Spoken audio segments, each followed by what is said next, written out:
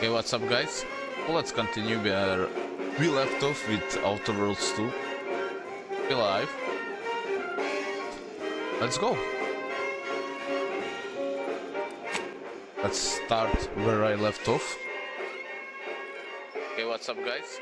Well, let's continue where we left off with Outer Worlds 2.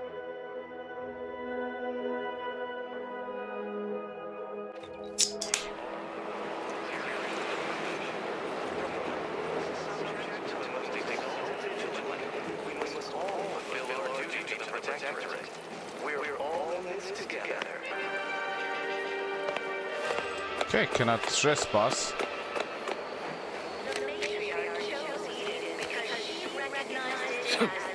Is there any secret entrance?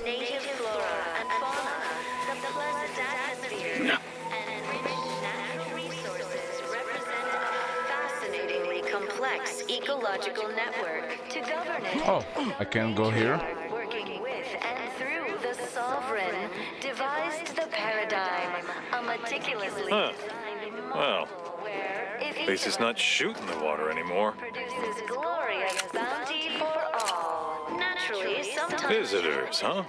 Just meandering about, free of any appointed minder? Not so sure I ought to be speaking with you. If you need someone to talk to hereabouts, I suggest you seek out Vigilant Hogarth. That tall, stately building back yonder is his domicile. Hogarth. Milver Street reckons he's the key to converting this town. Let's bring him the good news of Auntie's choice, shall we?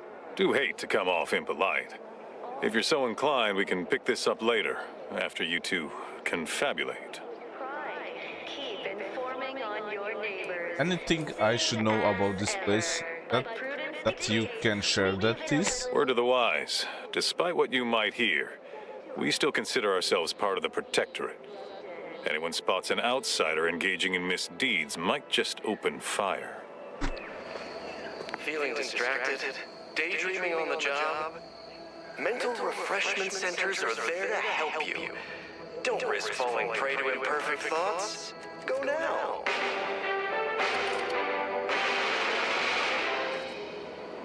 Under Protectorate law, we are bound to inform you that you have entered a recreant locality. Record states as... Okay, now I can fast travel here also. Let's see the region.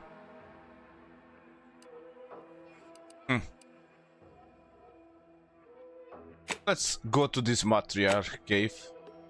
Why not? I want to solve quest for her.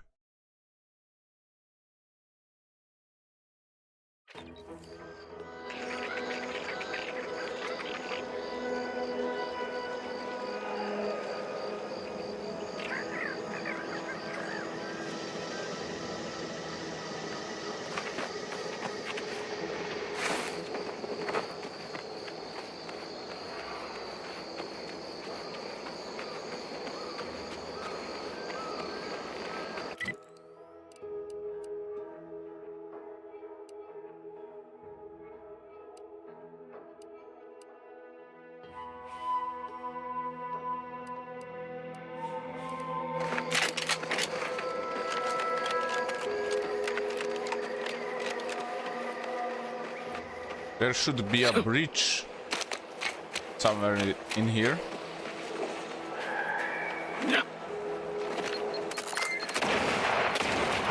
What?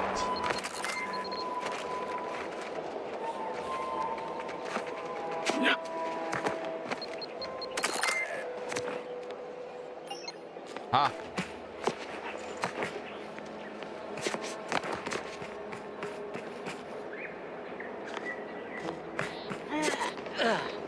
So until I open this bridge, I cannot cross, actually.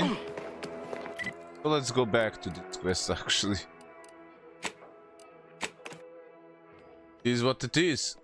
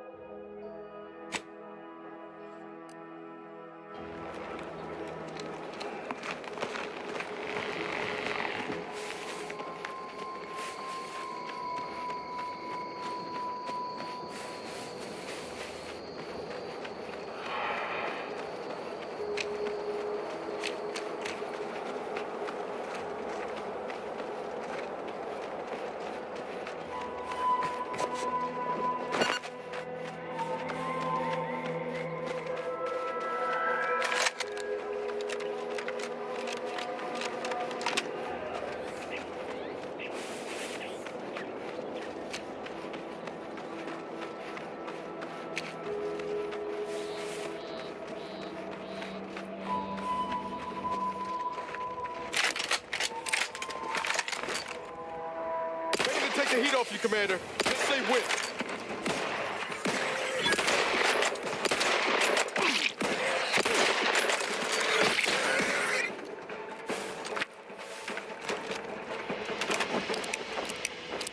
Goodwin here. Field report update. We are approaching the Raptidon Den.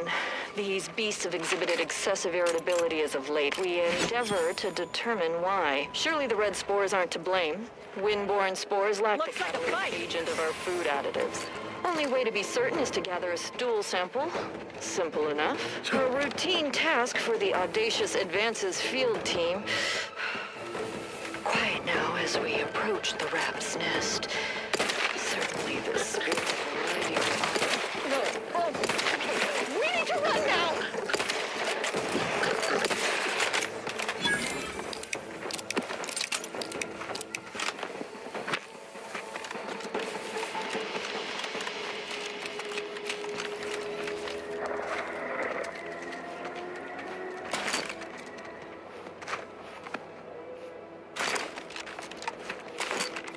Time to earn my commission.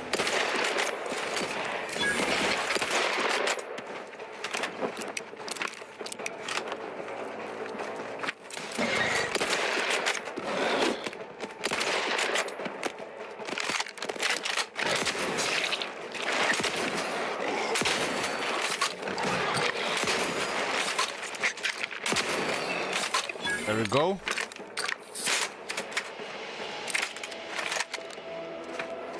Shotgun is quite a good weapon.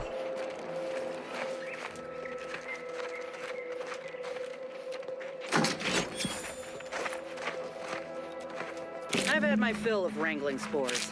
This should be enough for the antidote.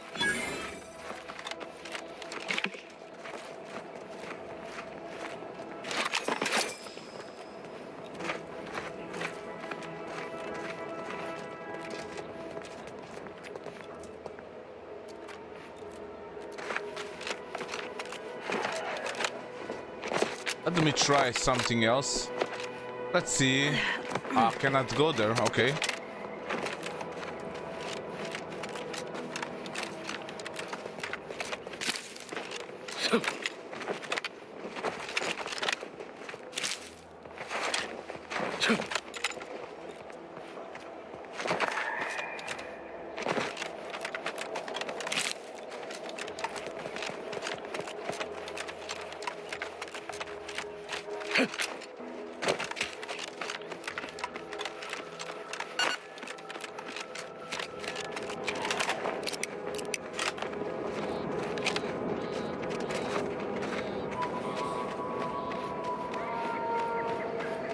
There's some kind of cave down here. Let's check it out. Hey Vinke, what's up? Thanks for stopping by. Well, I started a new single-player game. It's called Outer Worlds 2.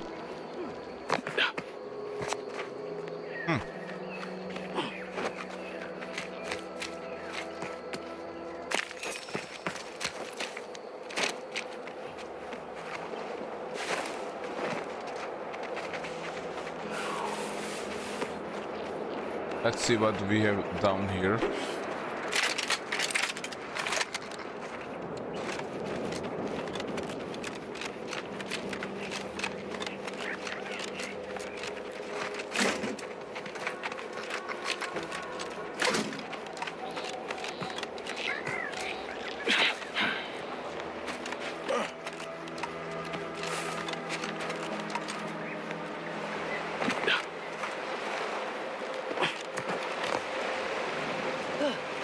Can I go to the ship? No, no, cannot. It's too far.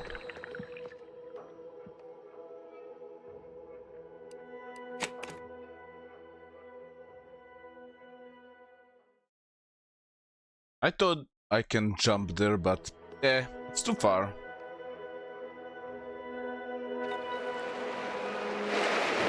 Maybe I can.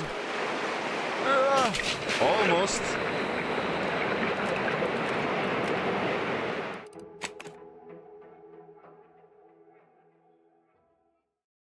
Okay, last try.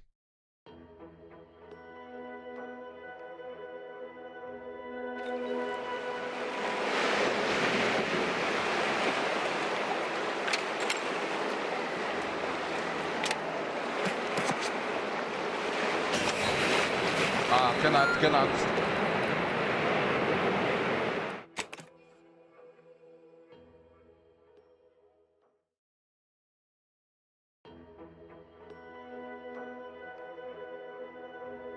Okay, let's go back and finish the mission.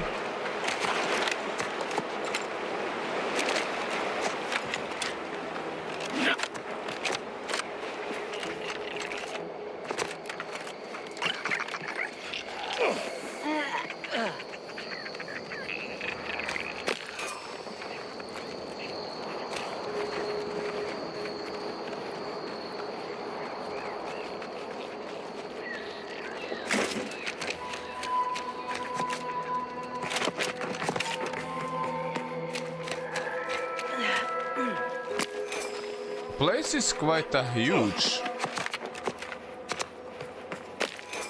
Let me know when you need a distraction.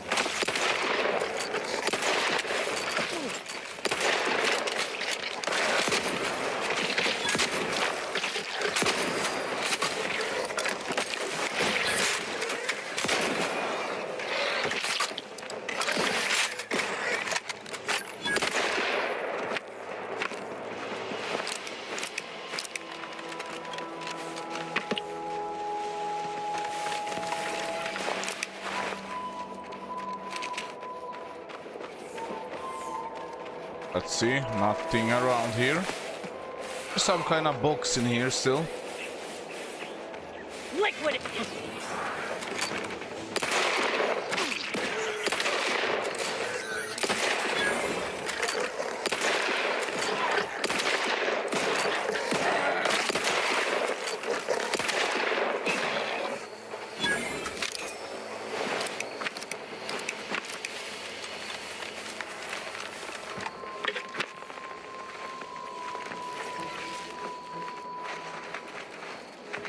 But nothing else.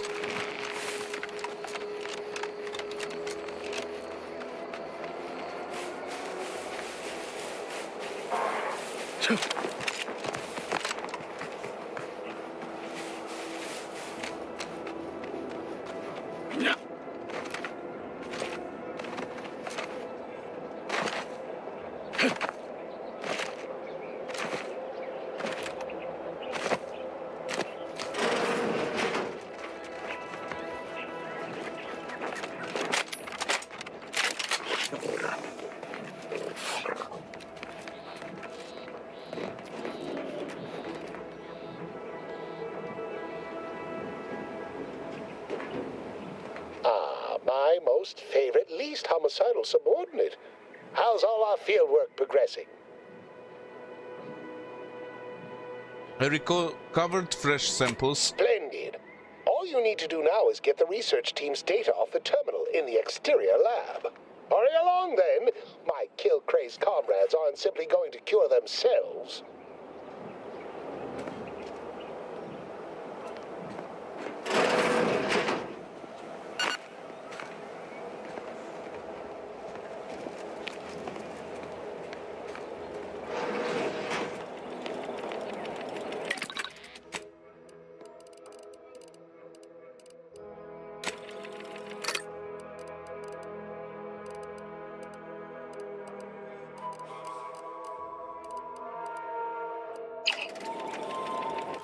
Let's see what weapon I got.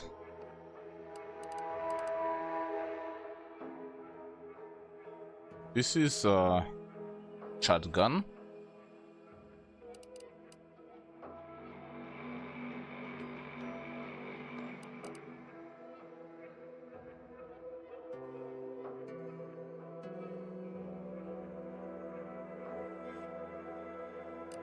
There's a burning damage.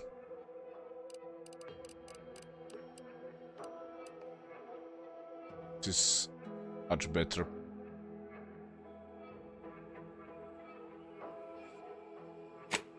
Yeah, let's try with this one for now. I have so many ammo for it.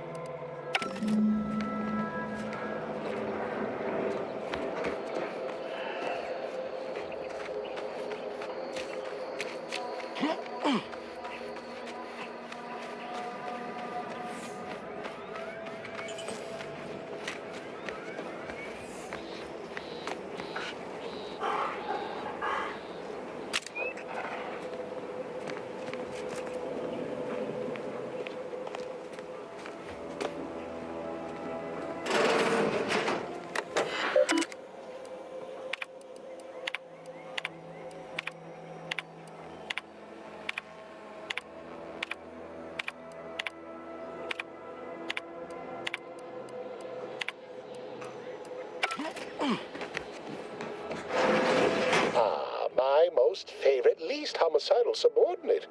How's all our fieldwork progressing? I have the data cartridge and fresh spore samples. Absolutely gorgeous. Look at you. And to think I just forcibly coerced the first gormless dunderhead who walked by and found you. Lucky me. Now, first things first. Place the data cartridge in the drawer for me, right here, in the slot below my intercom.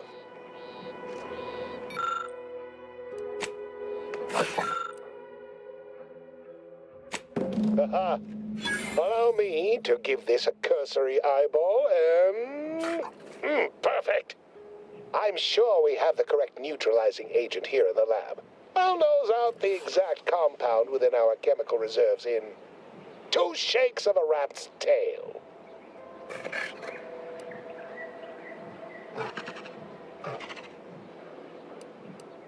Always fortuitous to have ready access to a key chemical agent nearby. This might work out yet. Auntie may ignore our recent setbacks if I deliver an easy-to-market product. Just imagine the ad slogans. Air, now with extra fractiousness. Though, I suppose it only works on other Auntie's Choice employees, not our preservative-free rivals. Oh, but let's not get ahead of ourselves. Now we must formulate an antidote. If we're able to save my remaining subordinates, they can help us rush this product to market.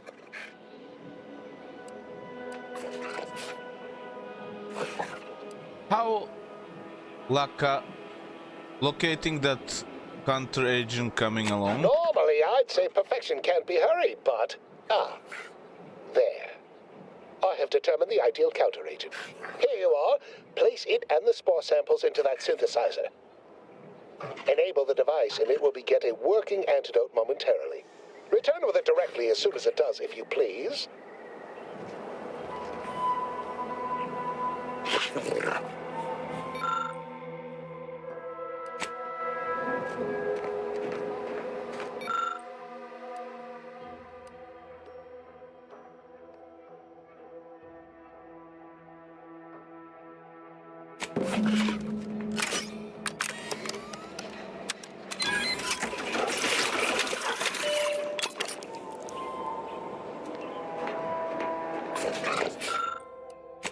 I cannot wait to put this entire sordid affair behind us. Though, in the end, this should turn out to be quite a lucrative day. I saw you working the chemical synthesizer. I presume you were successful in creating an antidote?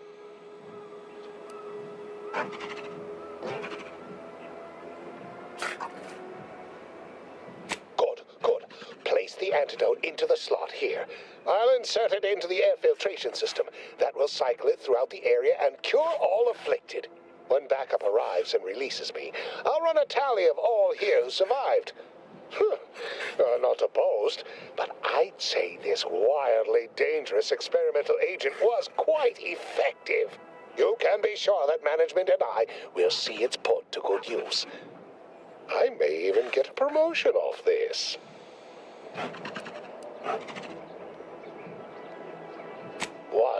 Wonderful! Knew you seemed a bankably reliable sort. All right. I am activating the air filtration system. There. Should only take a few moments for the antidote to circulate. Everyone still alive should be right as rain shortly. Marvelous. You'll find your remuneration in the chest behind me.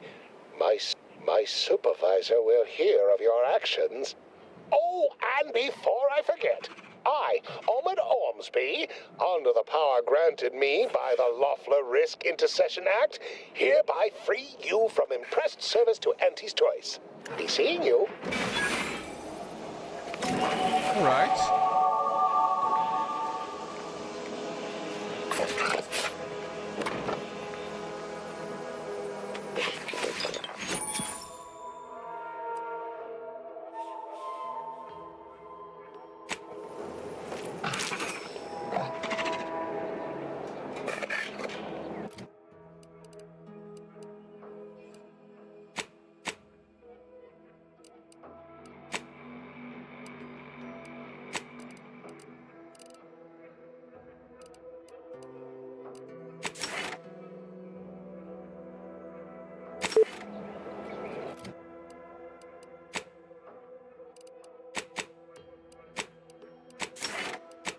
Let me see.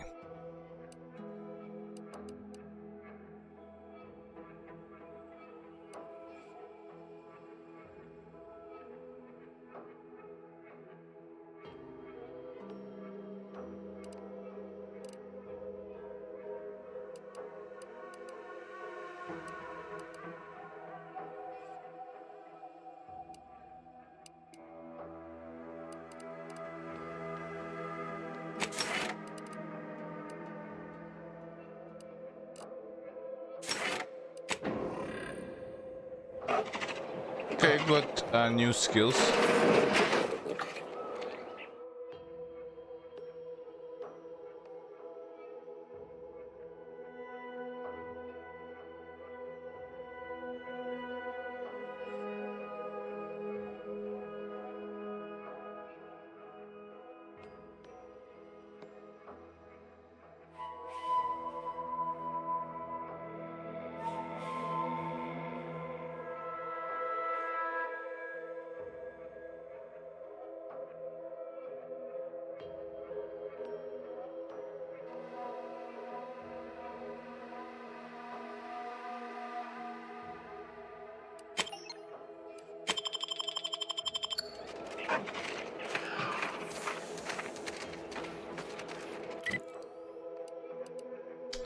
It's on the other side, but I have kind of few quests in here.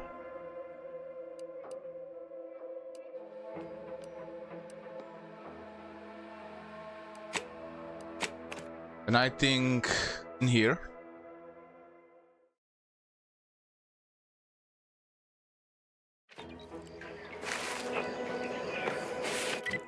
Oh, that's not it. Here it is.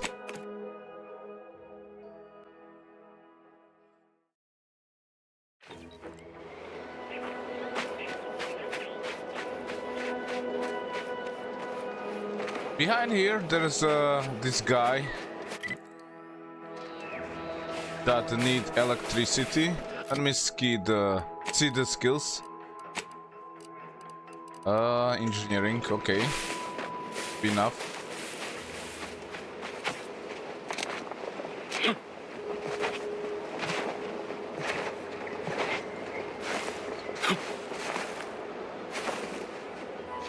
There he is.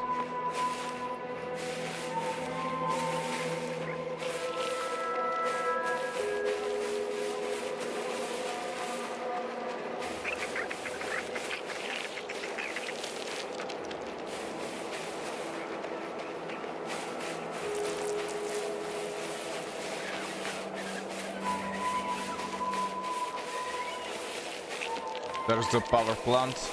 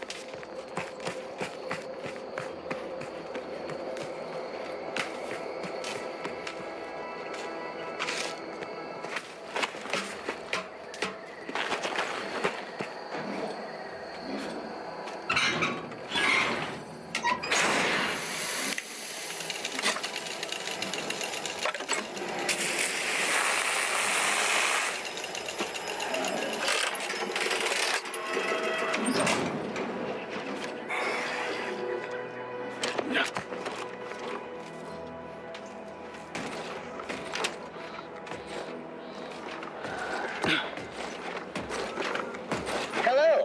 Come here often. Often. Goodbye. This unit, enjoy our banter.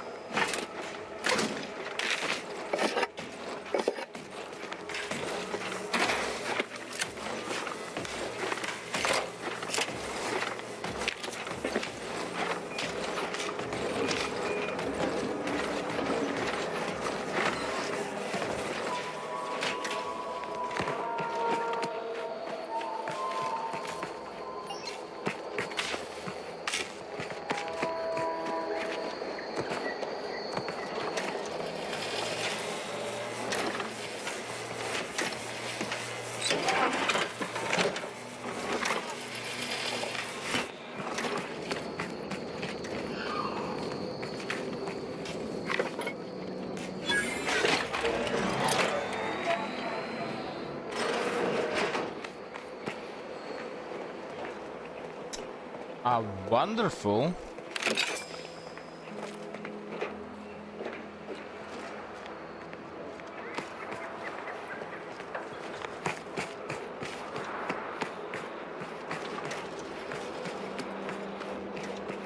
Okay, electricity is working now. Let's go back to him.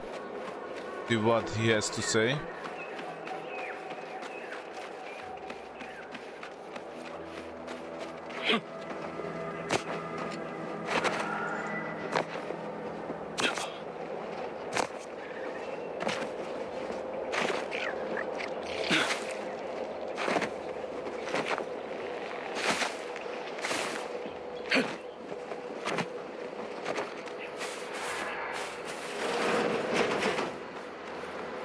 No, wait. I don't need refreshment. So refreshed.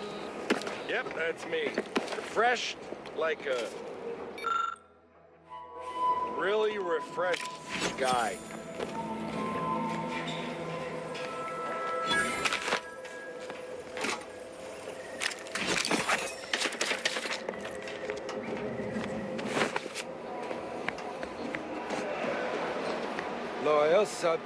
Loyal subject, la la la. Okay, got this. Now let me move here. Need to repair the elevator.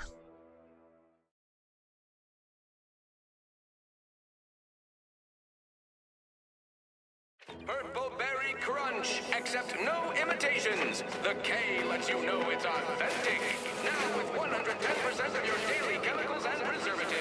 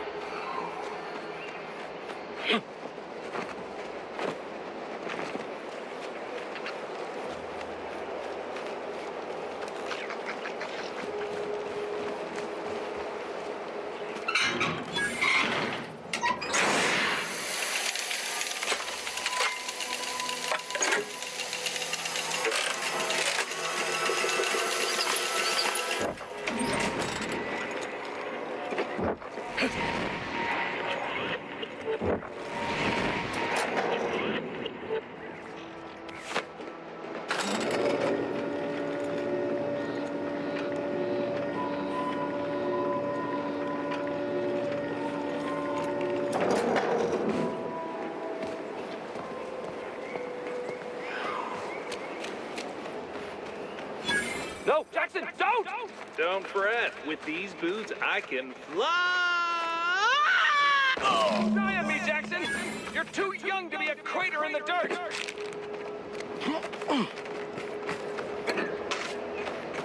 He just jumped down. It wasn't the fall that killed him, it was the sudden stop at the end. Oh, Law, I can't believe he jumped that way! Sir, I know this isn't the time, but are they gonna put us to the gallows for this? What?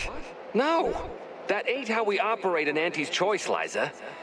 We might be looking at a pretty fierce demotion for losing half our workforce and getting stuck up here, though.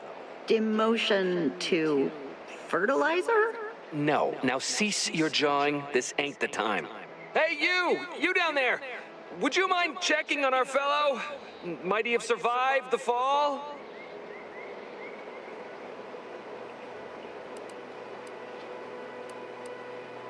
He thought those boots would make him fly, but they really just allow the user to jump repeatedly. Unless their downward velocity is too great. If so, well, you see what happens. This is Jackson. Too bad. His business partner, Fairfield, going to be very upset. Not nearly as upset as we are. We've been stuck atop this machine since Ida, one of our new Protectorate acquisitions, had her gray matter scrambled by the height, jumped down, and landed right in its gears. Scrambler pulled her brain? You're not that high up. I can't fathom no sensible motive. She joined us shortly after Auntie liberated her with the freedom of meritocracy, and she seemed happy enough. Were you not listening? She said she'd always be a loyal subject. It was part of the endless inculcation we endured in the Protectorate.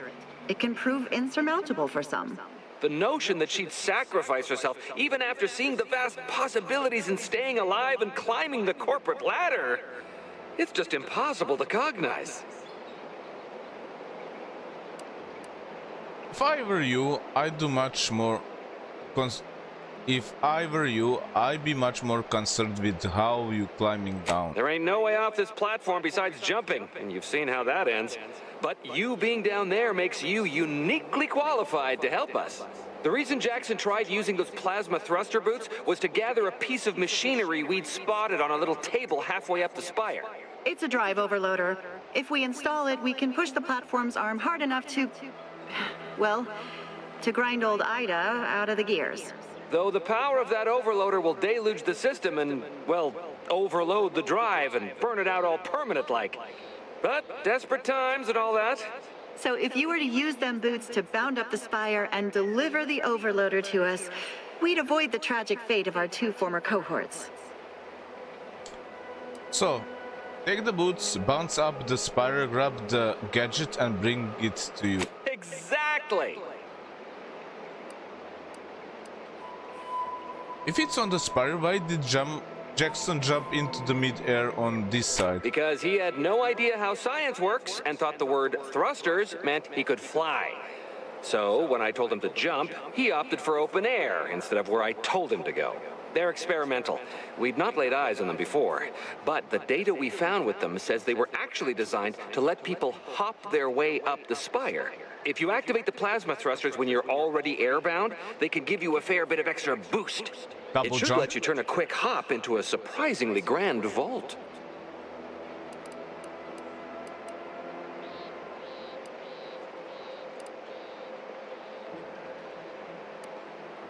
That sounds like a lot of risk, my neck. That sounds like a lot of risk, my neck, for your knuckleheads. Why should I bother? What? It's your duty as a subject to... No, Liza, remember, you're not Protectorate anymore. So, what have we talked about? A duties only. Discharged if the disbursement is dutifully deserving. Right. Sorry, I'm just a little flummoxed by being stranded up here. So, bits, stranger. We'll give you bits if you get us down before we starve. All right. Thank the Sovereign. Thank you, stranger. We are eagerly anticipating a long life utterly absent of starvation.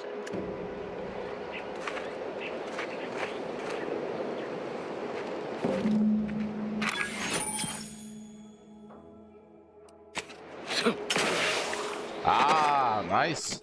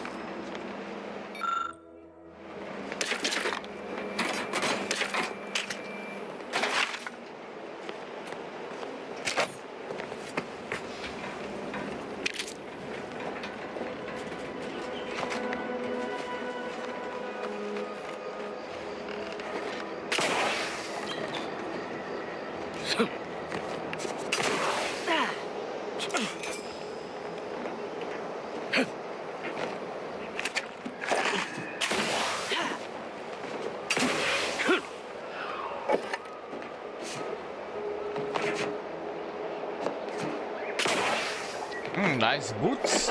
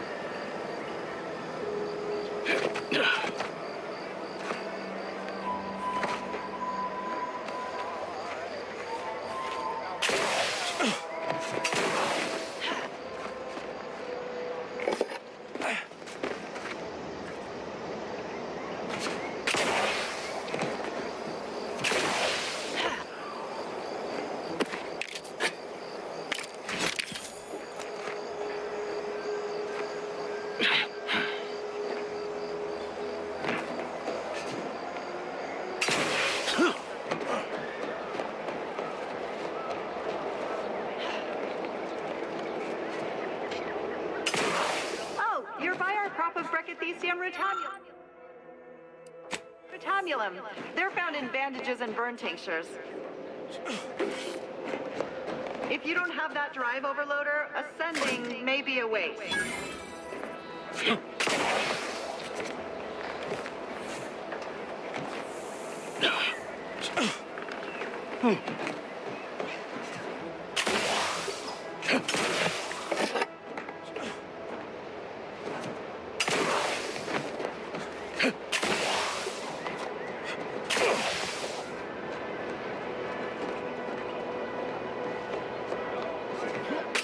That's it?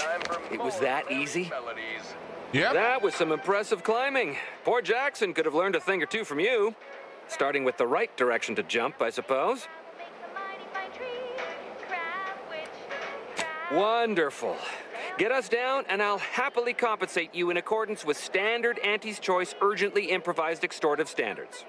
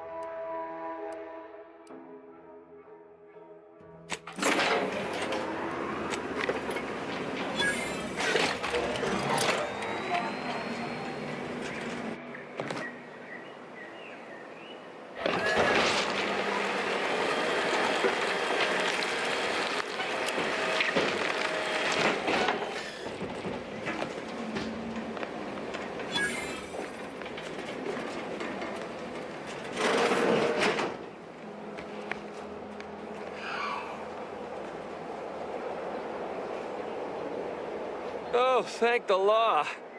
I never thought of myself as a vertiginous sort, but being trapped 100 meters in the air will make you reconsider. I mirror that sentiment, to be certain. In fact, Auntie will have to pay me triple if heights are to be involved. And isn't it grand to be in a system that allows me that freedom?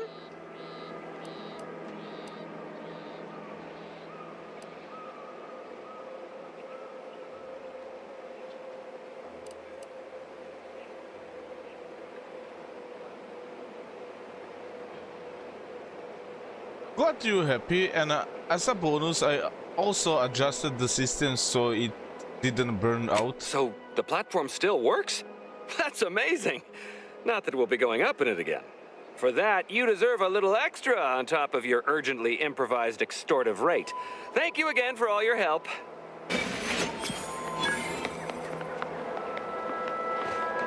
Okay, time to go back.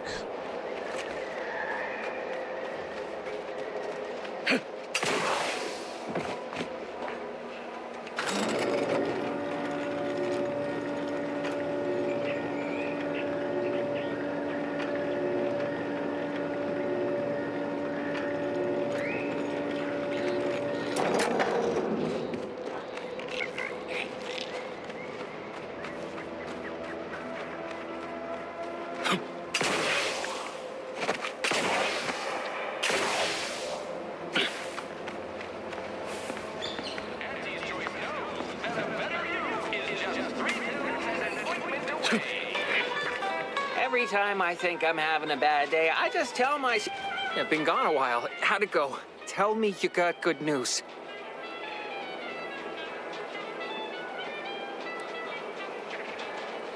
Why, that's terrible. But you said you have the schematics? I'll take those. What? Sovereign's finest potato corollary peeler? This was supposed to be a guaranteed bestseller. Who in their right mind would... Jackson, you idiot! Ah! It's a good thing he's dead, because if he wasn't, I'd kill him! There's no... God damn it! I'm never getting that promotion.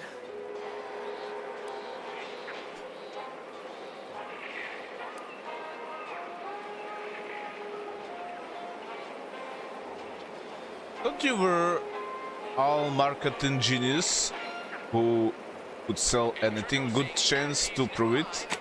This was supposed to be my easy path to a promotion. Must be something I can do to salvage this. Tell me, did you come across any other advanced protectorate technology while you were there? Anything more, well, easily marketable? What about those personal plasma thrusters? Guess they an old protectorate technology? Personal thrusters? No one would ever want such preposterous things. I'd be laughed out of recreant reclamation. Imagine, jumping about like a sprog. Ridiculous. Well, here's all I can spare in regards to your compensation. Try not to spend it all in one place. It's supposed to be categorically bad for commerce. In the unlikely event things somehow pan out and I get that big promotion, I'll see you're taken care of. Until then, take care.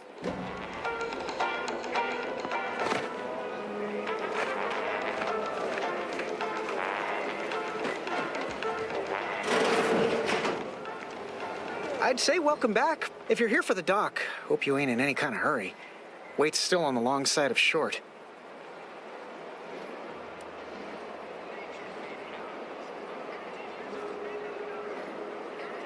Surely? Aw, heck, but I shouldn't complain. Others have it worse. How do you eat Purpleberry Crunch? I must ask you to hold still. I thought I smelled gunpowder and blood. I'm still quite busy, so make this quick if you please. I could use that chemset over there to formulate more Colganut. I can barely get the damn thing to produce antiseptic, so I sincerely doubt it. But if you've the training to work... Now, was there anything else?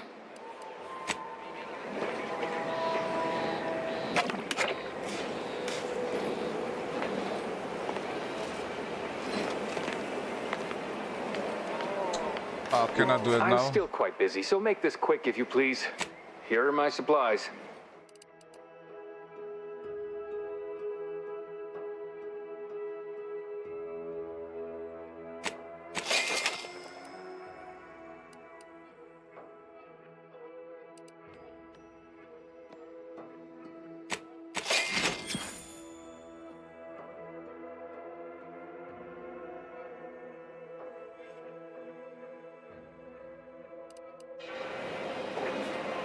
Can't help you.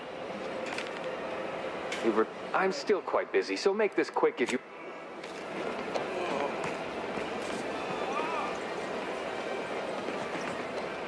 Go, consume, like a good consumer.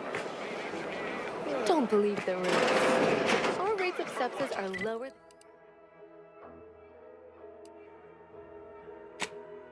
than anywhere else on Eden.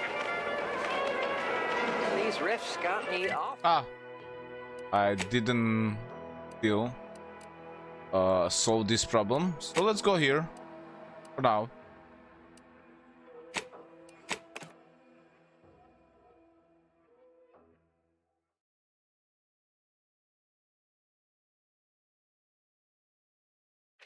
Gray gone astray? Book a stay today. Are you mentally refreshed? Almost missed the routine certitude of my assigned profession. We are bound to inform you that you have entered a recreant locality. Record states as follows. All inhabitants are declared treasonous due to insufficient zeal in defense against seizure, sabotage, and/or manipulative indoctrination.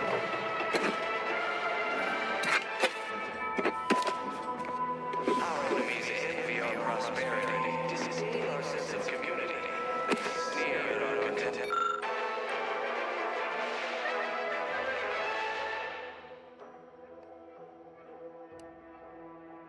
of social order. Why? Because the matriarch herself designed it, and the sovereign embodies and executes on it. Throughout history, humans... Prudence dictates that we watch our neighbors. But I made you easier. Rampant depletion of resources and lack of community led to terrible suffering. Sometimes I fear I may be succumbing to of the sovereign. The wireless said that flooding Westport is routine maintenance to remove the dust that had been building up in our door frames. The sovereign really does think of everything. Of contentment and plenty. We have community, purpose, time for recreation. We sleep well at night. Work isn't strenuous or stressful.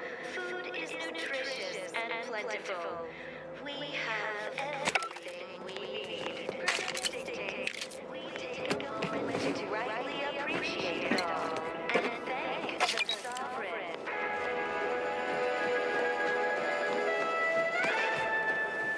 I checked all the houses. From the lowliest subject to the most exalted vigilant, we must all fulfill our duty to the Protectorate. We're all in...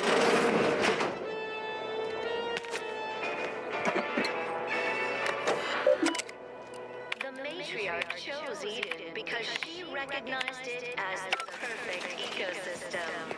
The native flora and fauna, the pleasant atmosphere, and rich natural resources represent a fascinatingly complex ecological network. To govern it, the matriarch, working with and through human, devised the paradigm, a meticulously designed marvel where, if each of us does our part, produces glorious bounty for all. Naturally, sometimes... Okay, let's go inside. Well, it's infected. Redstone arrives soon, we'll have to start cutting. You locked in here under your own steam and appear reasonably free of cuts, burns, or weeping lesions. So, I assume you're presently devoid of mortiferous injuries. Good. Because we've got more of that than we can handle. Anyway, I can be of assistance. Don't suppose you have any medical supplies to spare, do you? That you might kindly consider donating? I think there's medicine inside this kit I got from Auntie Choice. Interested? Oh, no thank you.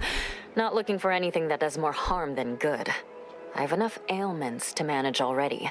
From what I've heard about Auntie's medicaments, might poison a patient or cause them to grow an extra head or something. Never know what they're testing out on you. My extra parts aren't side effects. That's your implication. And anyhow, I should think some minor side effects would be preferable to dying.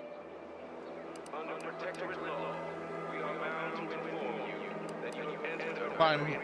Well, fear I... This is all going perfectly according to the paradigm, I guess. I just right can't now, wait it's for it now to be a bad going time more to report myself myself for mental refreshment. I wouldn't want to be inconvenient. Each a vital cog. Each a vital cog.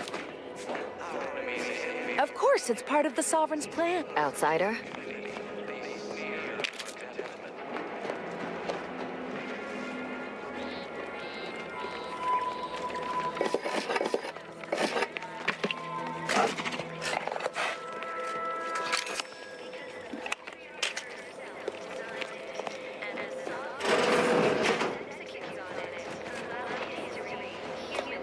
Way up.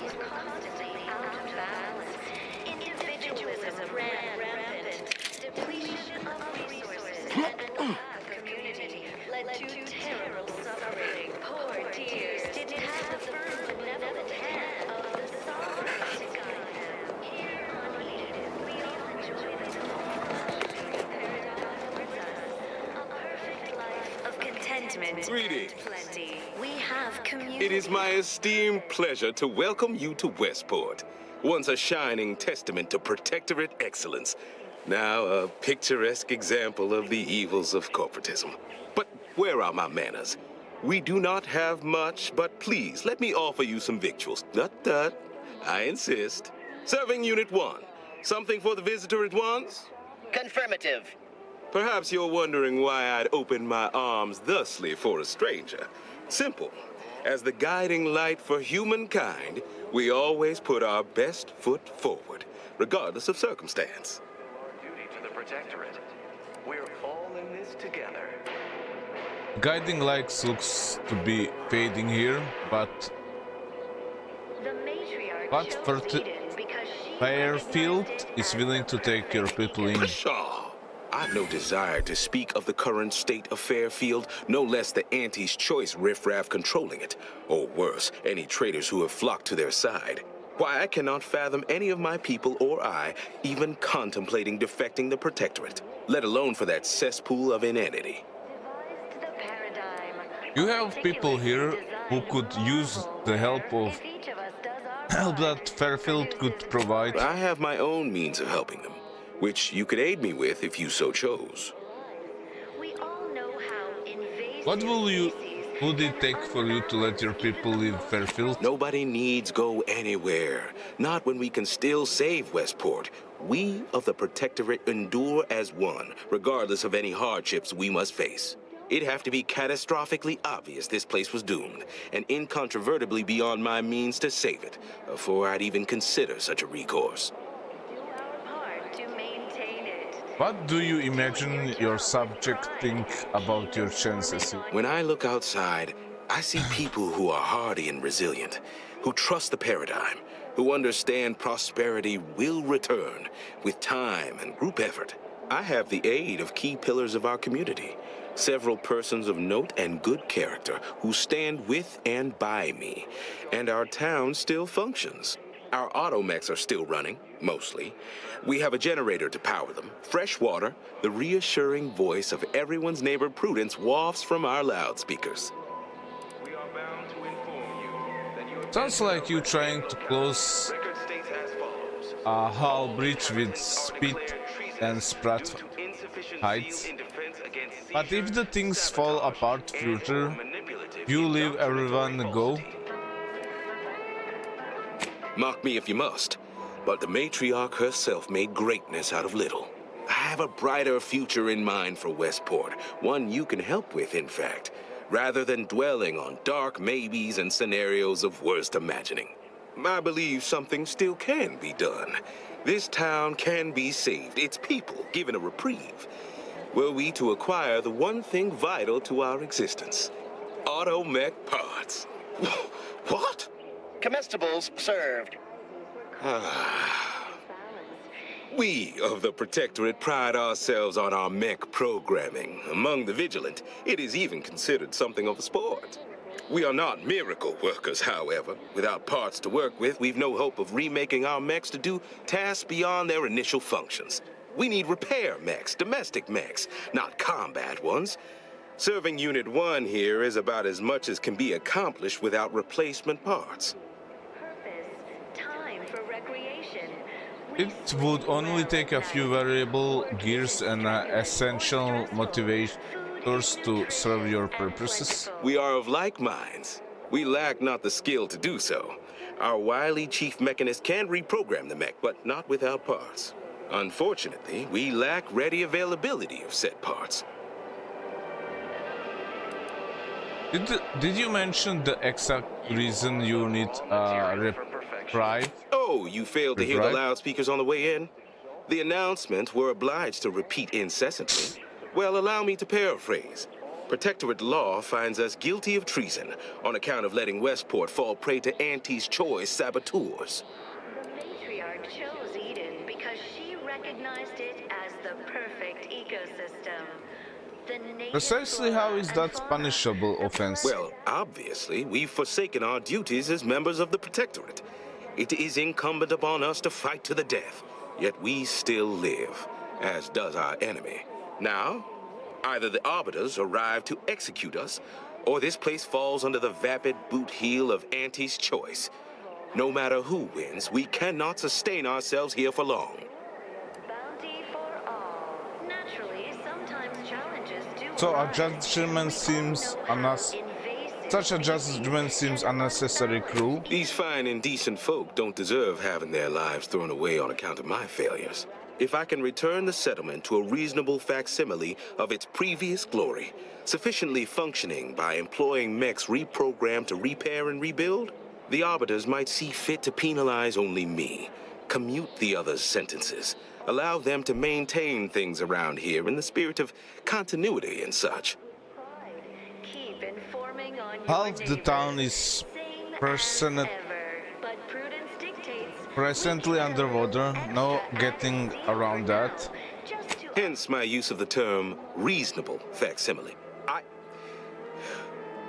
I owe it to every single person here to try. Subject lacking the appropriate zeal for their assigned work, report them for mental refreshment post-haste. It's not just a good idea, it's the law. Okay, your dedication to your people is inspiring. I'll get those parts for you. That's abundantly kind of you. Though there must be something I can offer. Record states as follows. All inhabitants are declared treasonous. Well, you have intimate knowledge of Vox station workings, correct? Enough to lead and inspire those who work there, once at least. I was previously the ranking vigilant on this island. Why do you ask? In our sense of community, they sneer at our contentment. I'm pursuing a malefactor named Augustine de Bryce. Vox realize her last known location. Difficult place to saunter into. Station's off limits to anyone without the highest security clearance. For anyone lacking reason to be there, it's assured suicide. In exchange for the automech parts we need, I can provide you means to get inside. Never dream of such a proposal in days of reason and quietude. Yet such is the here and now we find ourselves in. The Sovereign to guide them. Here on Eden, we all enjoy the full luxury the paradigm How could I say no to that? I can't. Yes. Wonderful. My unavoidable march to the gallows feels lighter already. At least now my subjects will have a fleeting chance. The parts can be found at the Euphoria Coast Automech Repair Center to the south. But do not, under any circumstances, tell those stationed there why you need them. To get inside, you will need an access pass from the Ministry of Accuracy. Since we have all been marked as traitors, I cannot create one for you here. Already have the access, so I'll be off to Automech Repair Center. Farewell now. Most exalted vigilant. We must...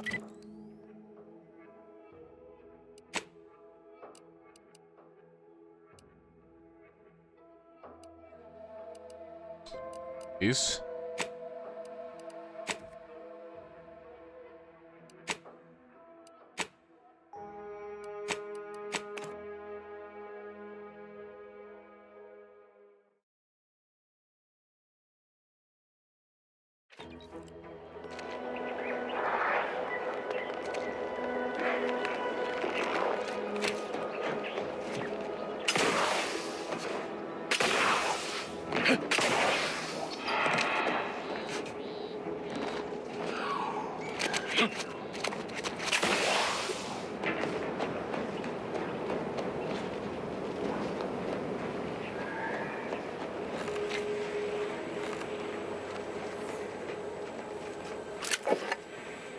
There must be at least a few usable parts in here. Aha! Ah, it's warped. Just like everything else. Hello there. You wouldn't happen to have found any usable parts in all this debris? just a bit of scraps, nothing complete. Can I ask why? Westport's stockpiles of replacement parts are nearly depleted. I need to find some parts to convert some of our automechanicals, non-combat parts. Fortunately, there's nothing here that's salvageable. Auntie's bombs sure take their toll, don't they? What exactly are you trying to convert your mechs to do? Let's just say to fill Westport's needs. If you follow the road heading north, you can't miss it. Used to be a sight to behold, but the war hasn't been kind to it. To any of us.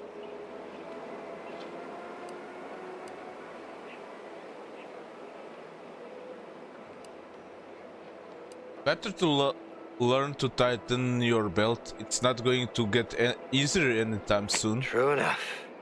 A few years ago, I couldn't have imagined us running short of anything. And now here I am, digging through scrap for parts. But I digress. Was there anything else? Need to get back to my hunt, you understand? Where was this convoy of mechs headed? Unless I missed my guess, this looks like it was transporting damaged and malfunctioning automechs from the Vox station to the Automech Repair Center to the south of here. The center is... Say, you don't work for Antes, do you? This is beginning to feel more than a little like you're digging for intelligence.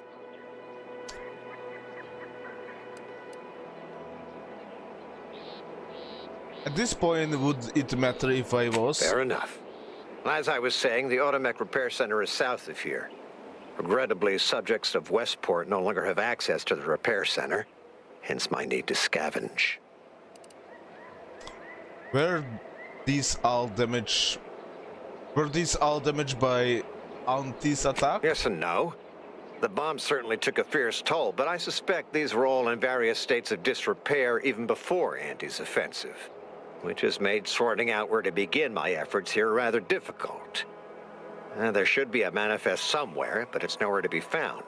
Nor are the troopers who should have been escorting this. Or their bodies.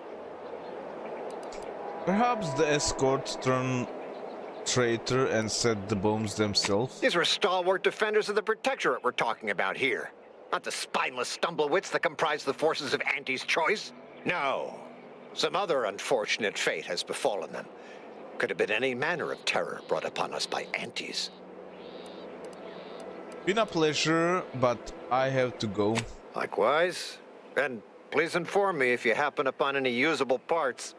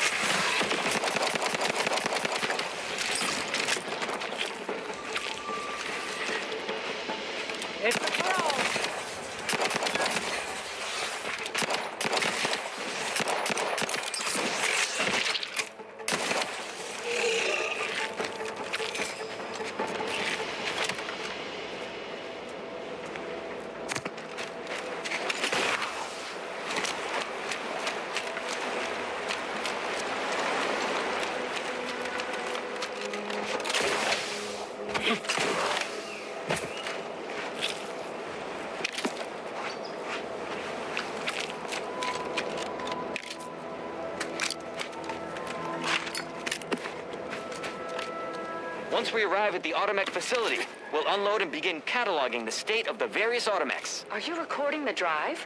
Cadet, I do not believe this is what the Sergeant intended by documenting the process. Here, allow me to handle it. Now where's the off switch? Boyd, we're being bombed! Disembark! Lose formation to the beach, double time! We can take shelter in the rocks! Praise the Sovereign. We made it. Halt! Everyone quiet. What's that clacking noise? Oh, shit! Crabbles! Form defensive perimeter type 14A! Ah!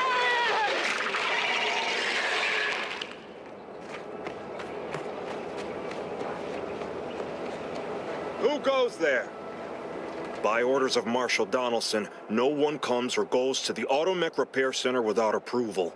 What's your business here?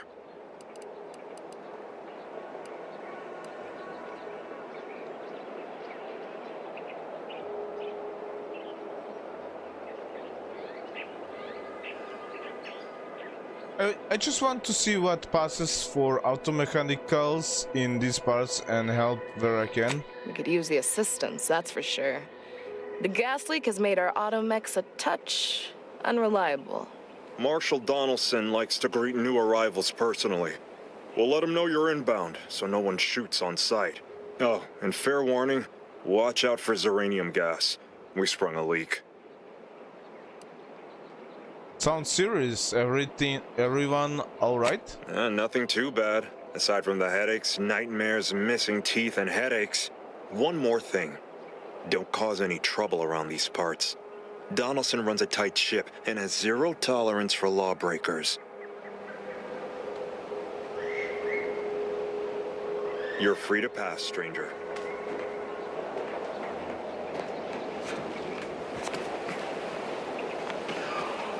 Let's see what we have here.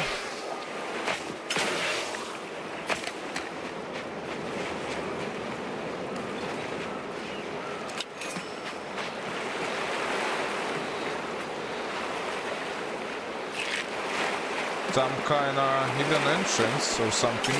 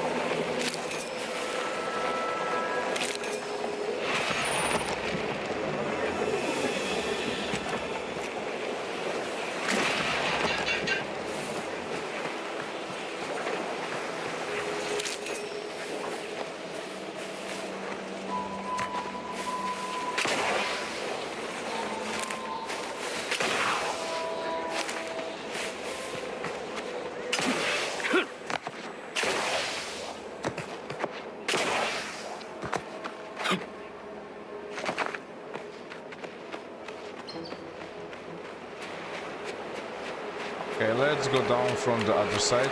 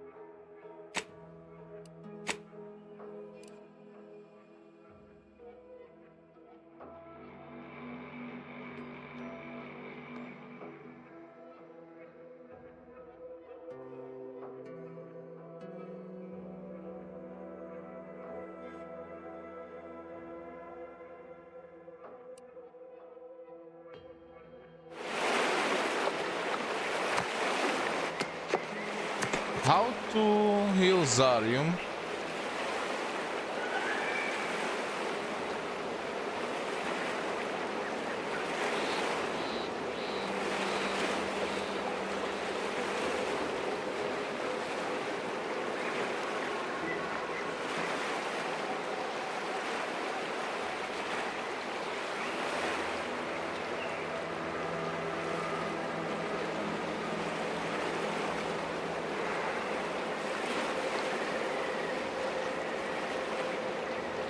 I need to see the dock for the healing Rosarium.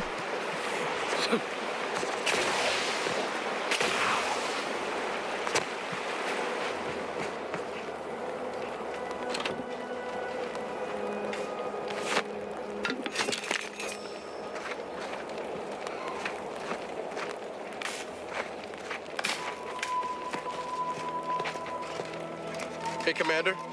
Could I have a word with you real quick? I hope you're not seriously considering helping the Protectorate here. I know these folks seem on the down and out, but we're as like to do more harm than good by siding with them.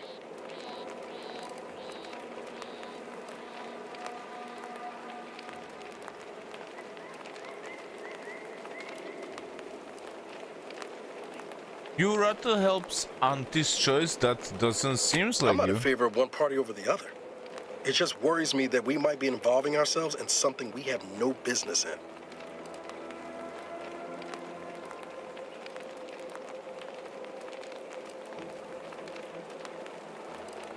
Is there some reason we shouldn't be trying to help those people? Your heart's rightly placed, Commander, but past experience has taught me that sometimes helping causes more harm than good.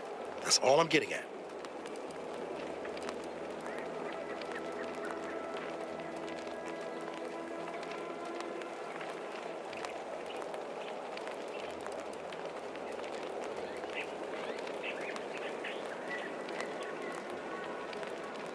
Let's help Westport. And the faster we get satisfaction. But at what cost? Before you make a decision one way or the other, let's ask around. See what the residents have to say. No use trying to lift up those attached to the muck.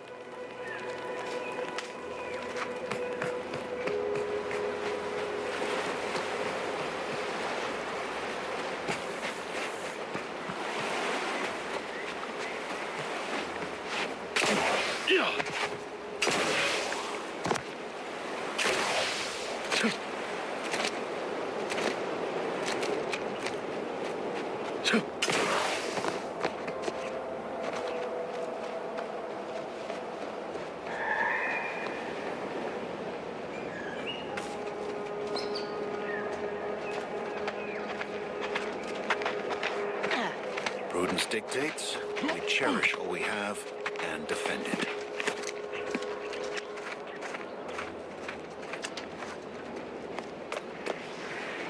Outsider.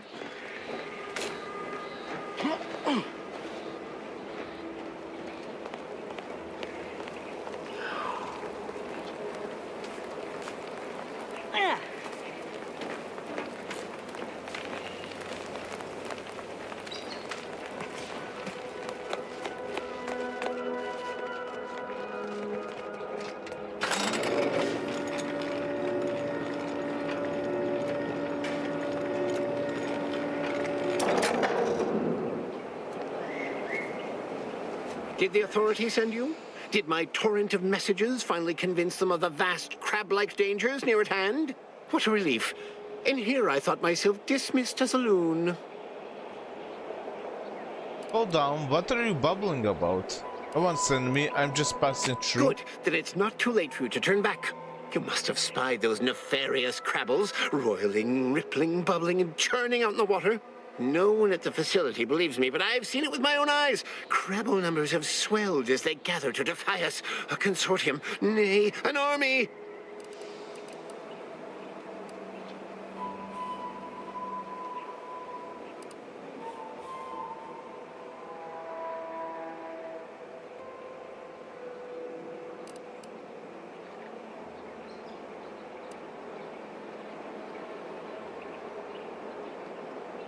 Crabbles seems fine to me, like crabs but more. Shows what you know. Crabbles are the bane of Arcadia. Strong, intelligent, and superior to us in every way. Aren't they just giant crabs? You need to take it down a notch. What I need is for more people to recognize the threat at our doorstep. Invasion appears exceedingly probable, nay, inevitable. Heed my warning, stranger. Beware the crabble. You know anything about automech parts? The Vigilant in Westport need them. Don't trouble me with automechanical matters. That life is behind me.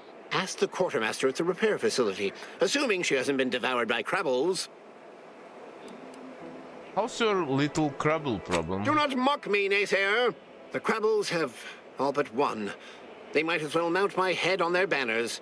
At least I won't live to see the conquest of humanity. He seemed nice.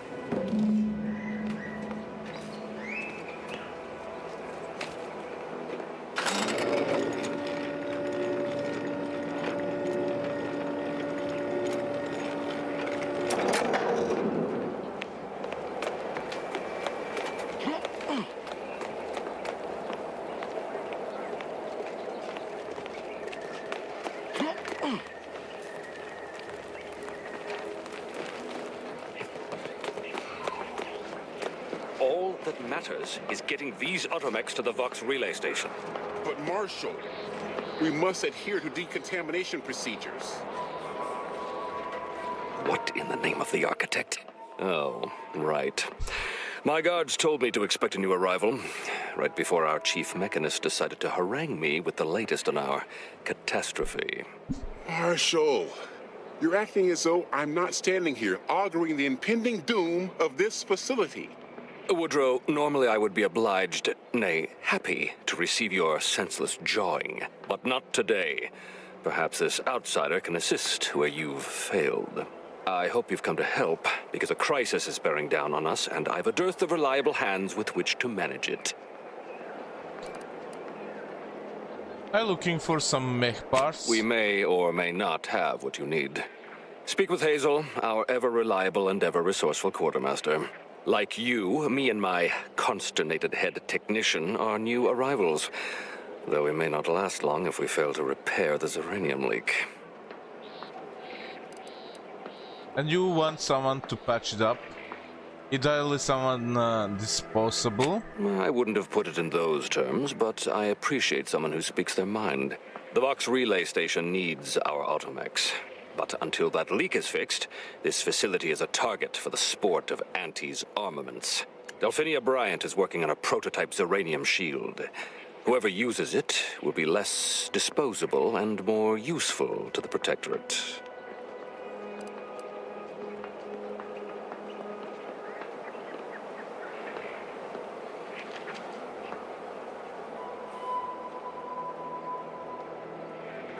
I work with Delphinia and see what I can do. What did I tell you, Woodrow?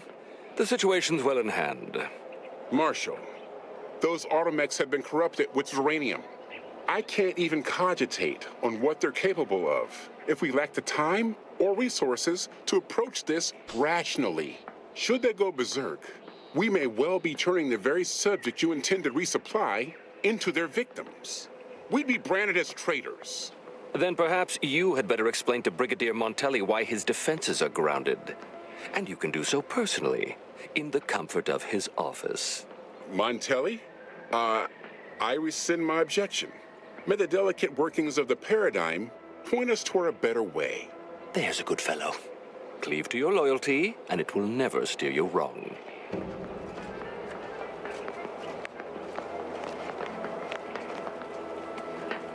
Got some bad company. No, no.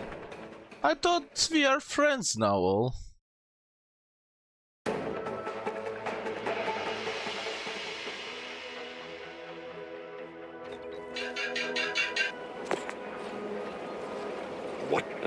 What? I hope you've come to help, because a crisis is bearing down. Like you, me and my consternated head technician. The Vox... Delphinia Bryant is working on a prototype Mark, should... Then... There.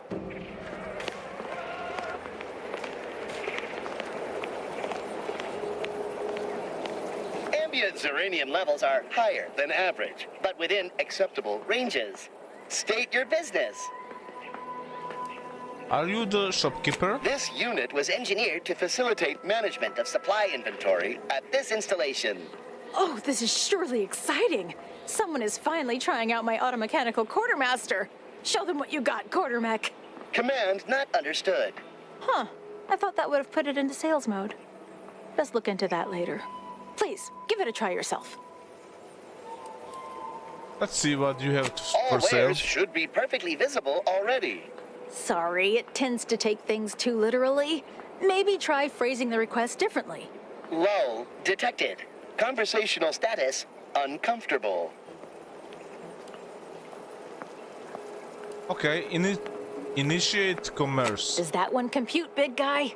Affirmative. Initiating commerce is one of this unit's default commands. Initiating commerce. Look at this.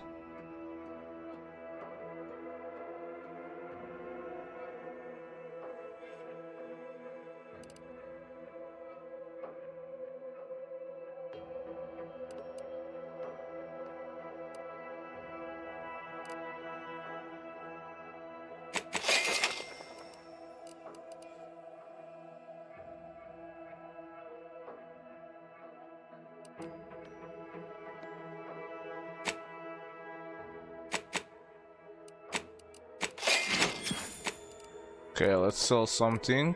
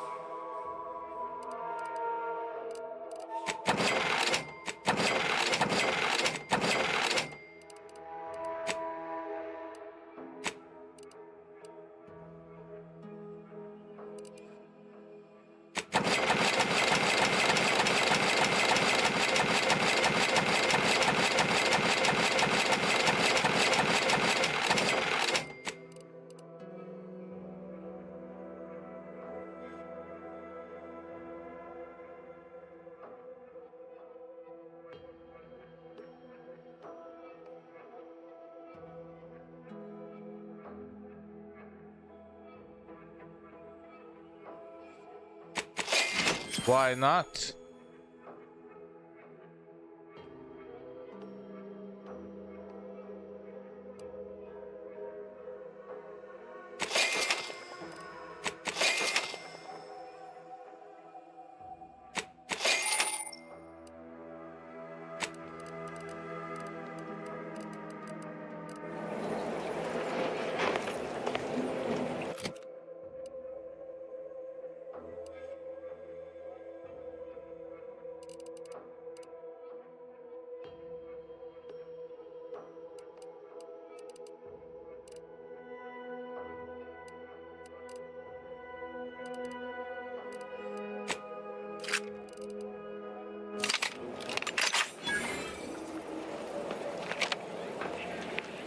Greetings. State your business.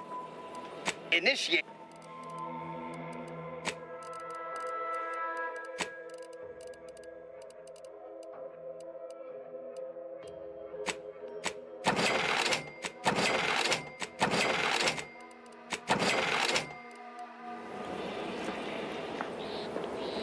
Oh, unfamiliar clientele.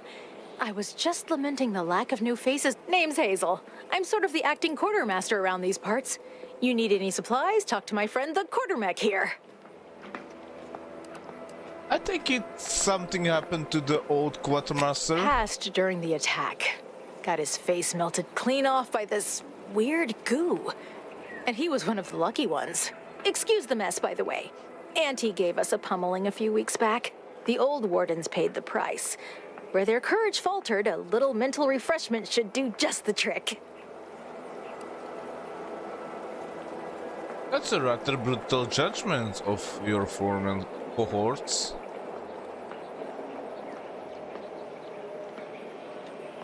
Never underestimate the capabilities of a smooth, untouched mind. That's what I always say. Why overcomplicate perfection? Now what'll it be?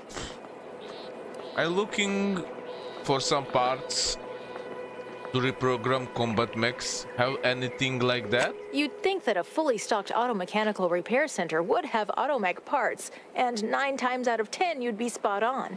Trouble is, a bunch of supplies went missing recently, right around the time the quartermech completed a routine inventory.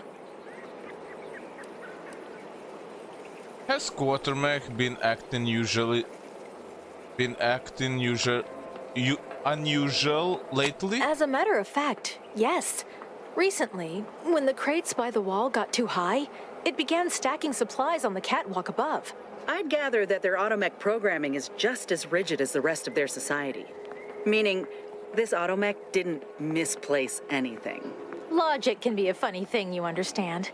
One misstep can have the most peculiar results. Could also be the effects of Zarion contamination. Doubtful. Zeranium affects their aggression and targeting subroutines.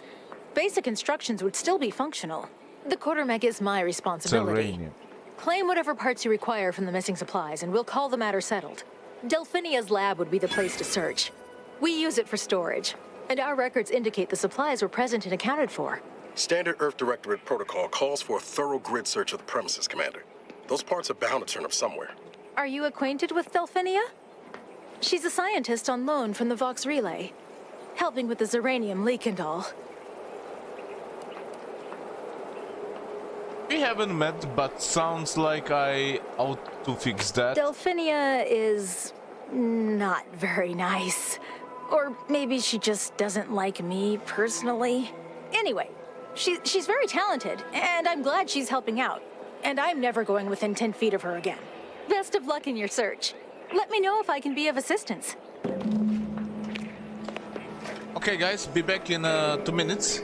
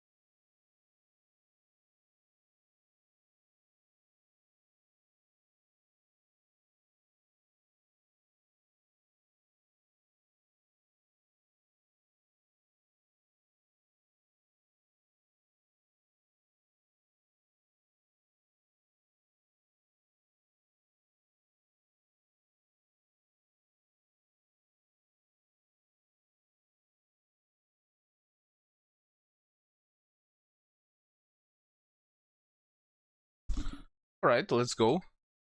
Just a moment.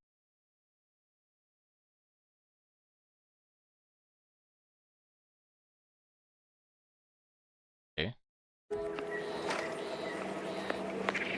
See you soon, I hope.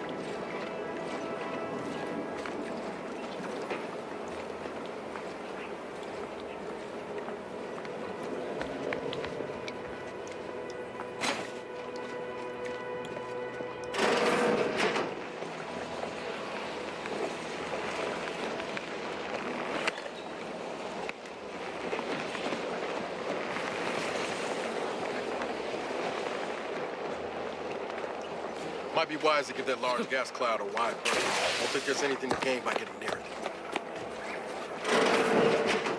What brings you to this fine establishment? Caught a piece of shrapnel during the attack. Stay true, outsider. Outsider?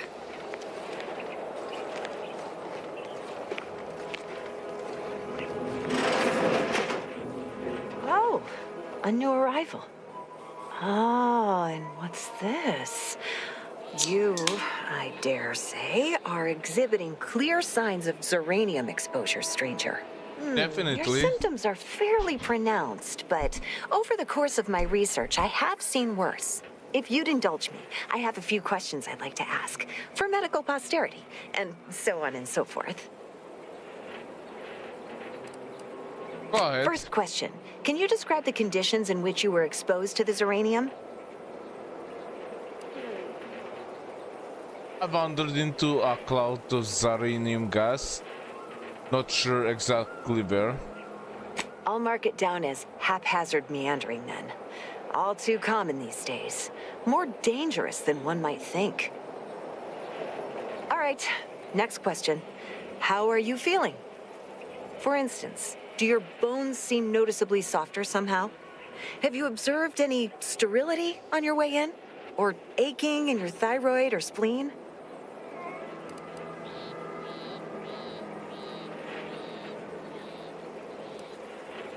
I feel reasonably fine, all things considered. Well, good for you. Keeping a positive attitude can often aid your recovery. I wish more of my patients shared your optimistic disposition. As a token of my appreciation, allow me to provide you advanced Zeranium therapy of the highest possible quality. There, that should do it. Do stop back in if you suffer additional exposure. I would love, be pleased to act as your consulting physician again, should the need arise. Okay. I'm looking for Atomex parts. Nowhere any might be. Normally, I'd say to ask the quartermaster, but he died a few weeks back. Perhaps he's been replaced since? I wouldn't know, as I've had my hands full since the attack. Failing that, I imagine you could ask the technicians here. One of them might know. You mentioned Zeranium. Can you tell me anything about it? Oh, gladly. I've rather dedicated my life to researching its unique form of matter. What would you like to know? What exactly is Zeranium? Zeranium is a crystal. Even in its raw form, it generates energy. But once refined and stored in a quasi-gaseous state, its output increases exponentially. Zeranium is found in a liquid state as well, but it's far too hazardous and inefficient for our needs. Refined Zeranium is used to power nearly all major Protectorate technology. It's an amazingly efficient power source. However, it's also highly unstable and must be mined exceedingly carefully. Even minor bumps or jolts can cause Zeranium crystals to explode. How do I keep from getting Zeranium poisoning? Total avoidance is best, but try to get out of the Zeranium as quickly as you can if exposure becomes necessary. Come to think of it, there may be some exciting new breakthroughs in the near future. Our visiting scientist next door is working on a device that shields the user from Zeranium's effects, though she was having a spot of trouble last I heard.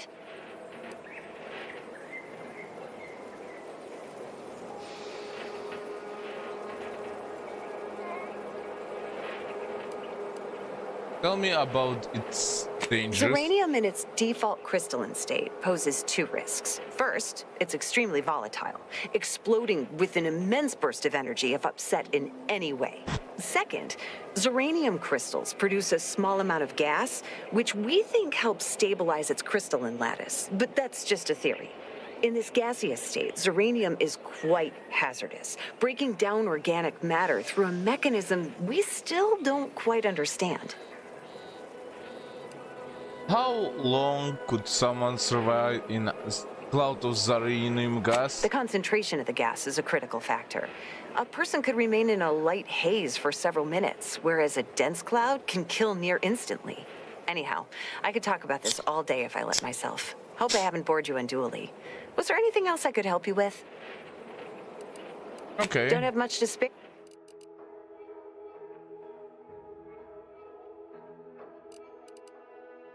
This isn't bad.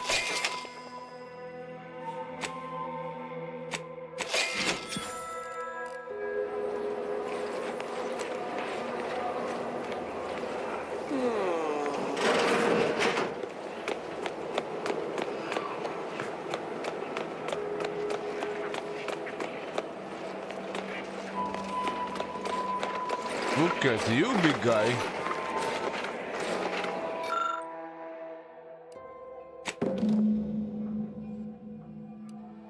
Nothing about the damage is significant. You speculate that metal or objects of equal or involved.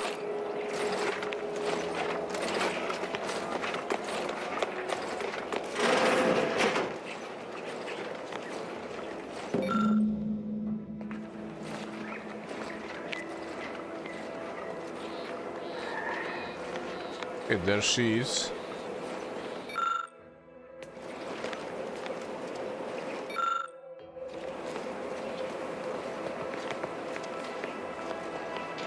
Oh yes, I adore interruptions. I was just saying, what's best for stoking the spark of invention? Regular disruptions to one's train of thought. Now what is it you want?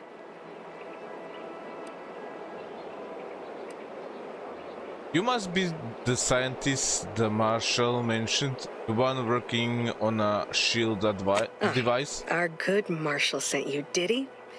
Well, unfortunately, the device is taking longer than expected. I could always expect your work in exchange for something in return. Assist me, and you'll get more than bits out of the equation. You'll get a prototype shield gadget, the first of its kind. Now tell me, are you familiar with Zeranium gas? Guess you aren't too busy to talk after all. You mean the clouds of fumes around the hangar outside? One and the same. That building took the brunt of the damage during a recent attack, and now it's spewing valuable Zeranium all over the place.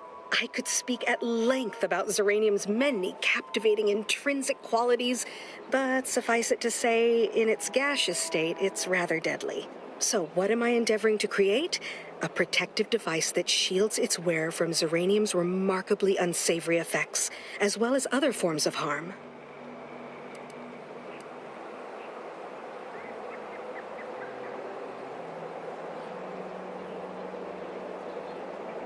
Sounds useful. How that's coming? Quite splendidly, if I do say so myself. The principal function of the device is confirmed operational. I merely need to work out some minor implementation concerns. Alas, while I'm occupied with inventing this shield gadget, I also find myself in need of assistance regarding its key components.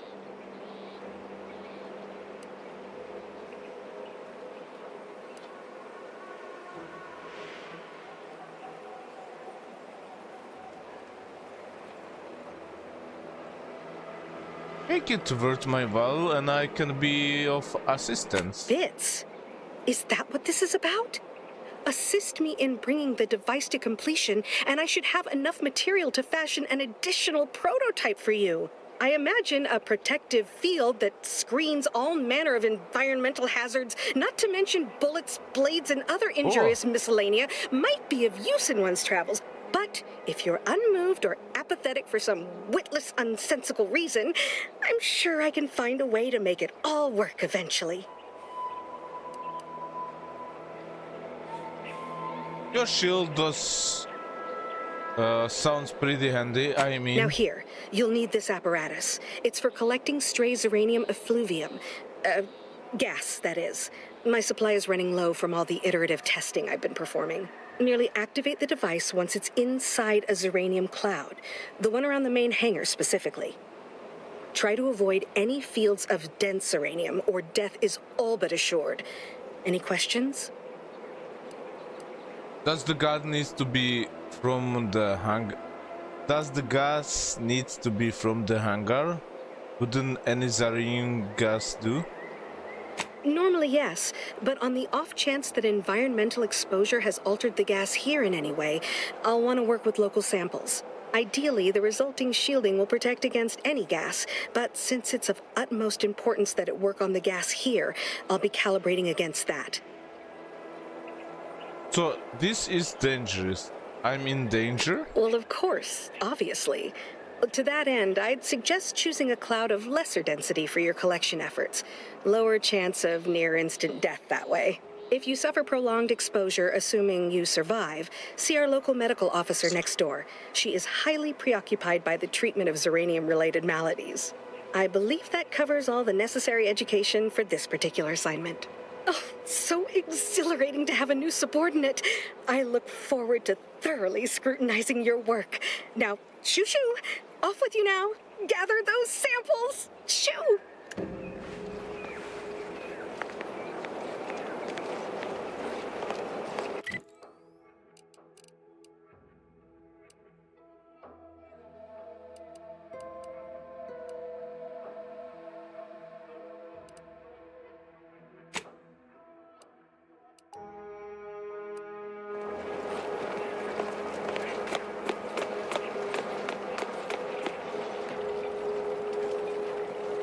First the attack, then there's uranium.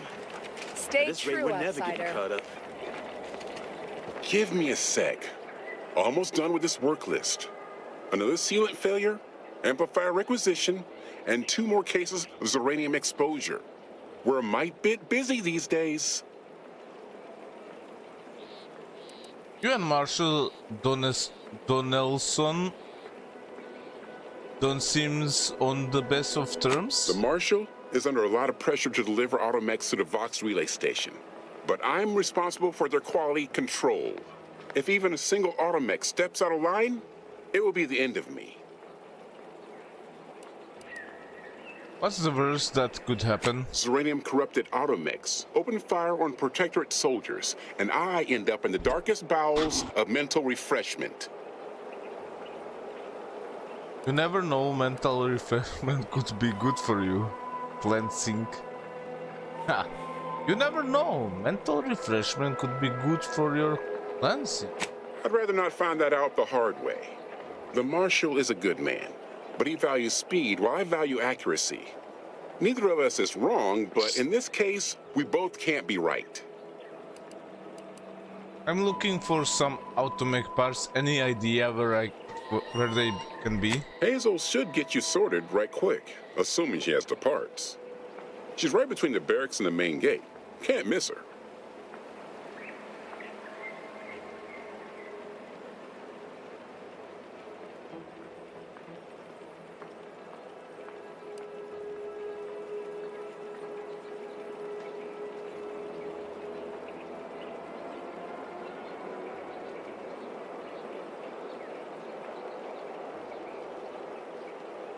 You want to see the quartermaster. She's right next to the gate you entered through. Under the marshal's office, she'll only be able to sell you our surplus, but you might find some of it useful.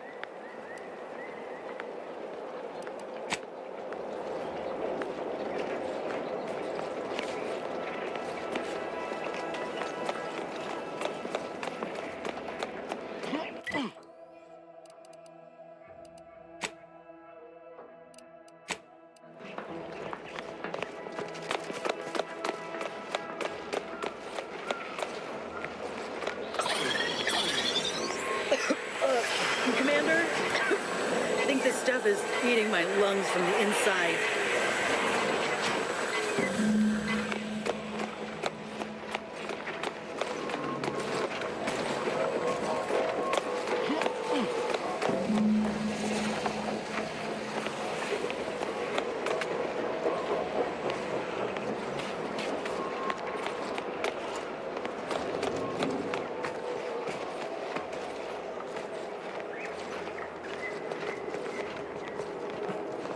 Ah, you're back. And you've been cavorting with Zeranium again, by the looks of things. Certainly, there is a nominal cost for treatment to cover essentials. All right then. Hold perfectly still. There. All better. Was there anything else you needed? No, everything is fine.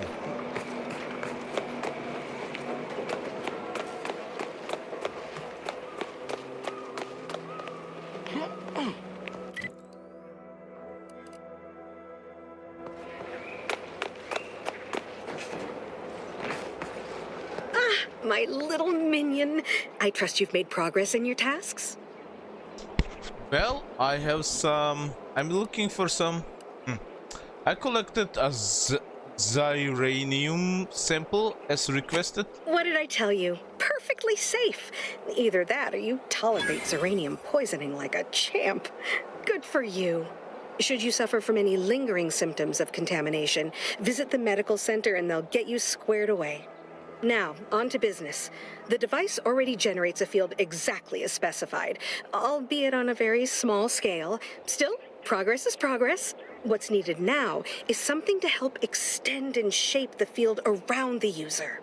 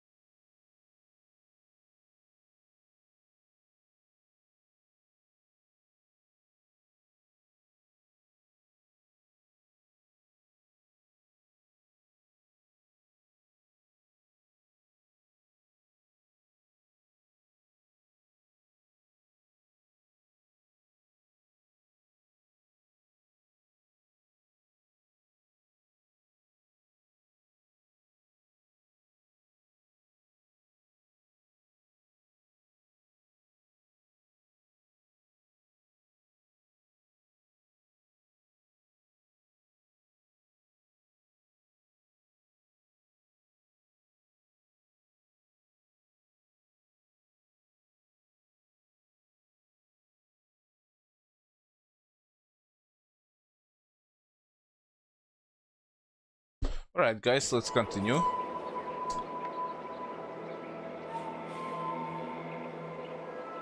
A catalytic amplifier should be a trick, I think.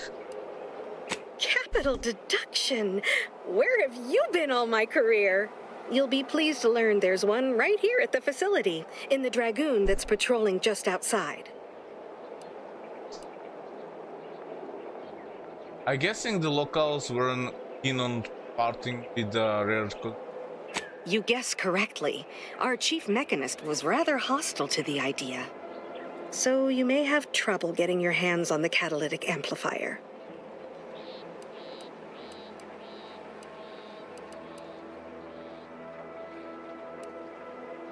What was the chief mechanist's problem with your request? I'm sure he's just being cautious. Should Auntie's choice attack us, we don't want to be caught defenseless. No doubt he also seeks to retain an unspoiled automech, since the others are by now riddled with Zeranium poisoning. Tell me about the Dragoon. Dragoons are a mainstay of our military. The design has been in production for decades. I had a model of one when I was young. All children did. You must have seen the large automech patrolling the interior grounds. That is the Dragoon. I get you catalytic amplifier on the way, one way or another. Good. A flexible mindset should behoove you on this task. Perhaps the chief mechanist will prove more receptive to your request.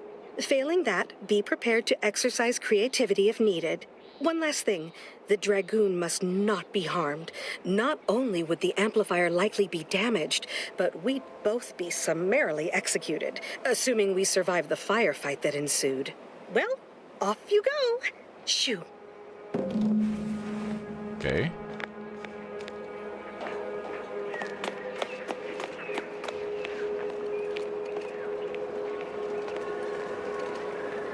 If you need something, kindly make it quick. Delphinia is looking for a catalytic amplifier. She and I have been over this 100 times. Please understand, the original staff of this facility were rounded up and refreshed because they couldn't safeguard a protectorate asset. Why should I follow their example by reducing our sole working Dragoon to a pile of unpatriotic scrap? I can't. I won't. There has to be some other way to get catalytic amplifier. If you're really so desperate, you can track down our second Dragoon. Damn thing wandered up the coast and hasn't been seen since. I'd have sent someone to retrieve it myself, but Dragoons are stubborn when their instructions are unclear. What if I just kill the Dragoon here and send you after the second one? What if I just killed the Dragoon here and... Good hunting. Now, if you'll excuse me, there's work to be done.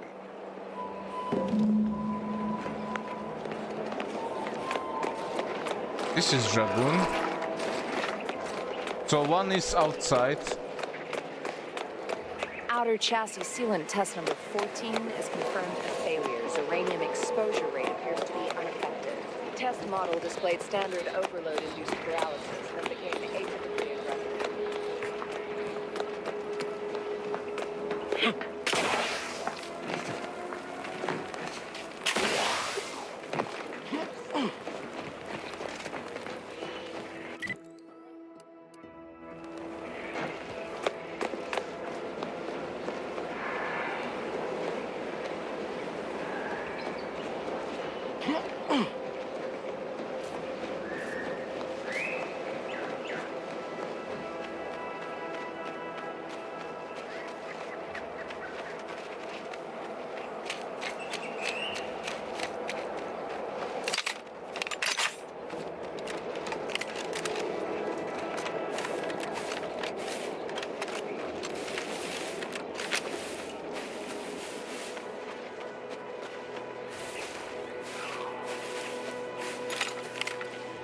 Ready to waste them. Or your command.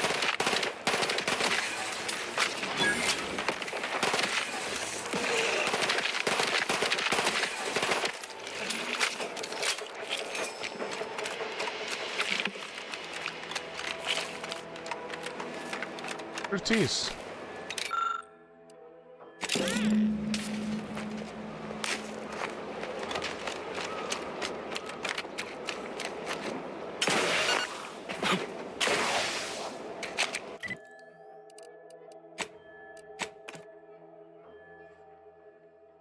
Well, that was pretty quick.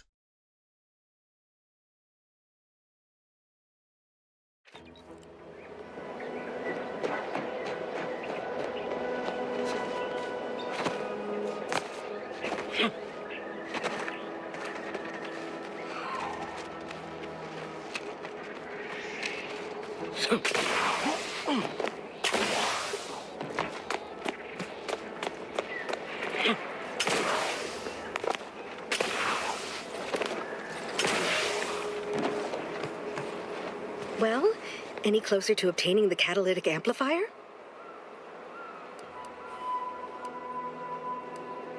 Here's the catalytic amplifier you requested. Oh, superb! I'm almost tempted to ask how you managed it. But pressing on, just a moment to remove what I need and install it in the prototype. With this gadget, you'll be shielded against more than Zeranium, you know.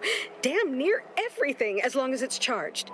Now, report to Marshal Donaldson, if you please. He's rather impatient to end this crisis so he can turn his focus back to the war.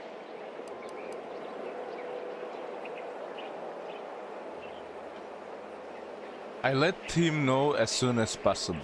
You do that. Anything to keep him off my back for an hour.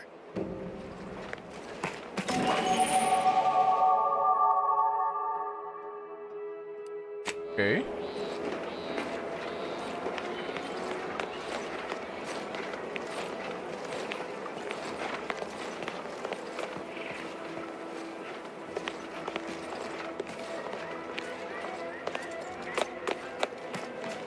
Yes?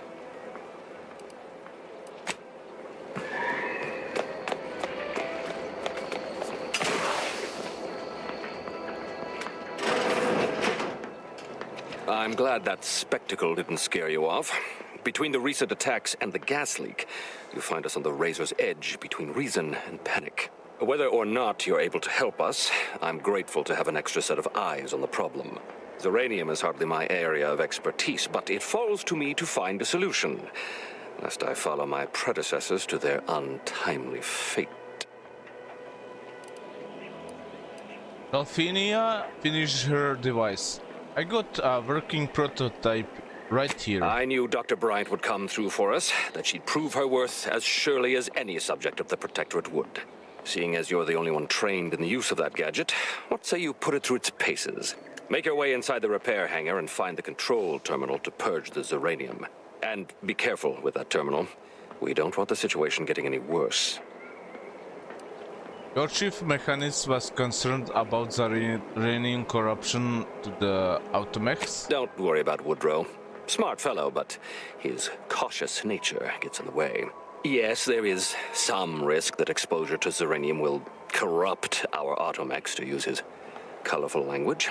That shouldn't stop us from delivering them on time. I'm sure they'll be scrubbed clean once they arrive at the Vox relay. But that isn't our problem to solve. You be sure and come back once you've made progress on the leak.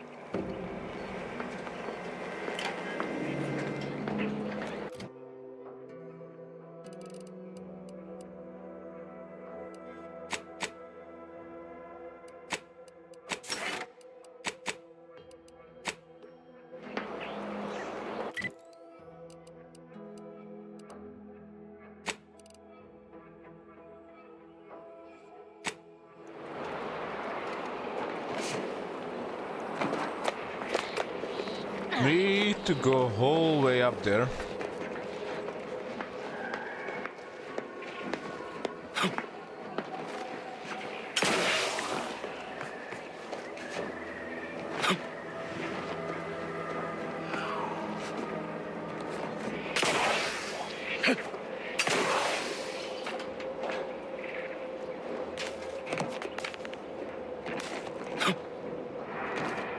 Okay, just a moment, be right back.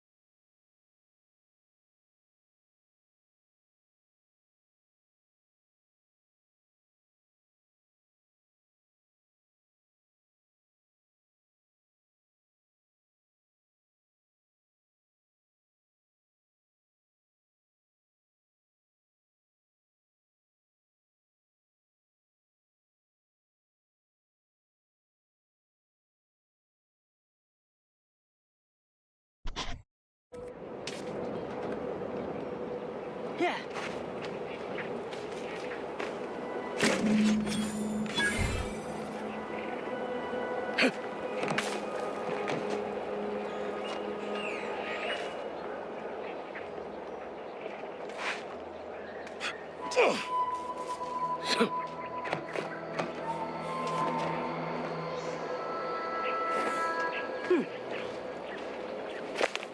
Now let's repair the leak.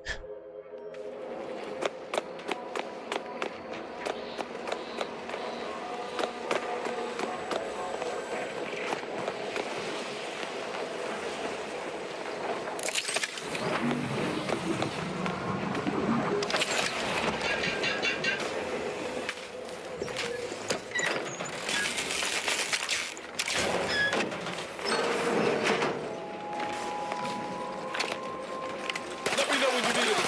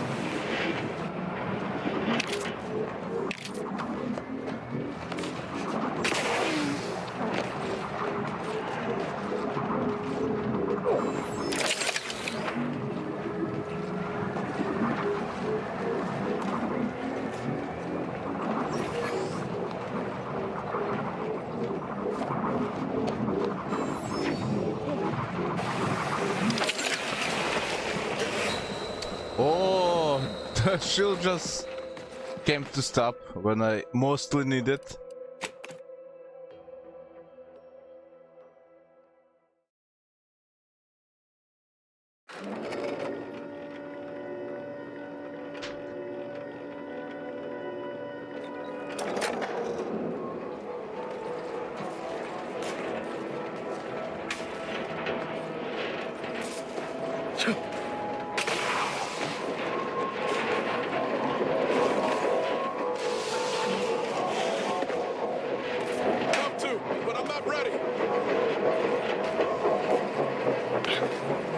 I'm back in the beginning.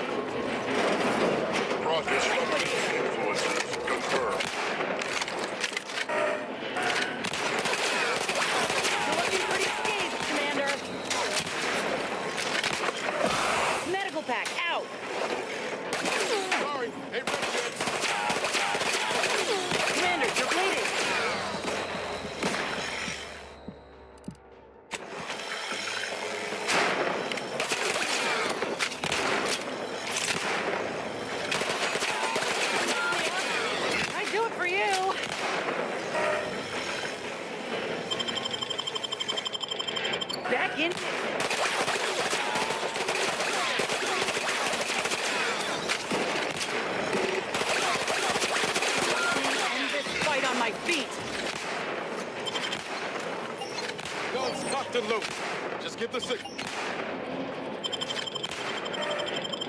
Back in.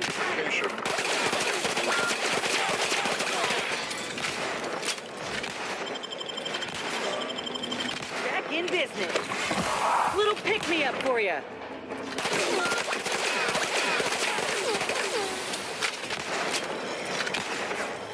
Doubt, duplicity, cut weeds that grow.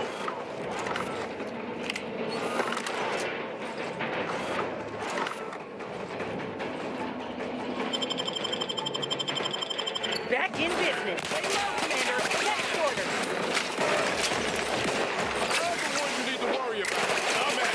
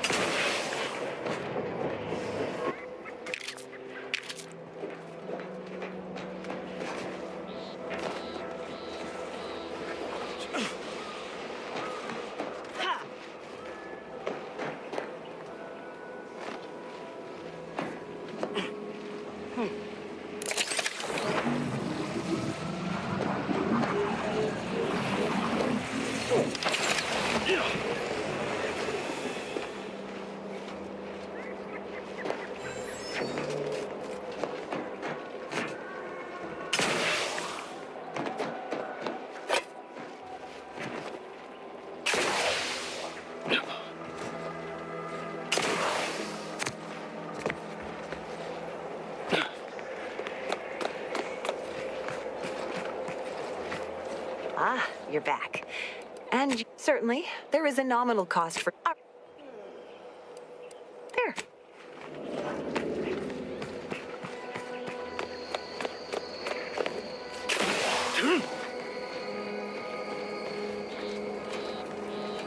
What have you done?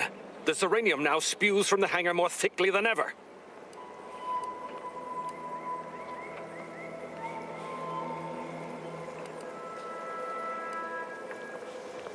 No, touch nothing, do nothing. This is my fault. The blame lies squarely on my shoulders. I gambled with this failure. No more will our stalwart subjects reap the bounty.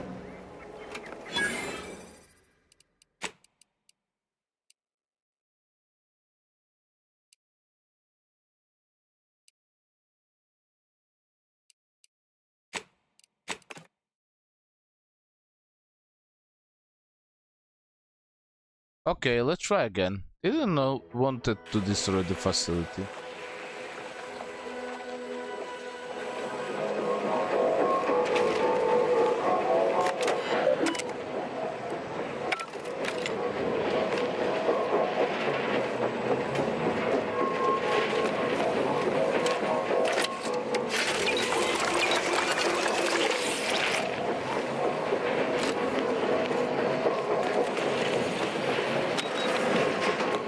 Oh, it didn't stop.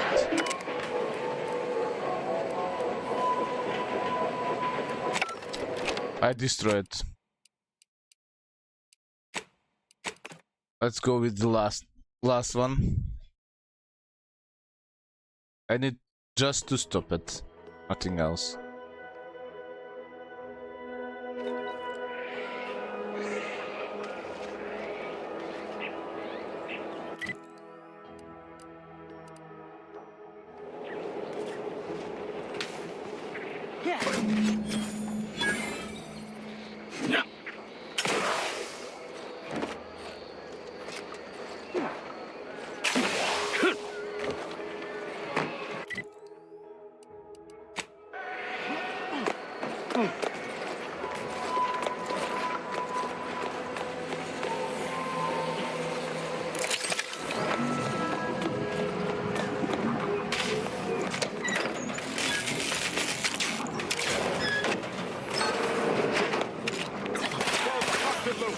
Nobody around.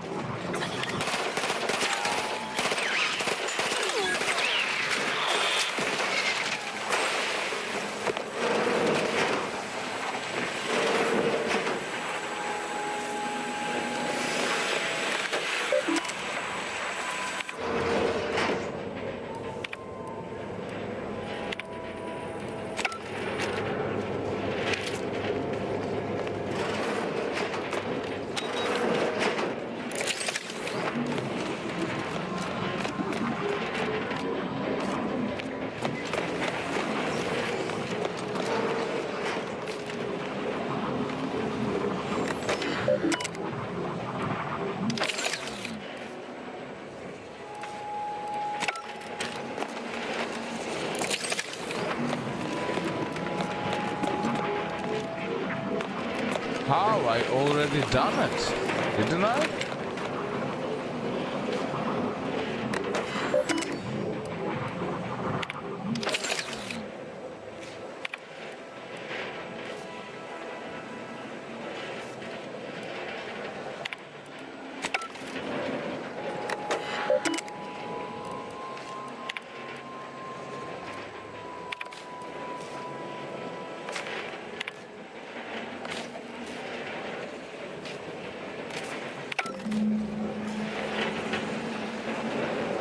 Okay, that didn't fix the gas leak. Let's try again.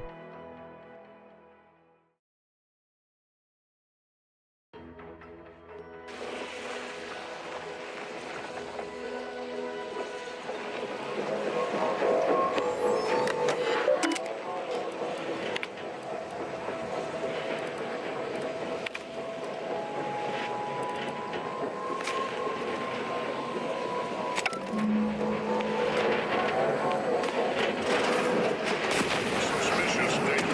Unfamiliar source. Commander, just say when.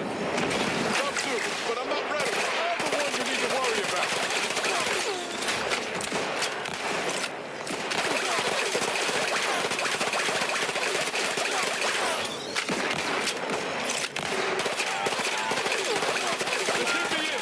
Help me out.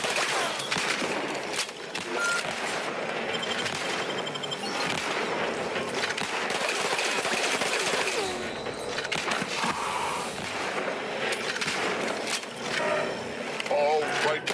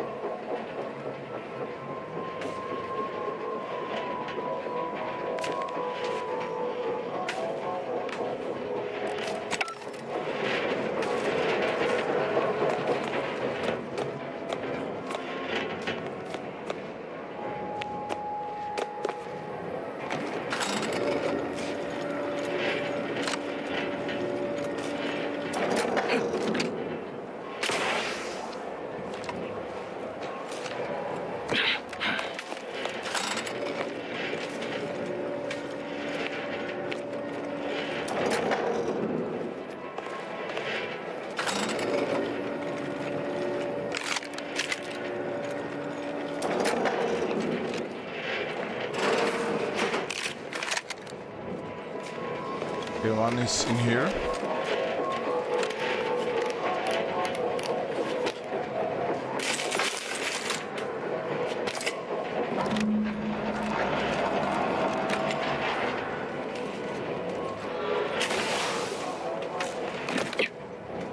My mistake.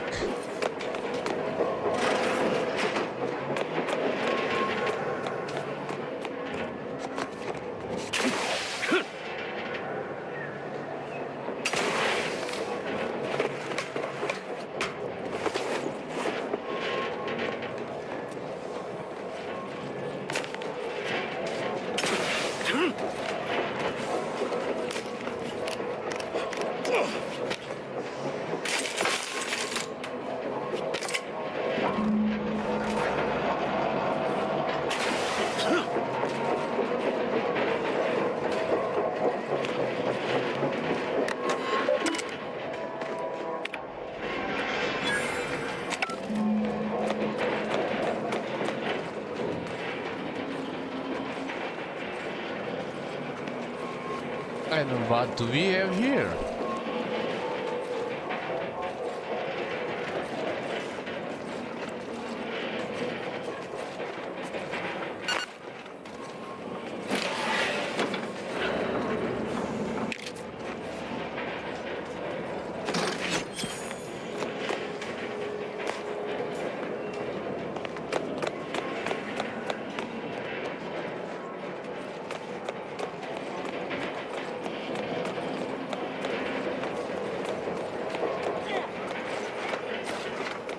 Okay, guys, be back in 2 minutes.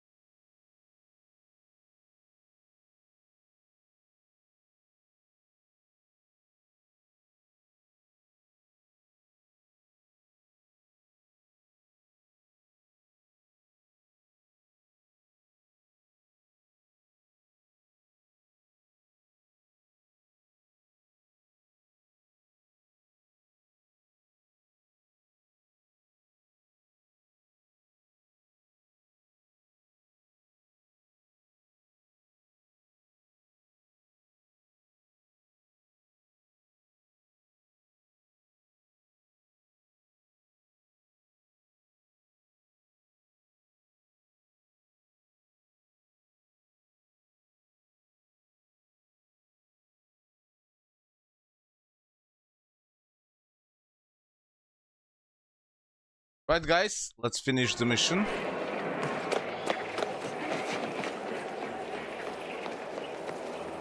I hope you brought me good news, outsider. At last, the tide is shifting. Today, we fix our automechanicals. Tomorrow, we push the unprincipled interlopers of Auntie's choice into the sea. You've done us a great service, stranger, and I would see your efforts rewarded. Alas, we don't have much to offer since our supplies are so low. I hope these bits will suffice. We confiscated them from the corpses of the scouts who attempted to infiltrate this facility a few weeks back. It carries the invaders' taint, but it should spend just the same.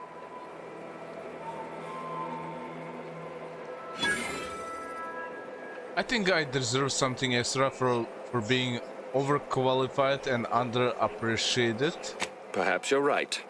Accept this with my gratitude. Now I can show our chief mechanist that he was wrong, and a little Zeranium poisoning won't do those automechs any harm.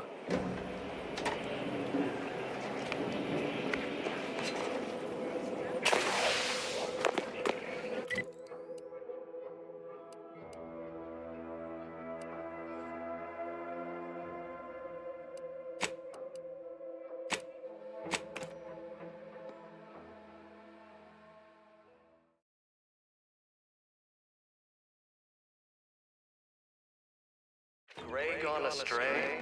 Look a day today. Are you mentally refreshed? Outside. Under protectorate law. No, I just feel sad for them. That you entered Even in their name. Record states all inhabitants are declared You've returned. insufficient zeal in defense. Hello again. Here to help? Or just being friendly? You haven't heard? When Antes invaded, they broke the seawall, flooded nearly half the town below, where most of the domiciles were. A number of our subjects drowned. Others got concussed, or even crushed. A few were electrocuted or exposed to caustics. Took a while for our water purifier to catch up, so some drank tainted water, which is not good for you at all. I'm glad it's working again. You should take those folks. All right. And executes on it throughout history. Constantly Outsider. The itinerant stranger returns. I have automechanical parts. You need it? That is most excellent. Please, hand them over. Sincerest thanks. Now, we had what you outsiders call a deal. I promised you a means past the bridge and a way inside the Vox Relay. There is wreckage from a crashed ship traversing most of the expanse. With the right equipment, the path will lead you directly to the Vox Relay's main gate. Tell me, do you already have Protectorate jump boots in your possession? That's what I knew them as. The official title is Personal Plasma Thrusters, I suppose. Yes, and I consider them the height of fashion. Wouldn't know much about that, but you'll find they serve a practical purpose here. With them equipped, you'll traverse that path with relative ease. I'll prepare a writ of conscription to allow you entry to the Vox Relay. While most would refuse my authorization, the sentry assigned to the gate once lived in Westport. Sentry second-class layman. Show the writ as proof I have conscripted you into my employ. Use it to press service on my behalf, and she will let you in. Once you're inside, there's someone else you should show it to. You do that and say what I tell you. It saved many lives. The pleasant atmosphere and rich natural resources represent a Well, fascinating admittedly, I do adore the less of life, but needs to be done. The Vox Relay is, to my mind, a time bomb. Brigadier Montelli's lost his way. Now all manner of chaos is raging there. I've heard tell he's even resorted to extra-legal executions. Madness, I tell you. A brigadier doesn't act as judge, jury, and executioner. That's an arbiter's job. And even then, they're enforcing existing protectorate law. Right. Who do I need to show the writ to in the Vox Relay? Marshal Corbin. As with all my subjects, I have been there when he needed me. I trust we can call on him now to do his part. Seek him out at the Vox Relay. Conscript him with the writ. And this is important. You must convince him to kill Montelli. Corbin will want to talk him down, to take him into custody, to message superiors outside the facility beforehand. We cannot allow any of that to happen.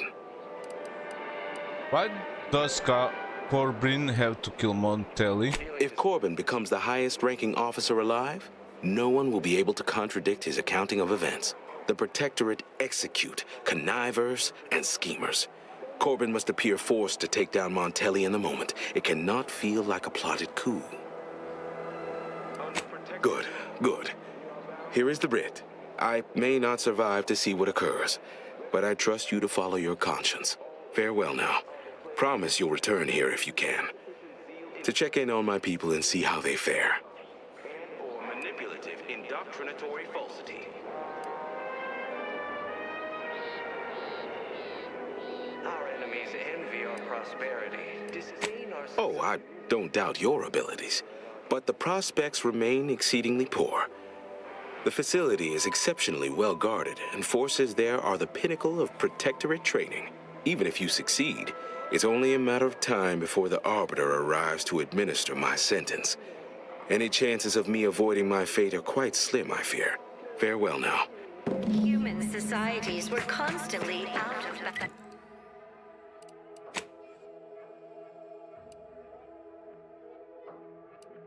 Okay, I need to go right here.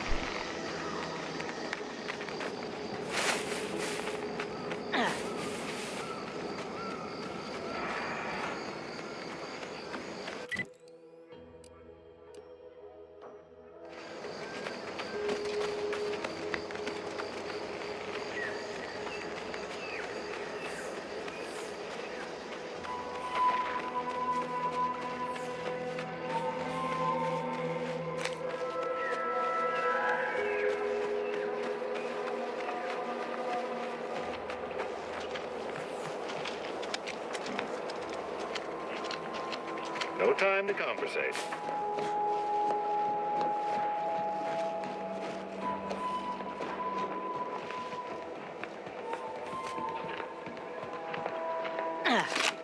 Ooh, peptic ulcers are barking today.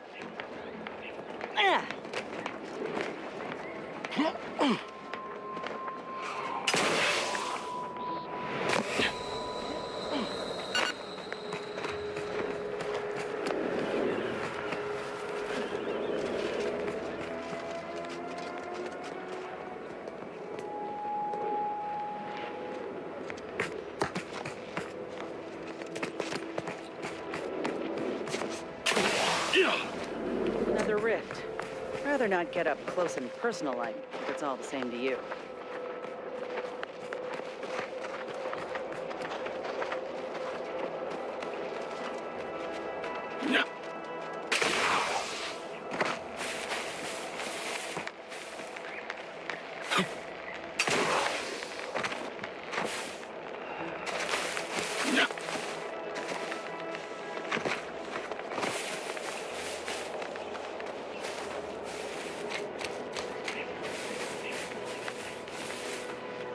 Okay, there's the bridge. Let's try this way.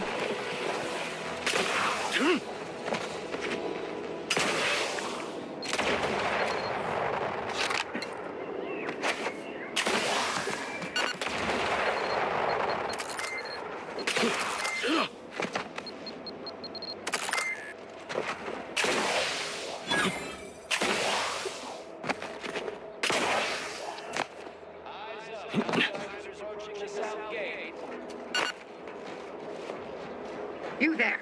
Keep your hands where I can see them. Halt! What's an Auntie's choice monstrosity doing here? Have you come to spy? So confusion and disruption, I'll not have it. Good, because I ain't bringing it. Though if you're that desperate to test my patience, by all means, keep it up. Patience. As if you infiltrators possess as much, feverishly raising our lands wherever you go. You are fortunate that I've been ordered not to open fire unless fired upon. They never listen to sound advice, do they? Some folk are dead set on going their way, even if it's straight out an airlock. I will not suffer an outsider to trespass and trample further through our lands. Turn back from this bridge now, lest my ever-depleting prudence be spent.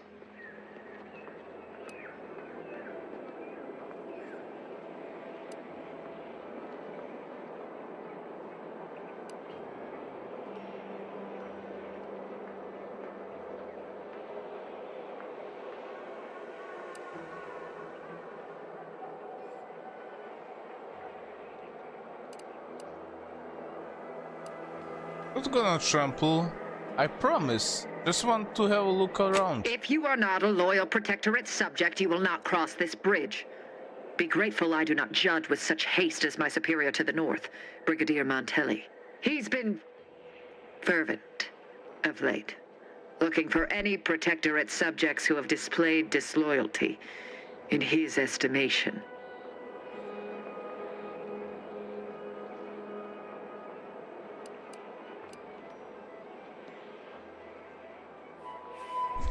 What does he do once he find them? Any associations with wrongdoers results in swift execution. That has, unfortunately, put many folk in his sights, myself included. And so we wait for the proverbial axe to fall.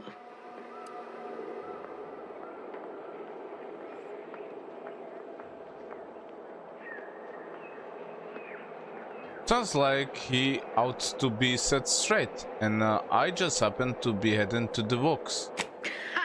You actually believe you can contend with him? You are mistaken. He'll cut you open gleefully, then issue you demerits for bleeding on the floor. And you also have no business at the relay, as far as I can surmise.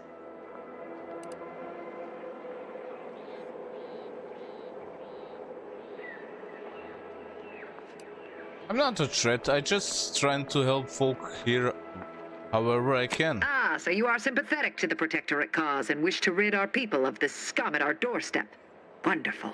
I may have need of your help, stranger, if you are ready to seize an opportunity to show fealty to the Protectorate. I know of 2 traitors who yet remain on this island. Bring them to me, and I'll dispose of them before the Brigadier questions my loyalty and deems me guilty by association. In return, I shall grant you clearance to cross the bridge. Fair exchange, wouldn't you say? This is exactly the manner of depravity we mean to free these folk from. I know we gotta cross the bridge, but there must be an alternative. One that don't involve an executioner.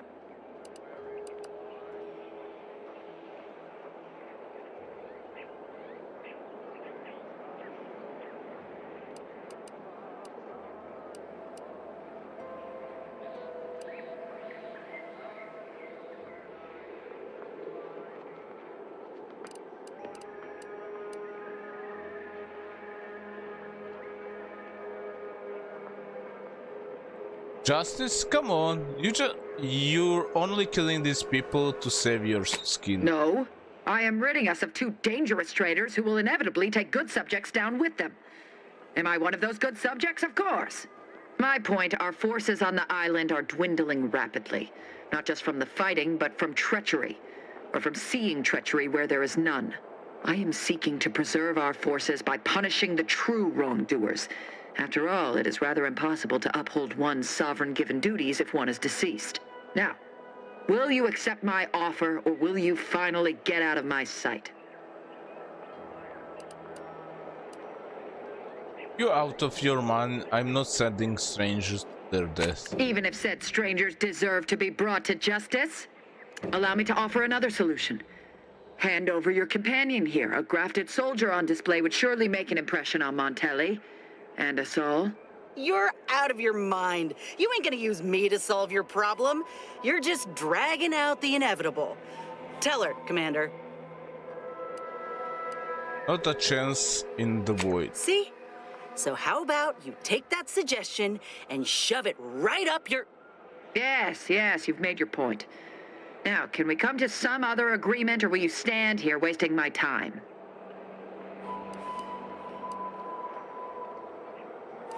No. Barbaric. Ha!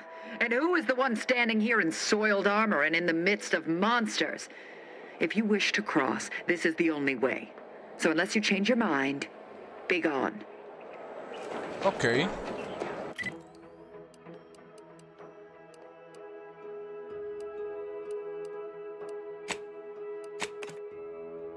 I know perfect way to cross.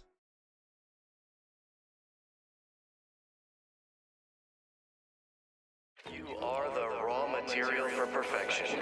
From the lowliest subject to the most exalted vigilant, we must all fulfill our duty to the protectorate. Yeah.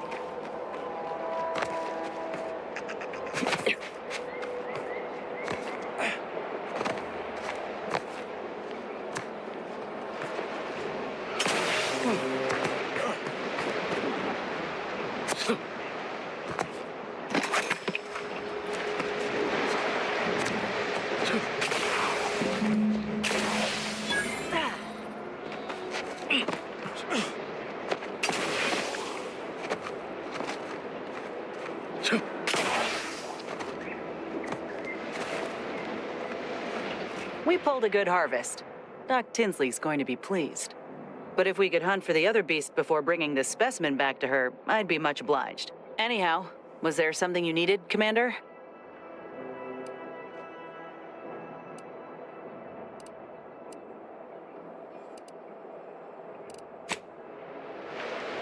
Auntie's got something that needs doing, Commander? Could we discuss some personal matters? How personal are we talking? What was like in the enhanced soldier division? Couldn't say. I was in it all of 2 days before my graft started festering. Before that, I was an infantry medic. Our platoon was one of the first to touch down in Arcadia. I would have continued serving on the front line in an upgraded capacity, but, well, once the state of my graft became apparent, it was decided that parting ways would be best. Decided by who? My commanding officer. And the surgeon who performed the operation, I imagine. I wasn't lucid at the time. When I regained consciousness, I saw that my service pistol was gone, and a termination notice was in its place. I put 2 and 2 together. Law, that was a bad morning. Look, I knew dismissal was a possibility when I volunteered for the procedure.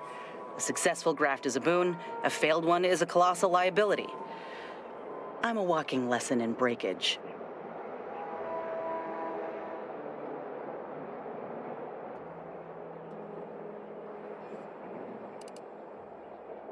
So, where's your company now? Oh, that information is outside my purview. I miss my platoon. Most of the time. I hope they're holding on okay wherever they are. Huh. If nothing else, they'll have Ortiz to keep up morale. I know the nonstop jokes from that bastard sustained me for weeks. Yeah, he's tough. He'll be all right. Sounds like you miss him. Of course I do. Can't help but wonder if I'm missed in return. Anyhow, I would rather return to the matter at hand.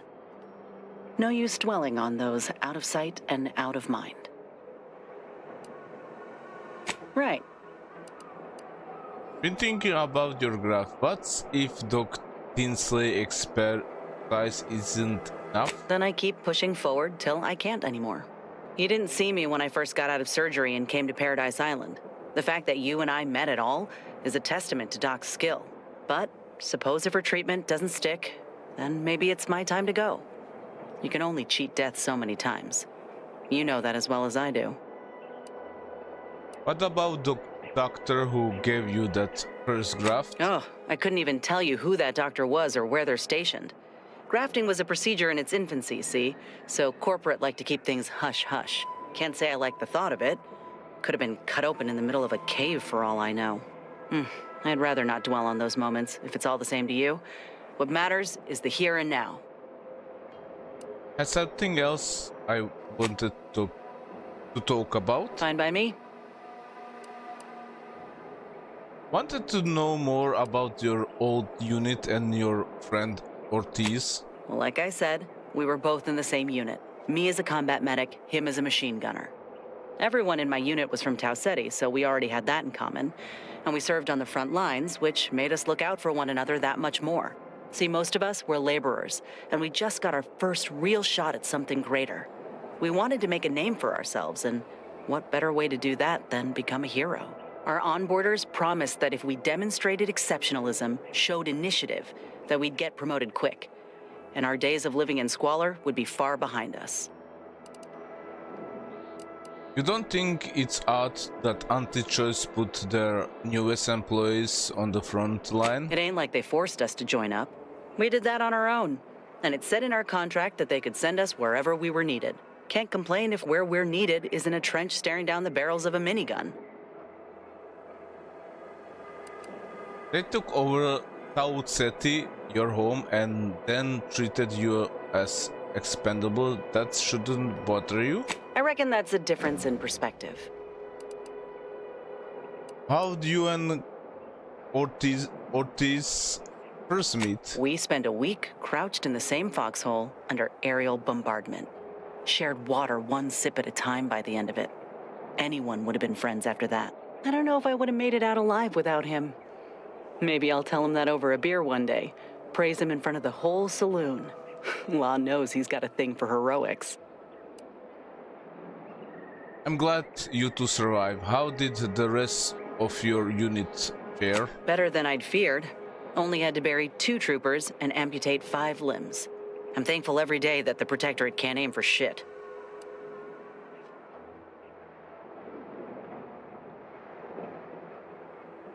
You made it sounds like Ortiz saved you. How? He kept me clear-headed. Every so often there'd be a lull in the bombardments and I'd hear voices all across the field, calling out for aid, for mama, for death. Almost got my head clean taken off when I tried to scramble out of the foxhole the first night. I heard a call for help and moved on instinct. Damn foolish of me, really. Ortiz told me not to panic, to wait till he could provide cover, to just shout first aid instructions where I could. It was too valuable to fall in battle, he said. It was a rough few nights at first, knowing I couldn't help folk who needed it. And the reward for that torment was my life.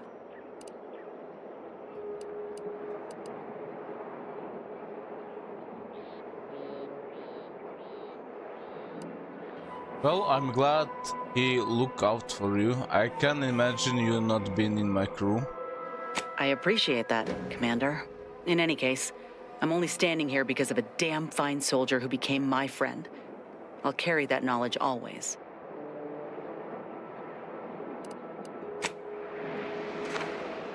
But I wouldn't. Got something that needs doing, Commander?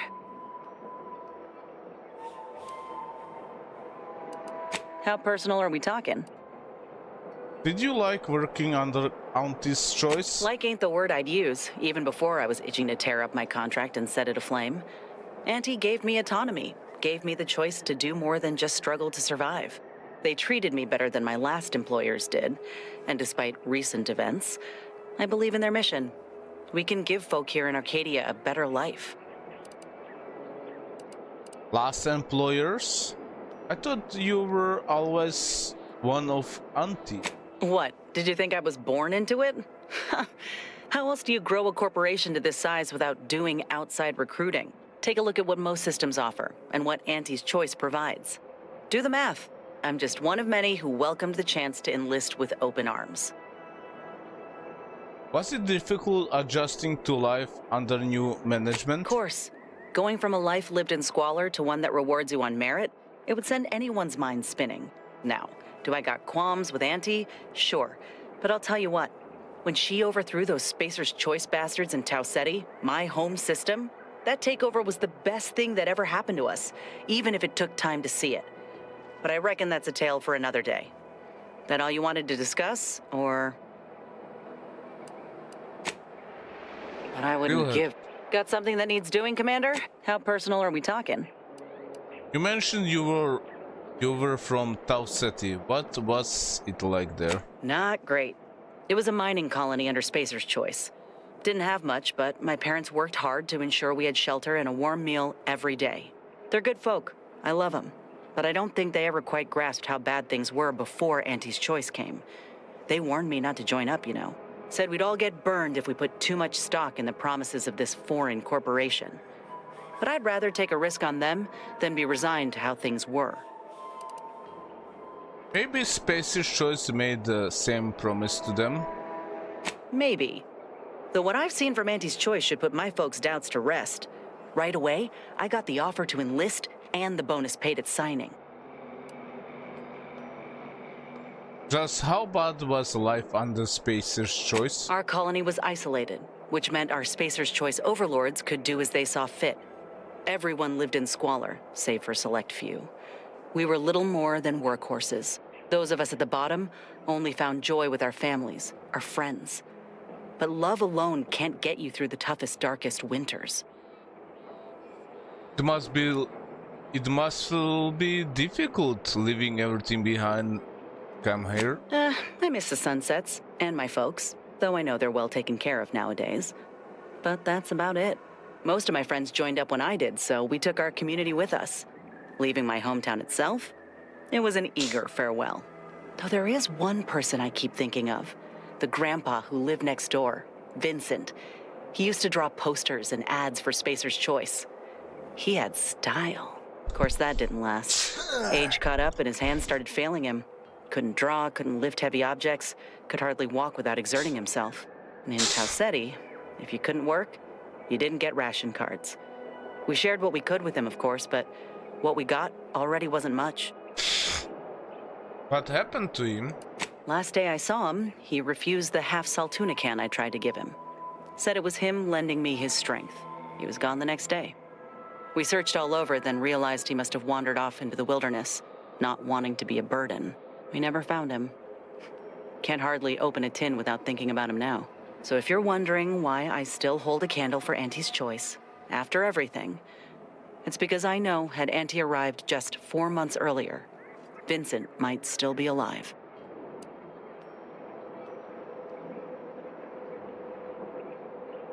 Or so you think. Say what you want, but with them, there's always work to be had, a living to be made, regardless of ability.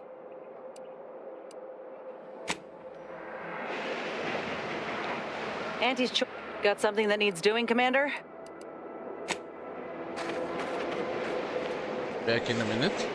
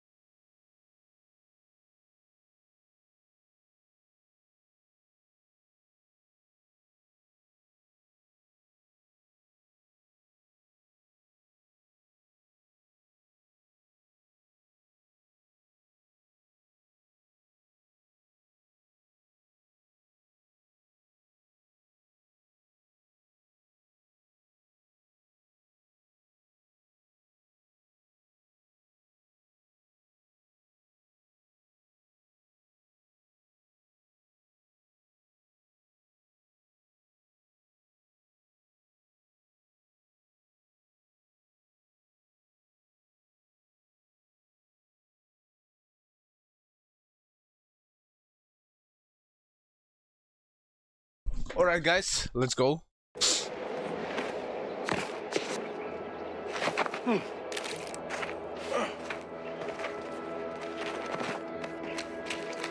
Even just a mention of Auntie seems to get your blood boiling, Ibarra. Don't tell me you judge folk before you get to know them. I'm sorry, what's there to know? I mean, apart from her bottomless greed and bad hair. Hey now, she's much more than you think. She's a visionary. Did you know that the formulation for rehydrated water came to her in a dream? You definitely just made that up. Did not. It was part of our training to memorize these fun facts. Potential buyers love them. Do I seem like your target demographic? No. But I do think you'll enjoy learning about how she has 2 pet teacup canids, named Mammon and Pretty Penny. Pretty Penny has mauled 3 VPs this quarter, at last count. I'll be damned. You're right. I did enjoy that fact.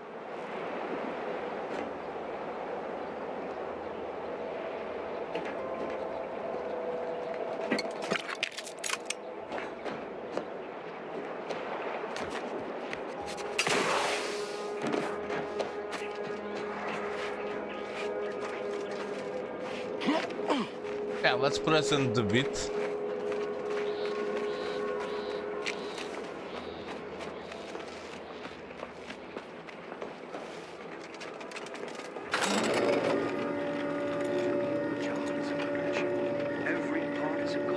Figured this ship would have departed by now. You know how Sentinels are. They take their time with traitors and instigators. Prudence dictates we rout all disruptive influence.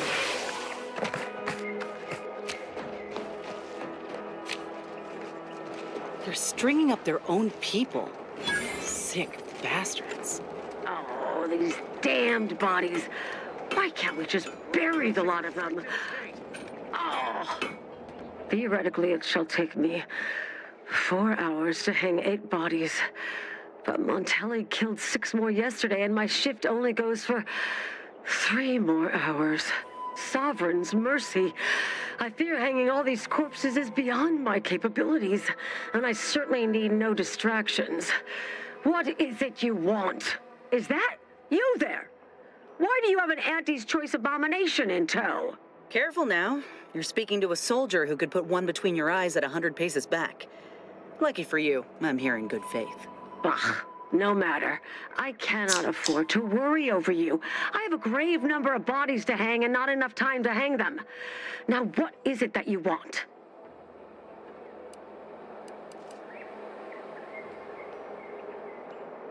By the authority of Haggard's writ of conscription, you report to. Now let me pass. Vigilant Hogarth sent you? I wish I could help, but he's been named a traitor. These credentials might as well be stained in Protectorate blood. That being said, I am from Westport. If Hogarth trusts you, let's just say I'm willing to listen. The Brigadier sees enemies everywhere, sappers in every shadow. Approaching him under questionable license is to risk being shot. It's too dangerous for us both.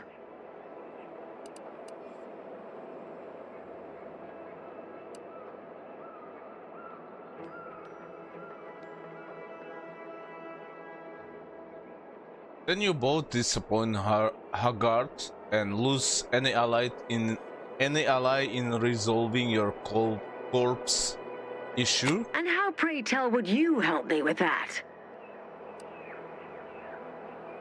Have you thought of assembling a rudimentarily pulley system to raise the bodies? I'm a soldier, not a technician. Still, maybe I can borrow one of our engineers with that as a suggestion. Nevertheless, while I keenly appreciate your assistance, I still can't go against the Brigadier's wishes.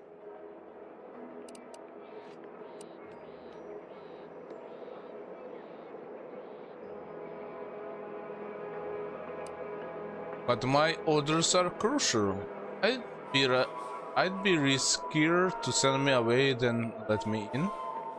It'll be riskier to send me away. Tragically, I must decline. Whatever I might think of the Vigilant, mine is not the opinion that matters. Area's off limits. Ah, yes. The stranger with the orders from the Vigilant. There's something.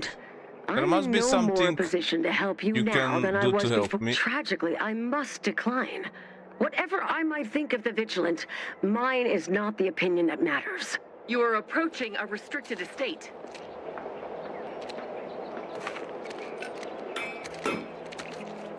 Auntie's choice in the... Got something that needs doing, Commander?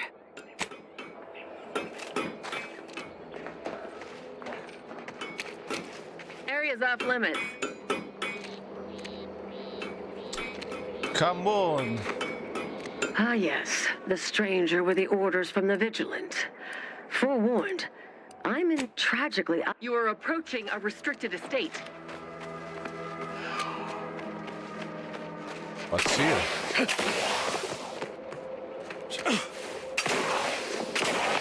There's some kind of opening in the canyon, Commander.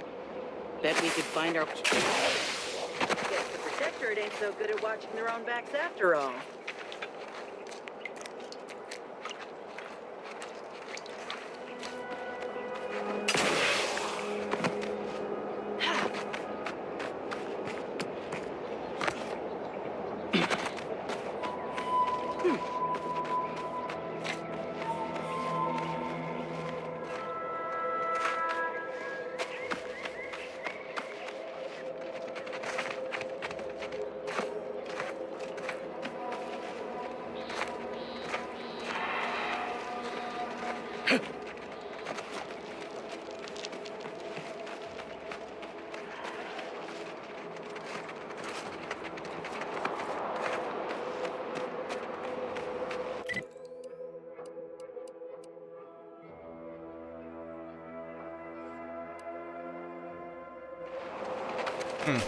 Let's try to reload.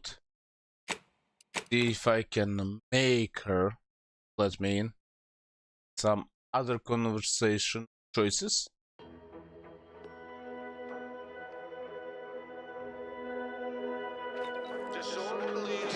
Oh, these damned bodies. Is that... Careful now. Ugh, no matter. The Brigadier sees enemies everywhere. Sappers in every shadow. Tragically, you are approaching... Ah, yes. The stranger with the orders from... Area's off limits. Okay, let's do again.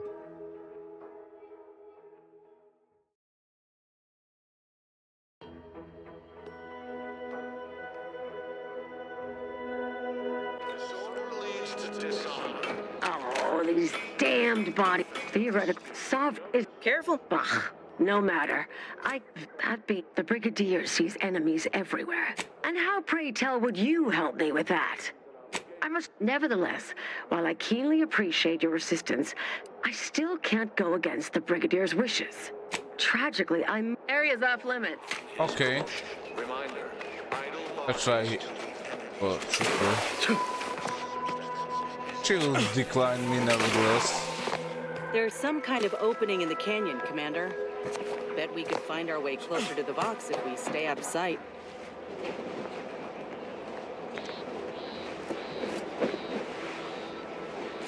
I presented the writ.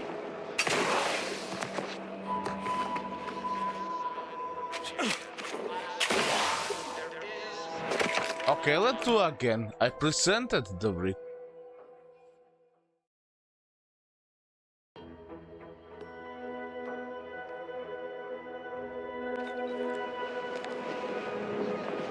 Okay. One save behind.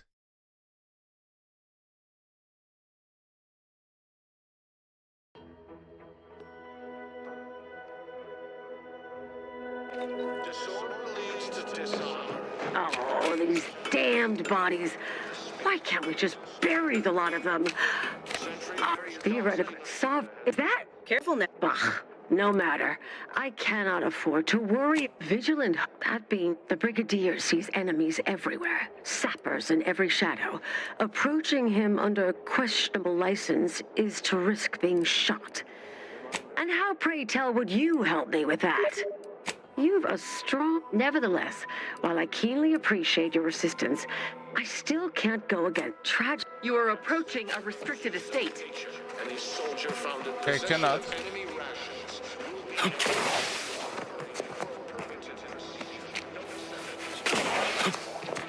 There's some kind of opening in the canyon, Commander. Bet we could find our way closer to the Vox and stay out of sight. Here's the station now.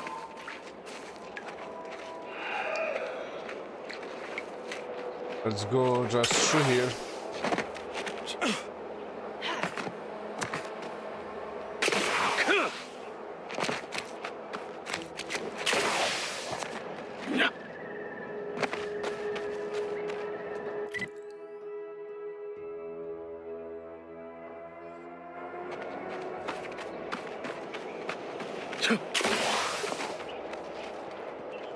But then we have still this mission for the companion.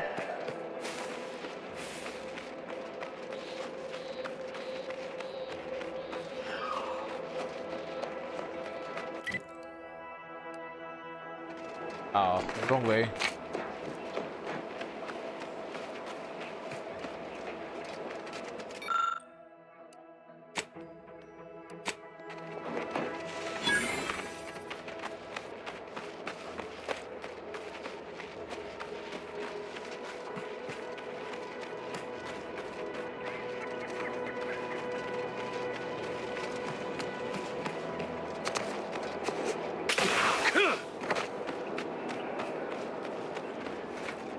Armed and ready.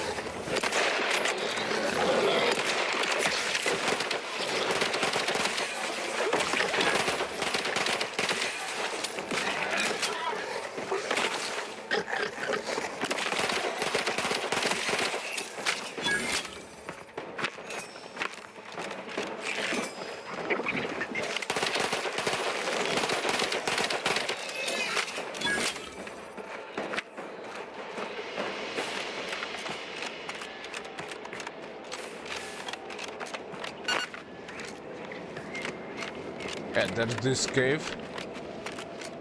Halt! Don't come any closer. Oh, you're not Protectorate. Huh? Let me What's handle that noise?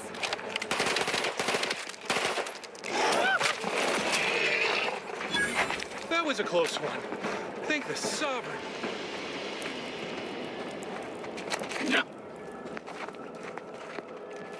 Let this log serve as a record of the fact that Sentry's first-class Briggs and Jakes are both still loyal to the Protectorate and the Sovereign, despite their acts of desertion. The mental state of Brigadier Montelli has been rapidly degrading over the past few months, and the Vox relay station is no longer safe for even the most loyal subjects. Initially, we assumed he was simply being overly cautious by increasing base security beyond the standards that are required by regulations. Unnecessary, but commendable. This quickly devolved into lashing out, seemingly at random. Finally, he started purging the traitors from our ranks. Any infraction, real or imagined, is now seen as an act of treason and deemed grounds for immediate execution. We could no longer live under the abuse of the paradigm. This may make us traitors in the eyes of our superiors, but we will return to be judged when sanity has returned to the Vox relay station. Thank you for saving me. I'm waiting here for my partner. We both fled the base separately. If you see him, please send him my way. Thank you. I appreciate that. Oh, and please, take this with you as a token of my thanks.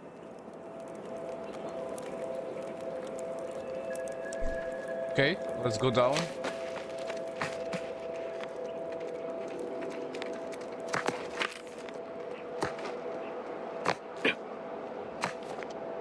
I don't think your friend survived, but...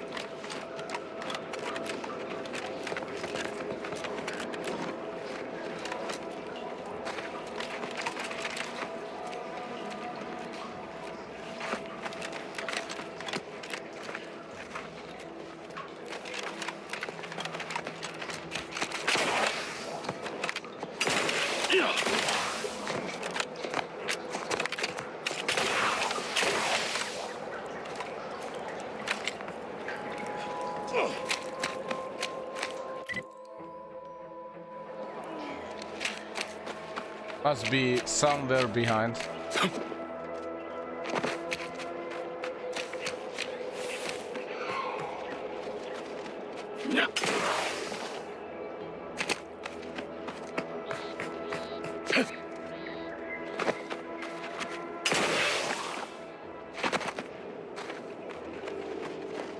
All it took was some light instruction and a restorative.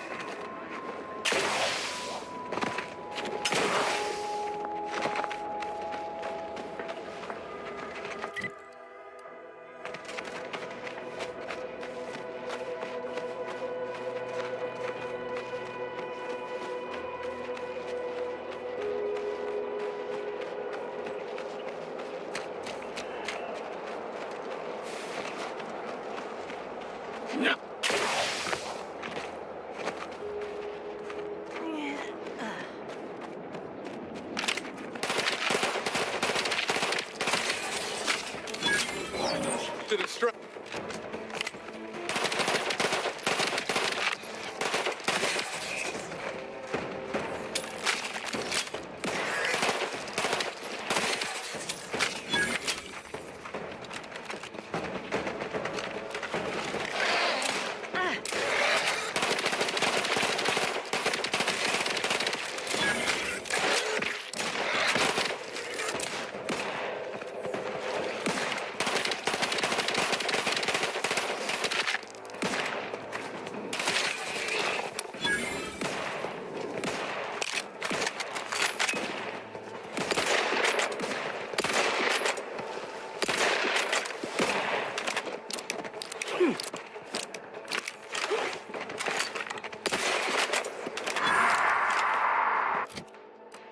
Let's change the weapon pretty quickly.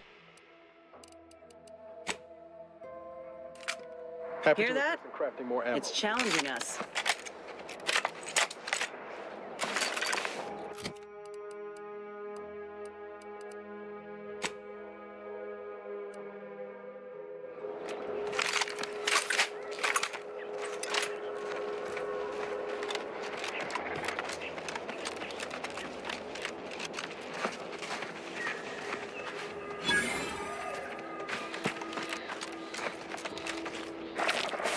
Raptidons are ever malleable.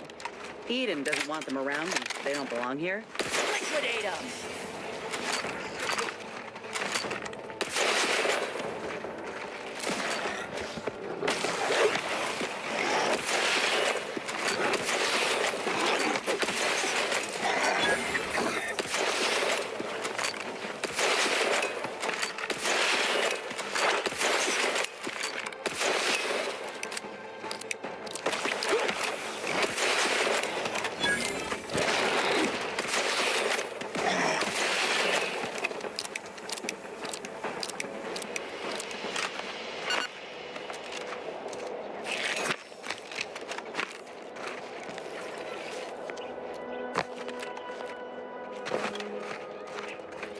Scraps, eggs.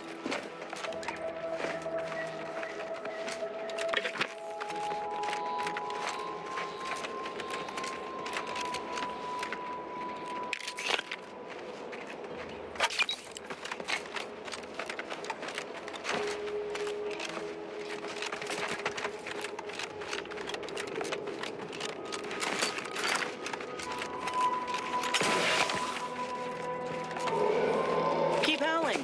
We're coming for you.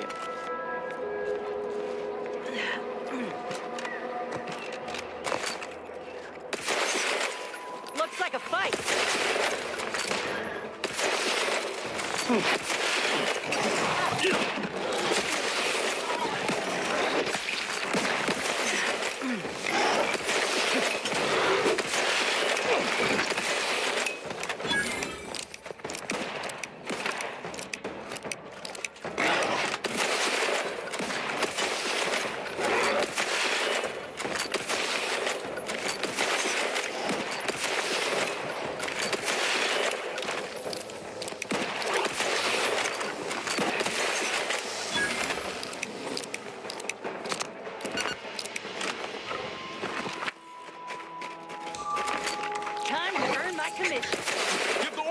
take care of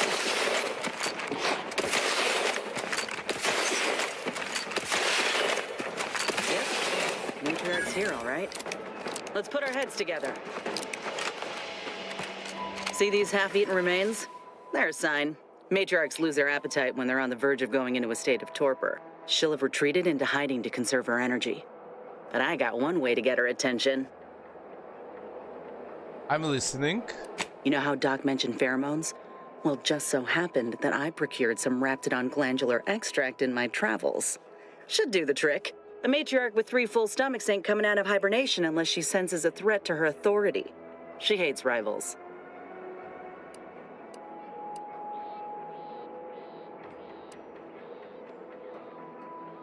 You just so happen to have the exact pheromones we need. Ain't one who leaves anything to waste. Any hunter worth a damn would say the same. If I can't find a practical use for what I've salvaged, it'll find a use in research, or in exchanging for bits. Lucky for us, this extract ain't exactly in high demand. Any other questions, or are you ready to meet this matriarch? I'm always locked and loaded. I was inquiring more about your current manner of fortitude, but I'll take it. All right, let's do this. Liquidate 'em!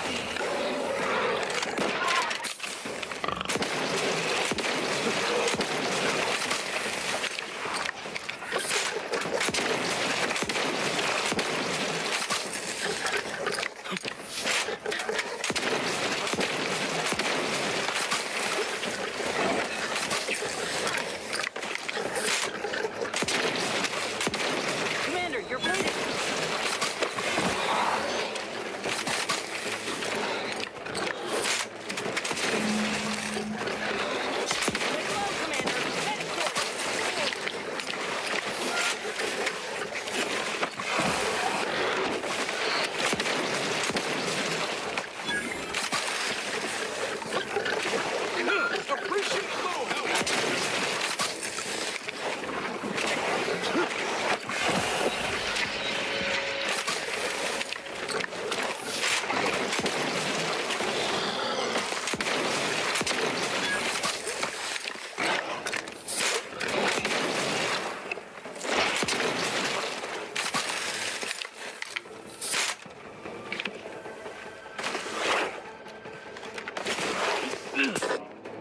Let's watch out, there are both dead.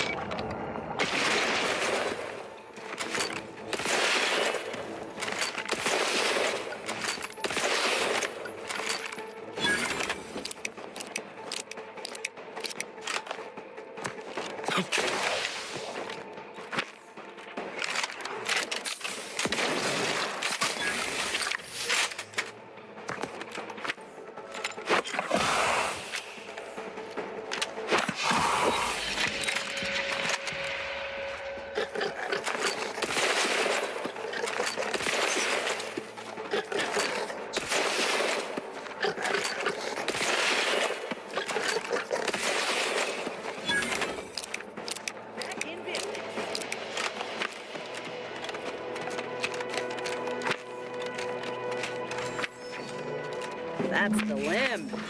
Bring it here, would you?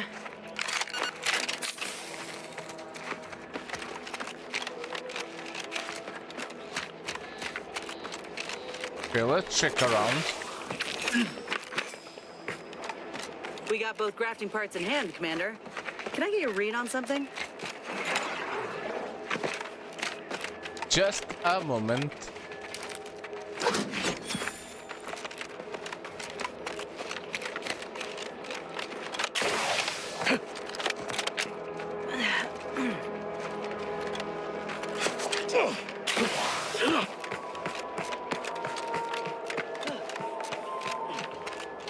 Nothing here? Meant to thank you again for helping me in the hunt. Both specimens are viable and of good quality. In honesty, I don't know which one I should ask Doc to patch me up with. Can't go wrong with either, but one could be the better choice. If you've got an opinion, I'm keen to hear it.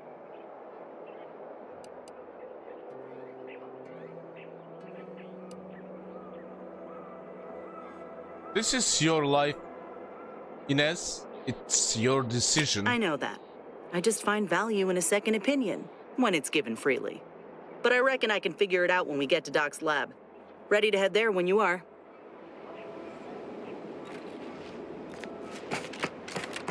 Let's check this place up.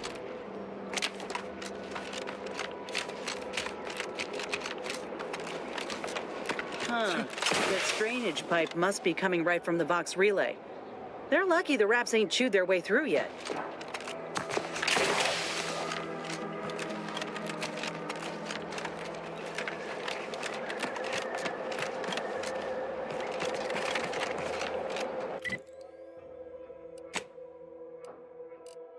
Let's go back, then we can go to the Vox relay.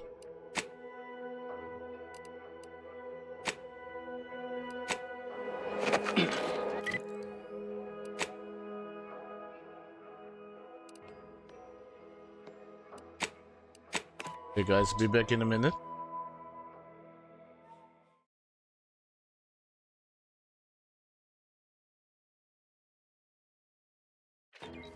Why choose just any choice when you could choose Auntie's choice? Remember, Auntie knows best.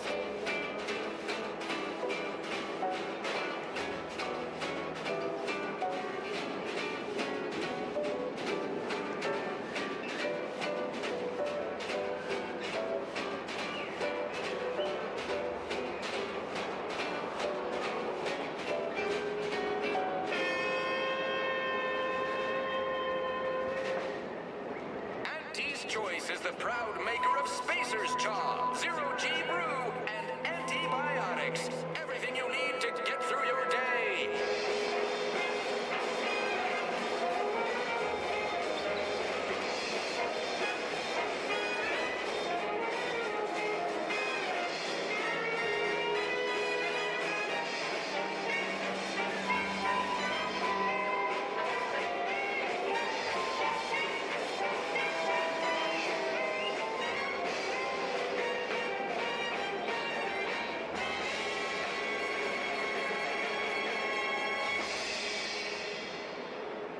Whether it's an orifice or a face, Auntie's Choice makes a cream for it.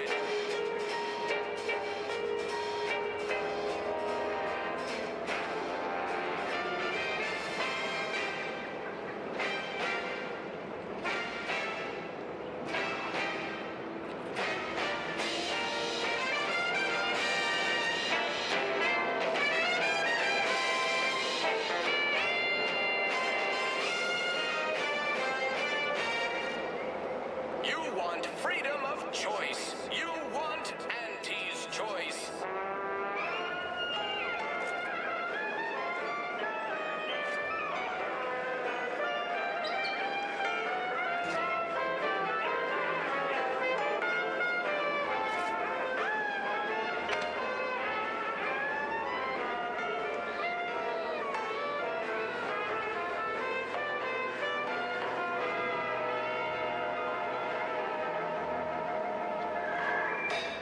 Give Auntie 2 bits, and she'll give you some new glitz.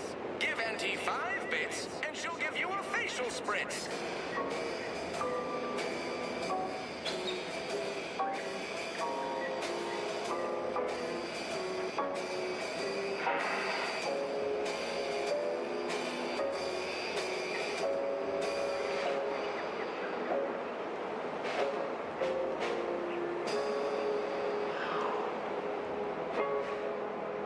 You can't spell heinous ascetic without Auntie's Choice.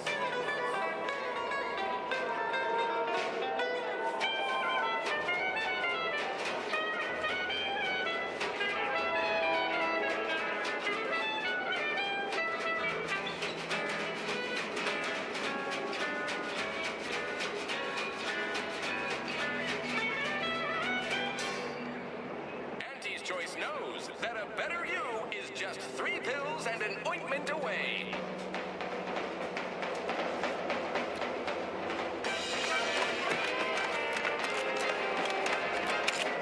Sometimes I get the feeling we're not welcome here. Like the Protectors folks resent us liberating them. Whoever fixes this rift problem is definitely getting a hull-side suite with an Elysium view in head office tower.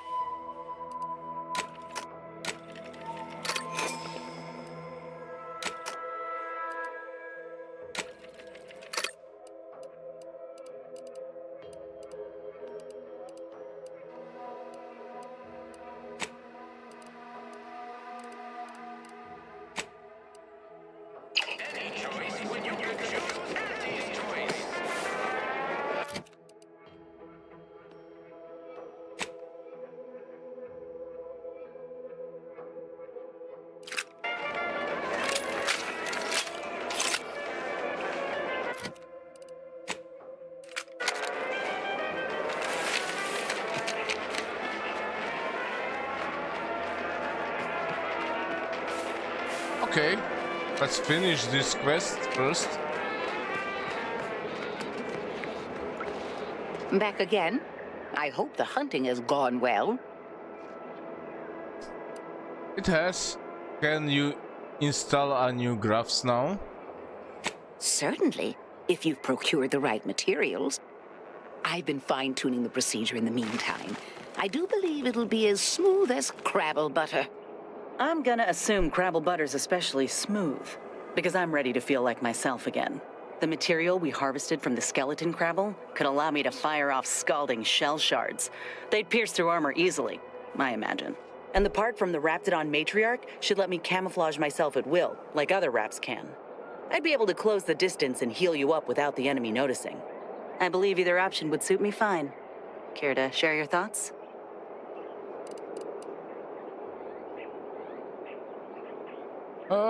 You should go with Crabble grafts. Then I will. And you know what? This makes me the first of Auntie's soldiers to graft with the skeleton's claw. I rather like the thought of being a pioneer. If you don't mind, I'll go ahead and take this spare part off your hands for my own research. Oh, the skeleton Crabble will be a splendid match for you, Inez. Go on now. Get sorted while I get this machine up and running. Mind the Raptidon drool on the table. No need to be nervous. I promise.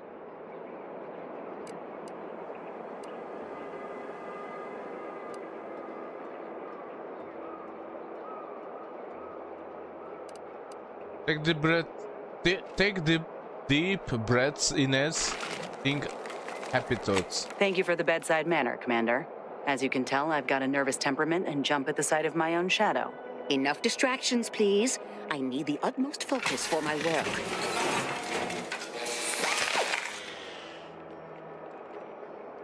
This is beautiful work. My best yet. How does the limb feel, Inez? Any numbness? Pain? Yeah, both. Body's not accustomed to the presence of another limb. Feels like I've got an extra passenger in my nervous system. But it certainly beats feeling like I'm bleeding on the inside. Or fighting the urge to feast on raw human flesh. Like last time. Well, I'll certainly be having words with that surgeon, leaving you in a state like that. Now, you come back straight away if anything bothers you. Will do, Doc. I thank you. And you, Commander, without your help, I don't know what I might have done. Whatever you need going forward, I'm there. You got my word.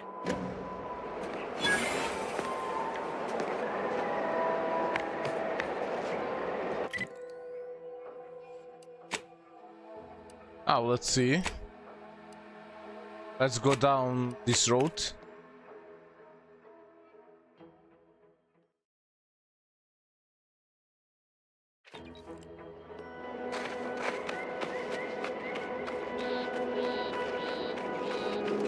There should be open passage inside.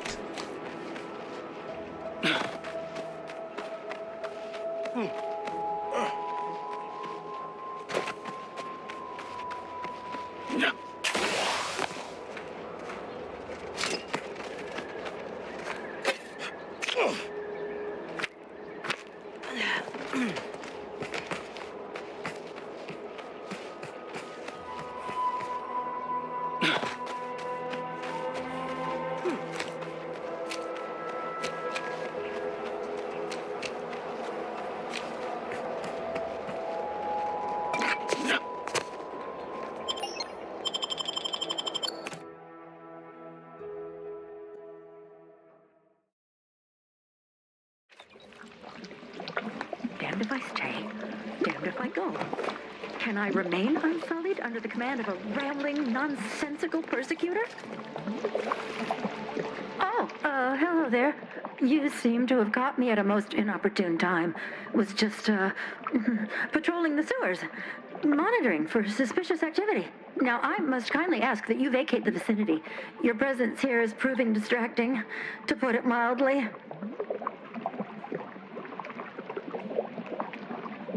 I don't work here, I'm with the Earth Directorate. What? Word to the wise, a protectorate station is hardly the place to be making light of one's affiliations.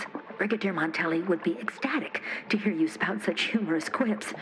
You'd be labeled a heretic, but I'm sure he'd chuckle as you swung from the gallows. I wasn't joking, I'm trained agent. Forgive my unease. I thought Montelli sent you to see to my execution, or some other absurdity. I don't know what's going on here. The station's changed. It's become a damn charnel house, stained with the blood of my brothers and sisters. I don't know what to do. I just don't wish to die. I can't... What happened here? Everything happened so suddenly. The day we lost Fairfield, people began worrying. A soldier speculated on how it happened, how the Protectorate failed to protect our home.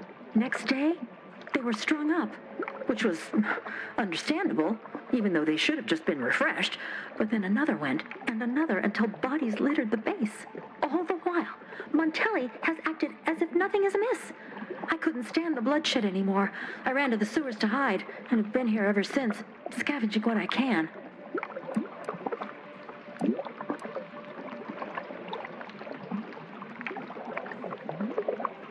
Then what do you plan to do about it? Follow in self-pity or fight back? What pathetic act of rebellion could I enact that would not earn me a justified bullet?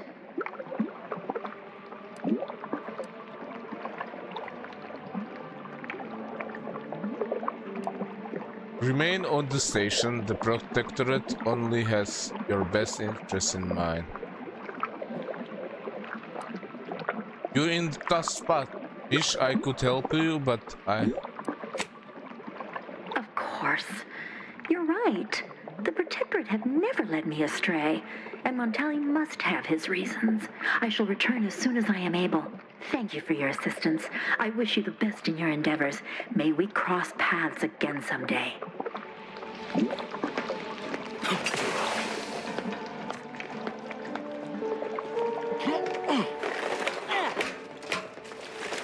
Can't just shoot in the thin air.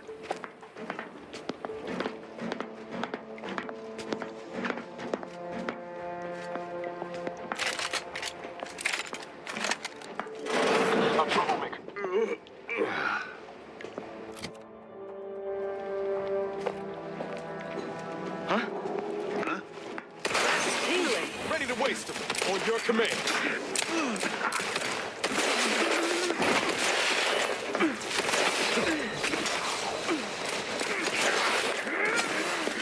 Charging boat.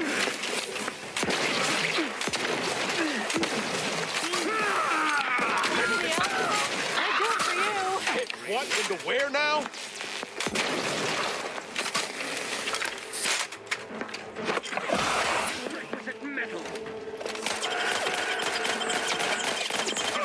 Back in, little...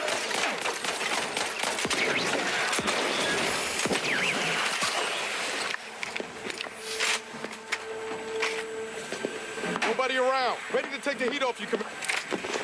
Stay in the system. Hello? You're looking pretty engaged, Commander.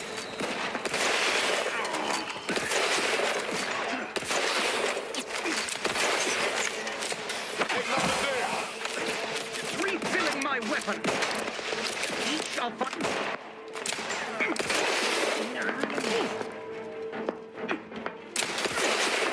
They did me in. Marginal, Commander.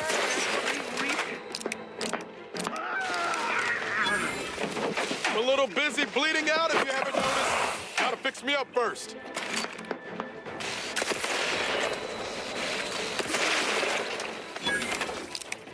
Back in business.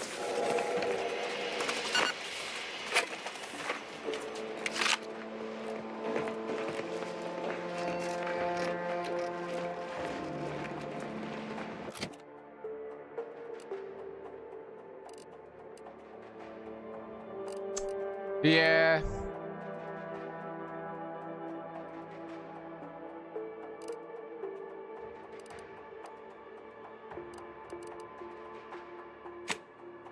Let's try this one.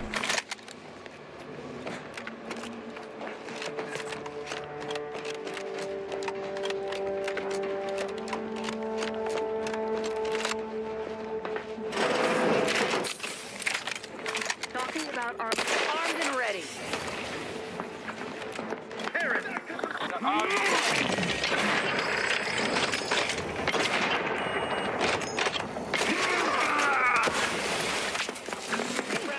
go. Lay low, Commander. Medic orders. Move forward. It endures.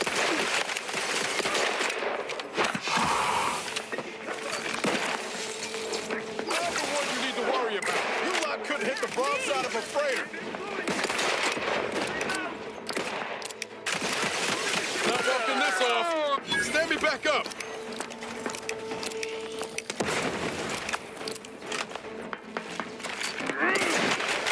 Medical pack out.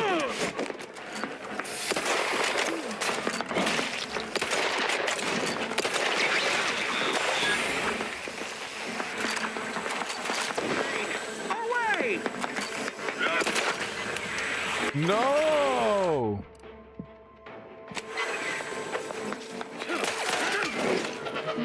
Looking a little woozy there, Commander. Readying for cover.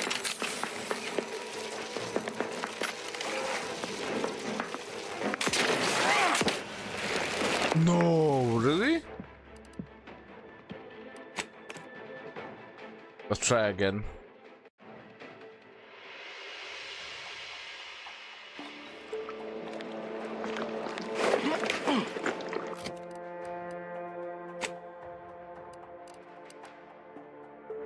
Yeah.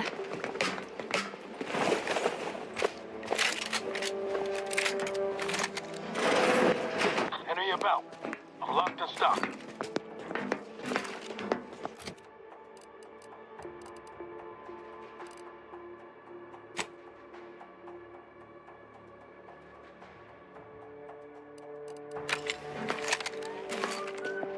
Raring to go. Got a distraction for you. I'm the one you need to worry about. Ready to waste it. On your command.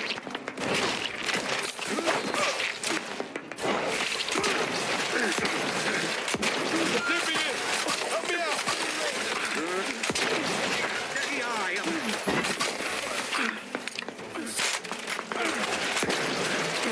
Looking a little woozy there, Commander.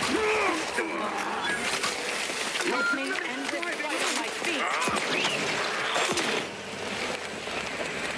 No!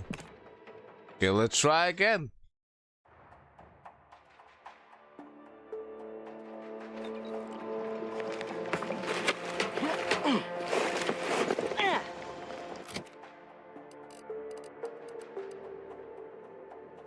Ooh. Let's try this thing. No. No target. Coming up with some folks.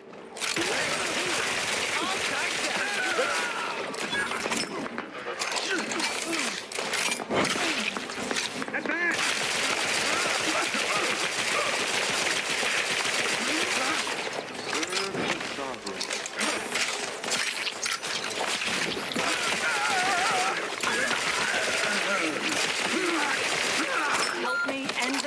You court slow, Commander.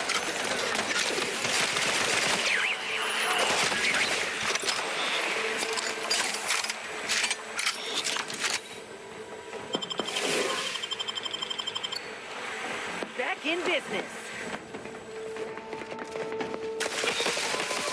Fine over here. Draft is ready. Training kicked off.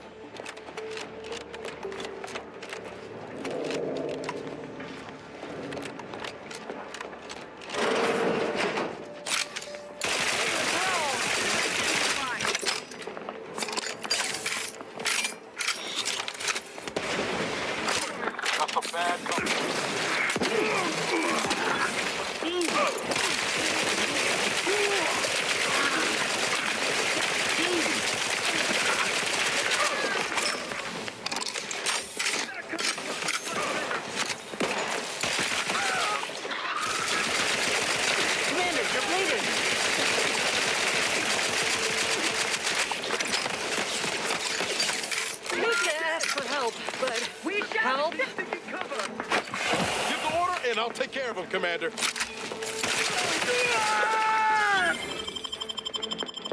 Back in business. Appreciate a little help, Commander.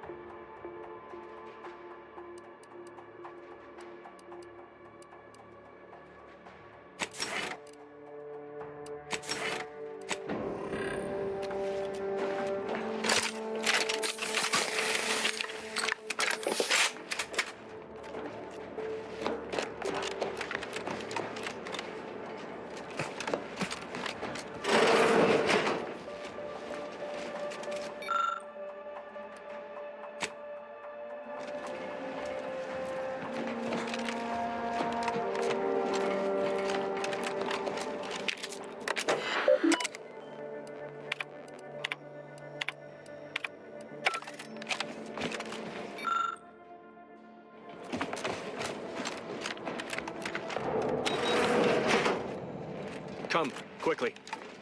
We must all bear witness. Technicians Acna and Gastral, you stand accused of manufacturing a fatal flaw in one of our valued dragoons. Have you any last words to express your shame? That Dragoon was already defective. Oh, we were only rebuilding the logic assembly so that... At last, the truth alights. I hope this belated confession unburdens your conscience, though it will do nothing to commute your sentence. On the charges of sabotage and treason most contemptible, I find you both guilty. No. No, please! This is all a misunderstanding. We're loyal.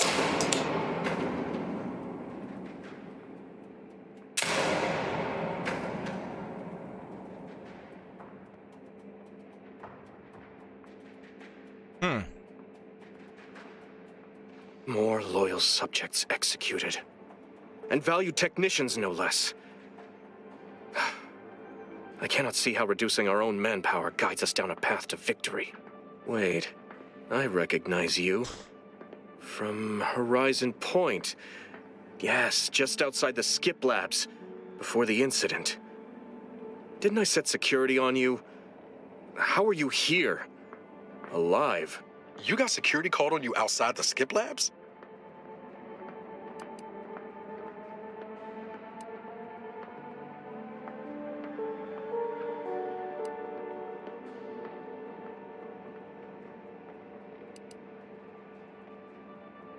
What? I didn't have time to subdue. You must have been the cause of everything that happened that day.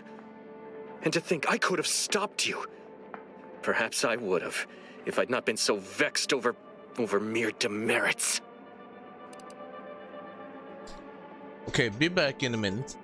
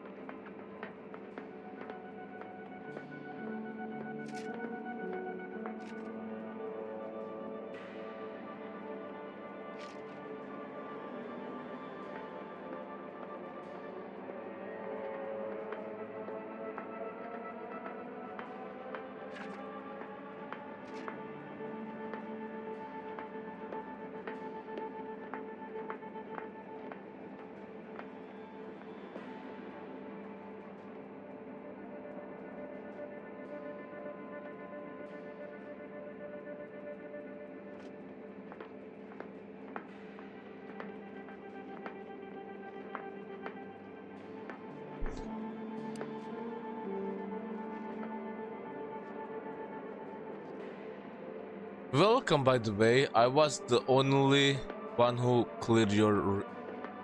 I was the one who cleared your record. You... that could explain a number of things. Not least of all why I was not simply outright executed after the disaster. Well, if you are waiting for an apology for my actions that day, I can't offer one. I was only doing my duty, as I must do it now. You are not Protectorate, which makes your presence in this station punishable by death. I'm sorry. At least you're getting me and not Montelli. He likes to drag things out. Wait, I'm working with Hogarth. Here's the proof. What? Why didn't you show me this sooner? I nearly shot you! Others named Hogarth a traitor, but I never believed it.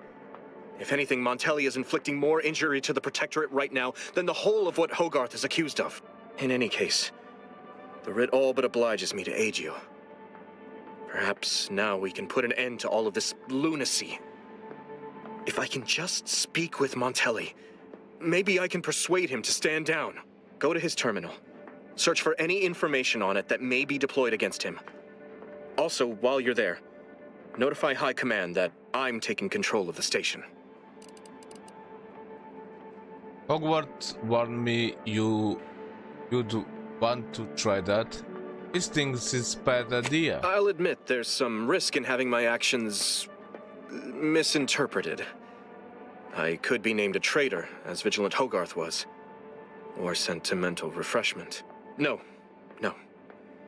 Surely High Command will understand the need for this transfer of power. What I do now, I do for the Protectorate, not myself.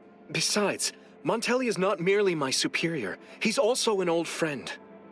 I must make some attempt to get through to him. Remind him of what true service to the Protectorate means.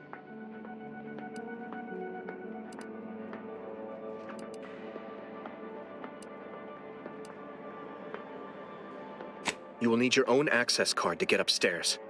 Blank key cards can often be found in the contraband room, and there's a terminal for encoding access in the security office. Head through the door to the right and continue down the hall. You should find your way without much trouble. Oh, but mind the guards. They'll still attack you on sight.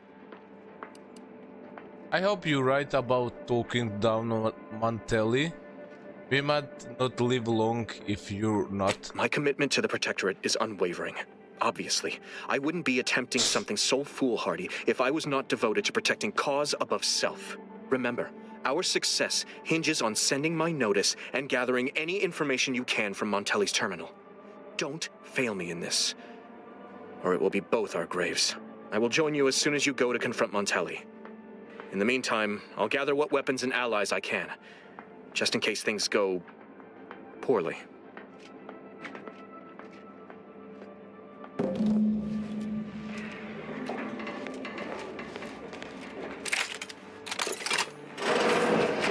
Did you hear Mantelli lock the thrusters? I heard nothing, and neither did you. But if the Vox relay launches, we won't be able to change its trajectory.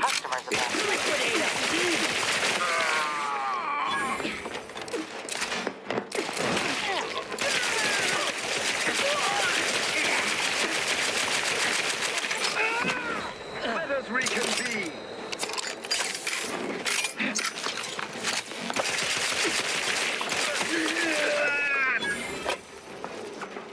There, found him again.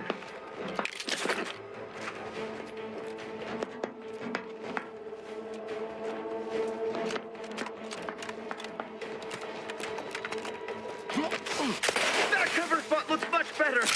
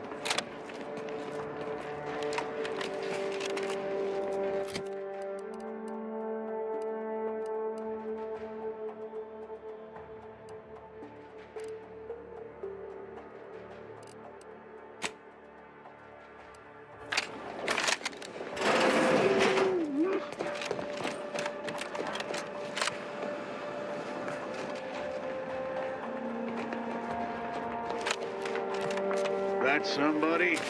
Looks like a fight. Looking a little woozy there, Commander.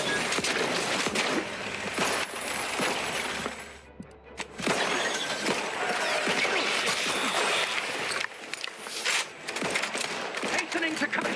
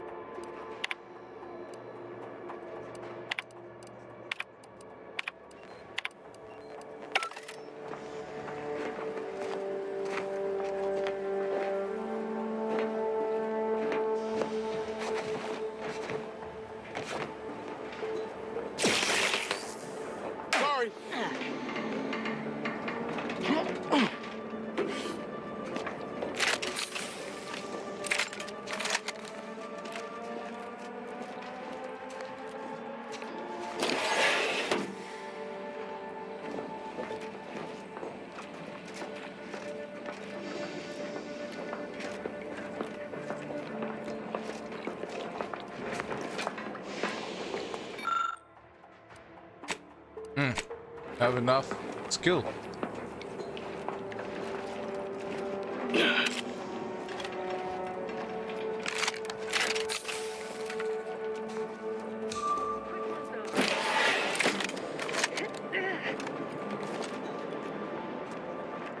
Giving chase. I am given to follow.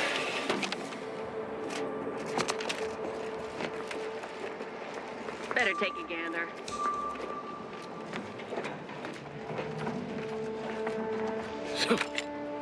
And let me handle this. And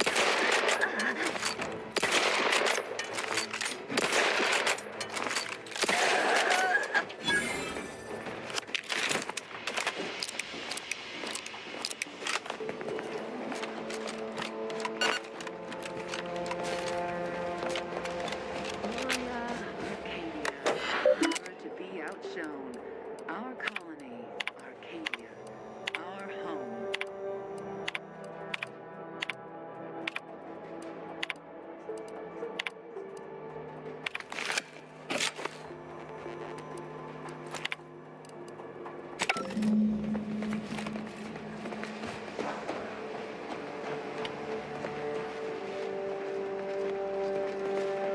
Is there some exit in here? Nope. Go around.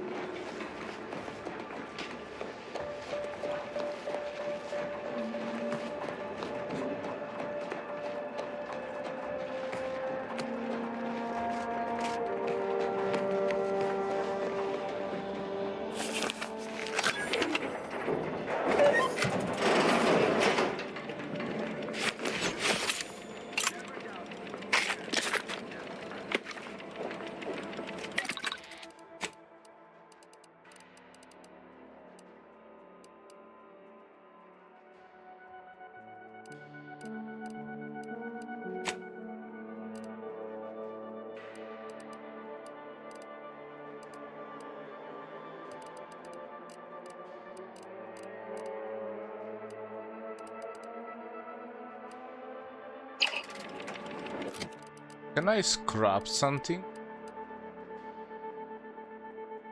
Nope.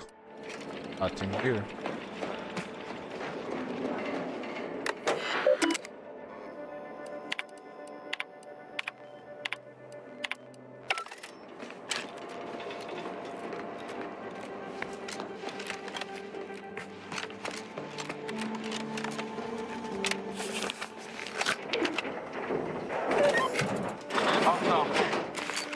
Armed and ready.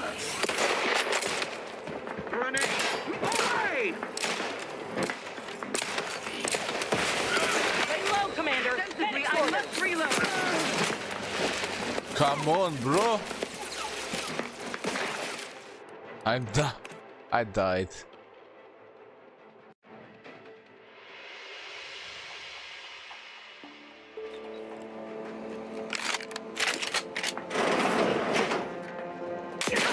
Armed and ready.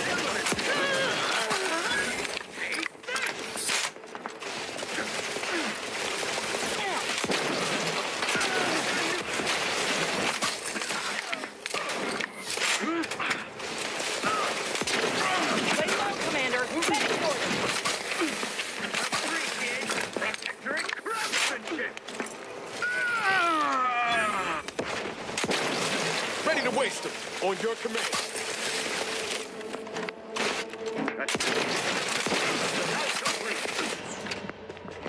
No! Cannot die like this, bro.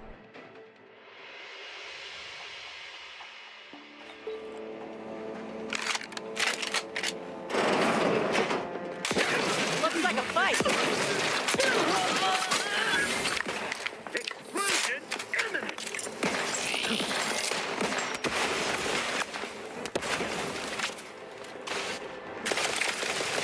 Check enemy lights. Turn on.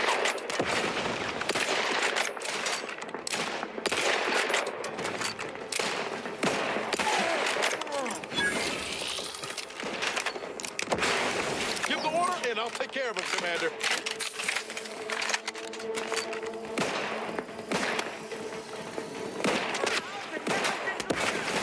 Giving checks. There you are. Taking cover. Grenade. Away! What else? Here, a medic. Invasive element. Too much. Take this.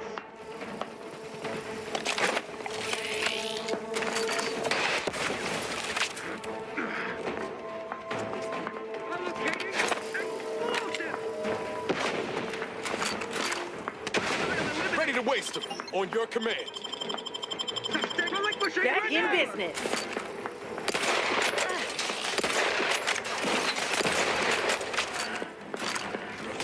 Lay low, Commander. Medic's order.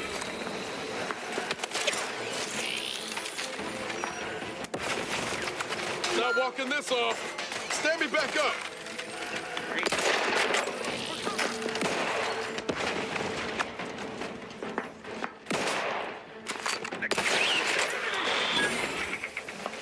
Charging boldly. End this fight on my feet. Almost. Restoring the bomb. Grenade. Away!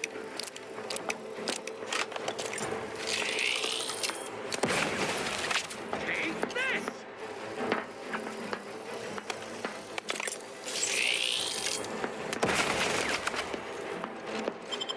Explosion imminent! Seeking cover! Back in business. Allocating. No. Not seeing a shot. Take.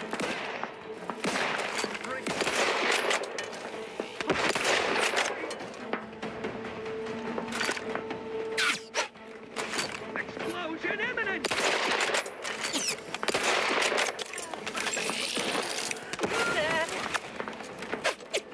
That cover cover.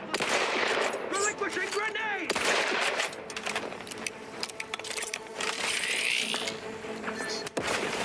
Grenade! Away!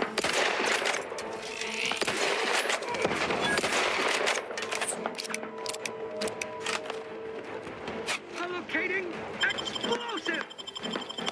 That Stay joined. Take this!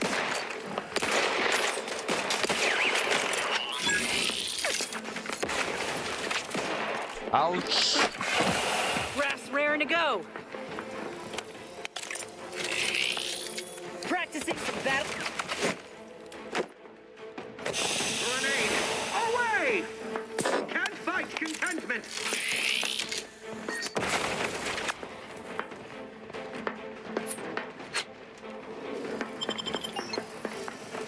Ah, he is dropping grenades. Advance! Yeah. He's steady I do it for driving you. onward!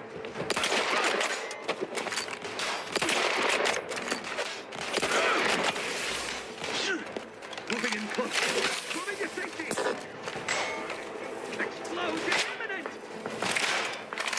Danger is now. Run! Hey, hey! Relinquishing grenade!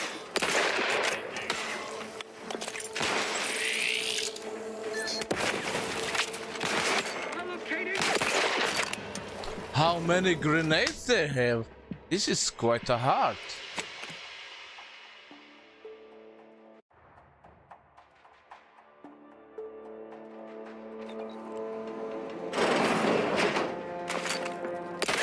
Look alive, Commander.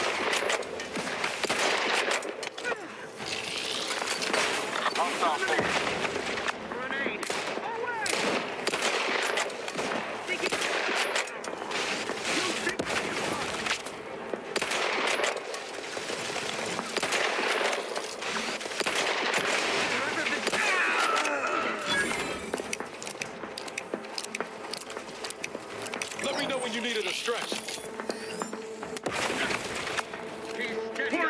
to cover.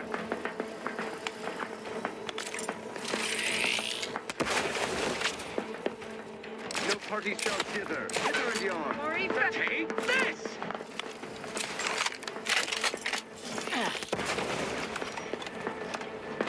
Looking a little woozy there, Commander. Skating or out of Got a distraction for you. Up. Grid 3 moving to cover.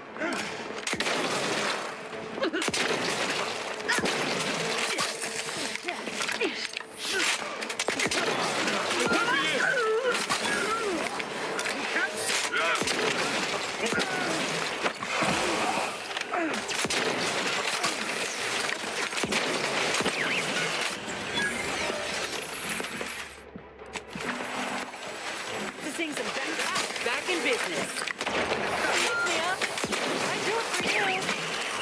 moving in close.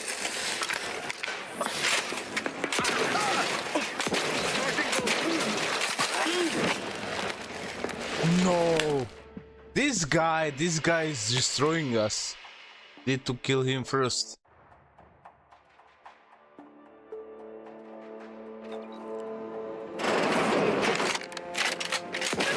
Armed and ready.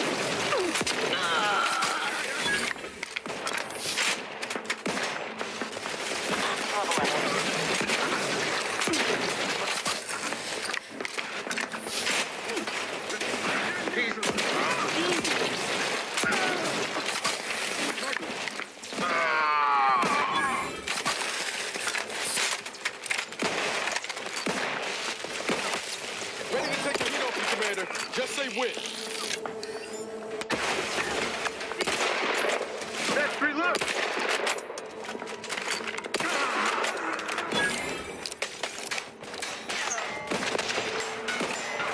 Breaking for cover!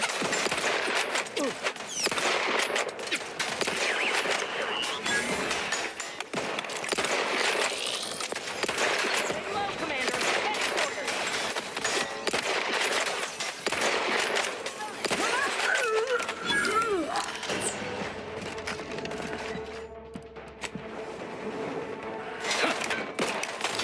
My aftermarket parts are prime.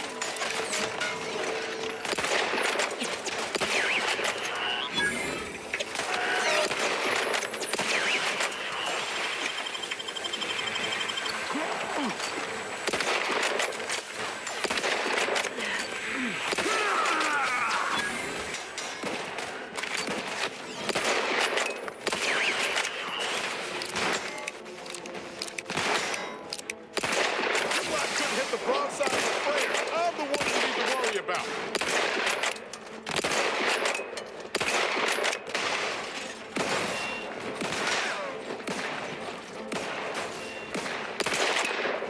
Attempting to give target reacquired.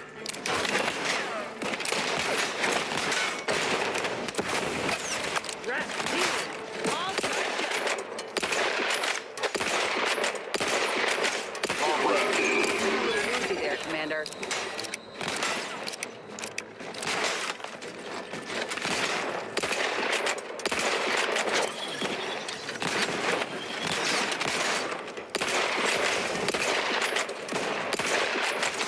Sorry, ain't ready yet.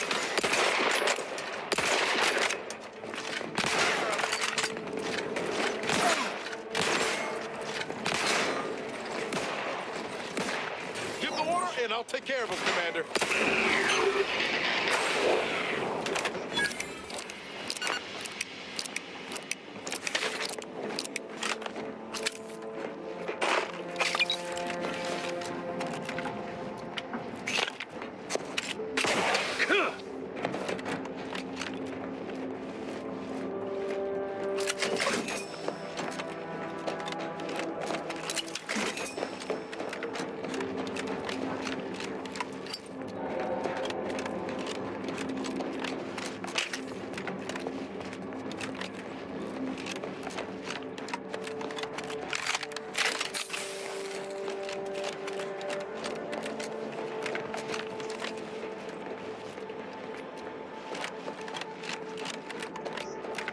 Okay, let's go.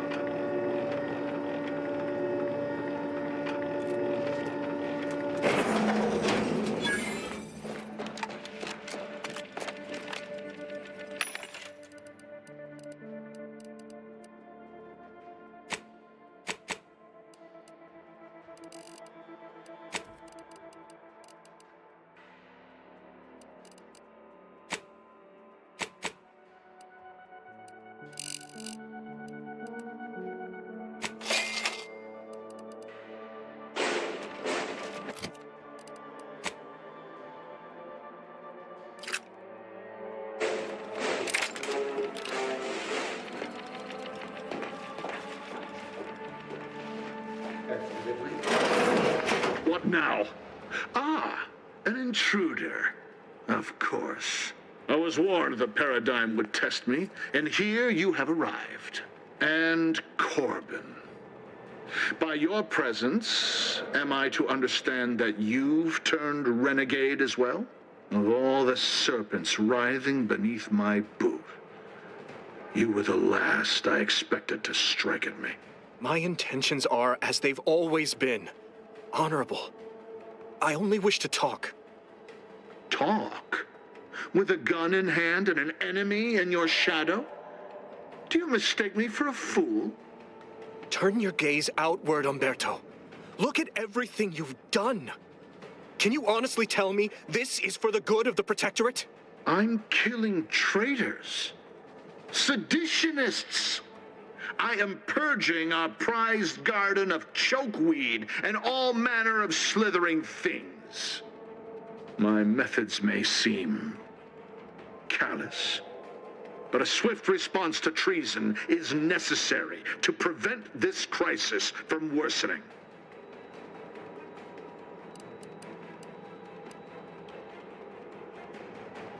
Crisis? Are you talking about war with Auntie's choice? Auntie's choice? Bah! The invaders are vacuous opportunists dead from the collar up. They would not have found purchase here if not for the festering rot already in our soil. Festering rot? Hell of a way to speak of your own forces, Brigadier. Or perhaps your Auntie's choice simply lacks the standards to separate out mediocrity. Nevertheless, I am not afraid to speak what's true. Our great protectorate has lost its way. Years of comfort and plenty without stricter enforcement have softened us, made us weak, undisciplined. If only the Sovereign heeded his consul's wisdom, he could restore the Protectorate's honor, instead of shaming his forebears by leaving such a grave task to others like myself. What action should the Sovereign have taken, in your estimation? He never should have allowed the order to break away. And now he makes himself a recluse when he should be at the head of the proverbial column, leading us against the invaders. If not for the consul, all would fall to ruin. The Protectorate survives not on empty will, but on those with a mind for strategy and the stomach for war. When you speak, I hear the voice of my friend. But not his reason. Not the man who taught me to temper discipline with care for those under my command. If any vestige of that man remains, I believe he'd recognize the need to be relieved of command. And would welcome the friend who gave him the opportunity to do so bloodlessly. The only thing I would welcome in this moment is your head upon a pike, you fraternizer. We're giving you a chance to stand down. You should take it. And if I do not relent, what then? Will you attempt to relieve me of duty by force? If needs must. But I'd rather it didn't come to that. I don't suppose you have anything more to add? Something that might further our purpose? Now would be the time to deploy it. Alright, you wanted me to look on Montelli terminals? Oh, I forgot. You incompetent! I asked you to do one thing! Trusting the enemy to do your bidding. You always were a guileless fool, Corbin. Were it up to me, I would sentence you to the slow and painful traitor's death you deserve. But given the circumstances, your extinction must come quicker. Guards, purge this loathsome treasonist and his odious ally from my sight. Leave none alive. Coming up with something.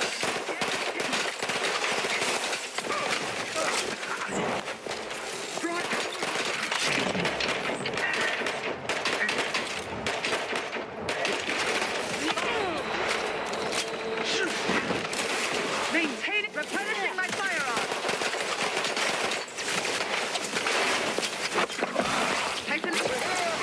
Hold him the head. Hey, got a distraction for you.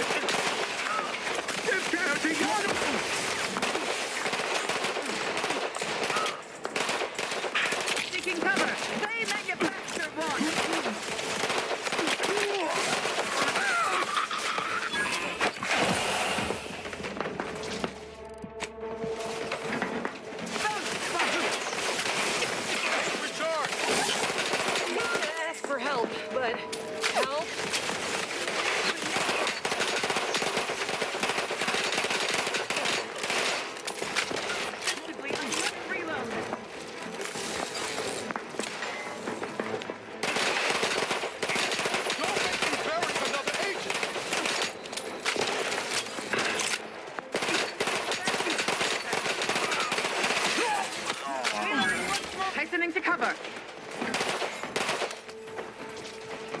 Let me know when you needed a stretch.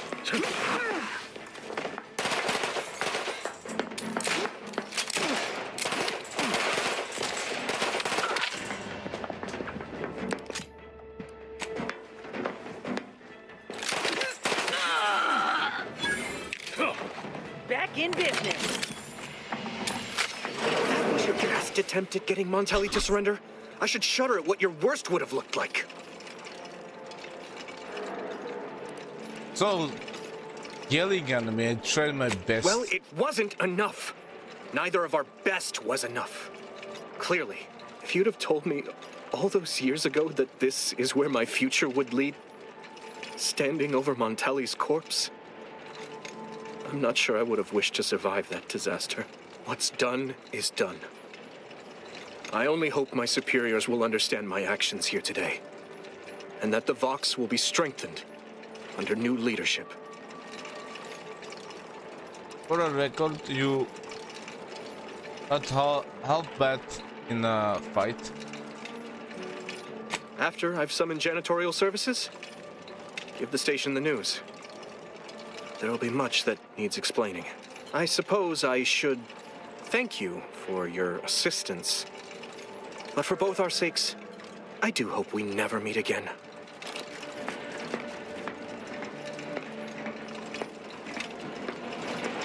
Finally, the control room. The Breeze must have left some evidence behind. Let's poke around. Okay, let's quick save and let's try another outcome.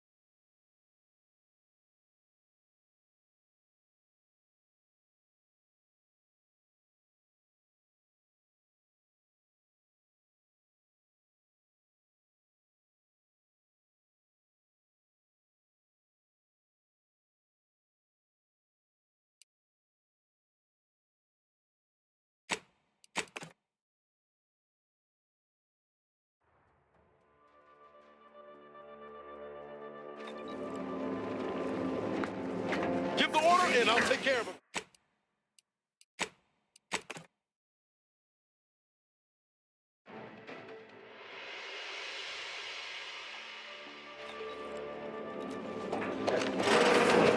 What now? I was Mayan talk turn. My methods may seem. If only the Sovereign heeded his consul's wisdom, he could restore the Protectorate's honor, instead of shaming his forebears by leaving such a grave task to me. The only thing I would welcome in this moment. I don't suppose you have anything more to add. Something that might. I find that doubtful if. Trusting word. Let me know when you.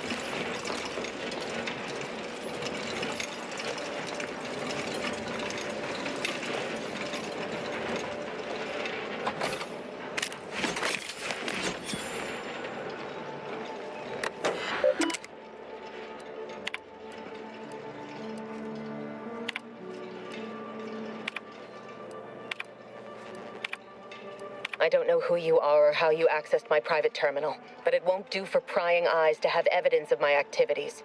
I've triggered the Vox Relay failsafe ejection routine. But worry not. After launching, the station will take several minutes to achieve its pre-programmed self-destruct altitude. So you'll have plenty of time to enjoy the ride before your death.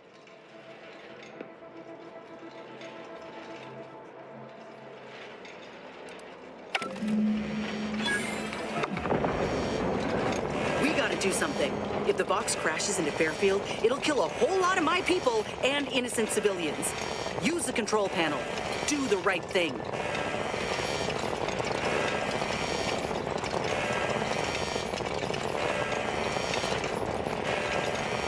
It's a relief to hear you say so. Go on then, Commander. We're short on time as it is.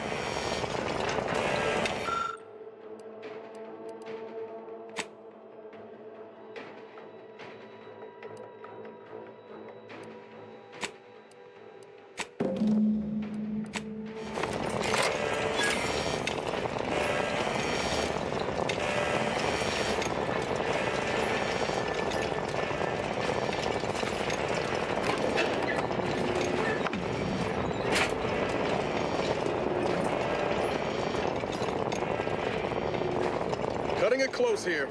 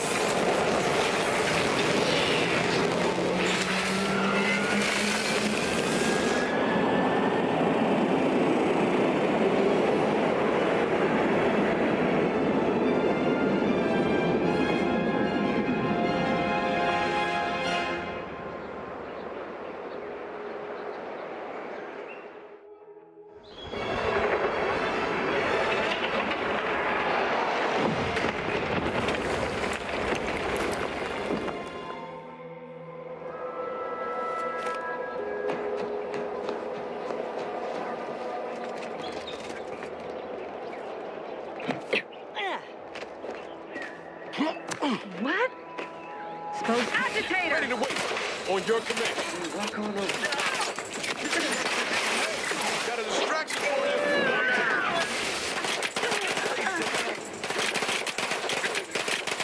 Worry, friend. Rival dispatch!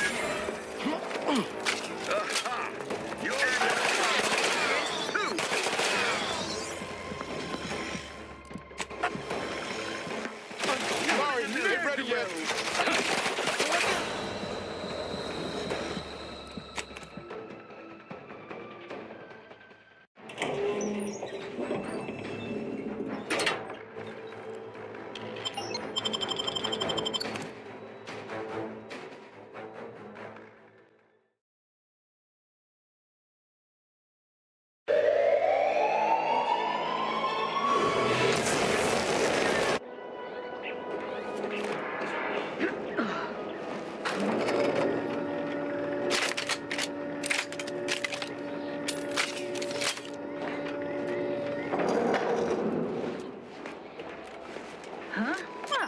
Ready to waste.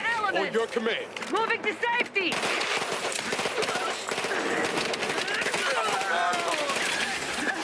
Insides are...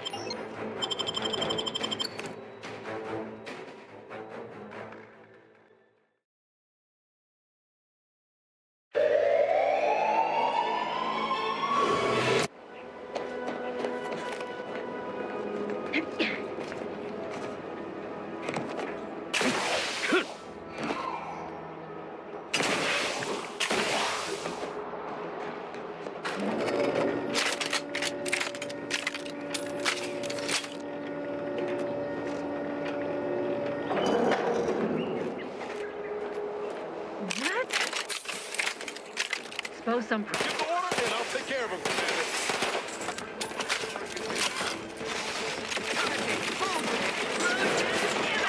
Forever vigilant.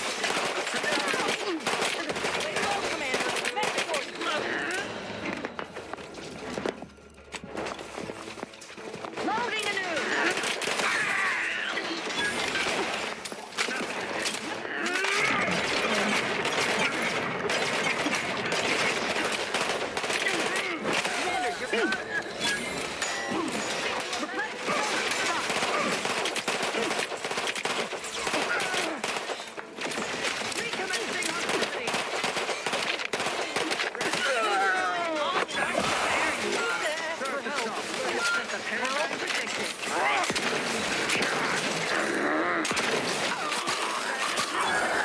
I'm a little busy bleeding out if you haven't noticed.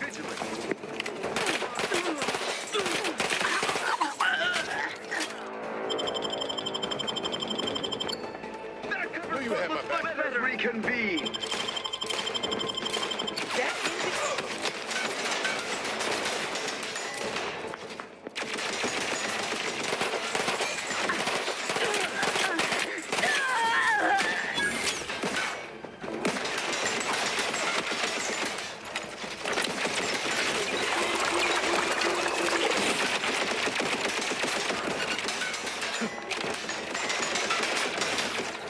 Help me end this fight on my feet!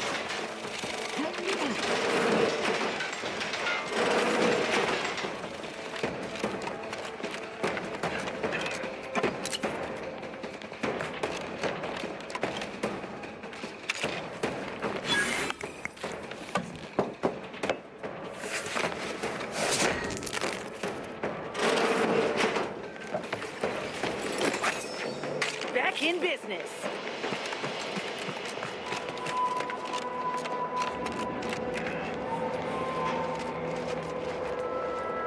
Someone hiding. What's up?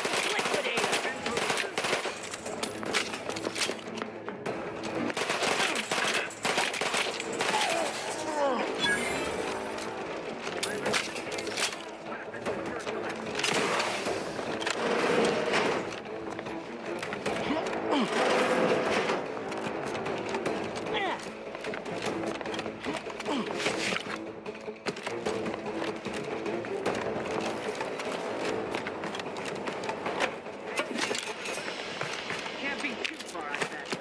Armed and ready.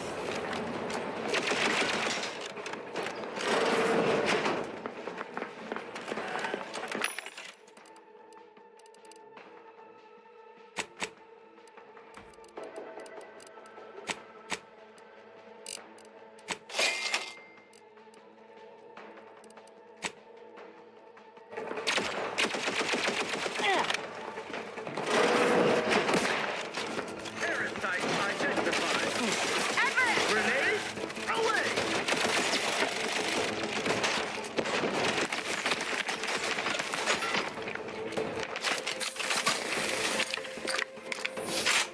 Who's there?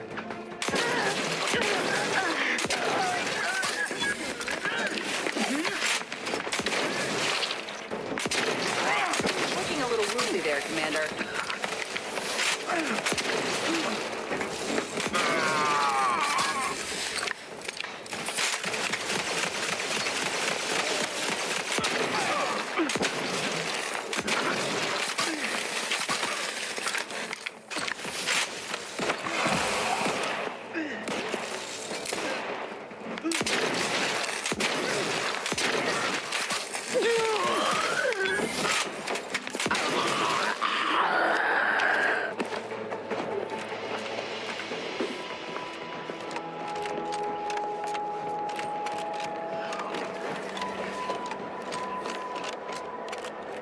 Back again. Thought we were done for you again. I heard fighting. What's going on? We're not Protectorate. We're your ticket out of this hot box. Esculepe sent us. Esculepe? Zeb sent you?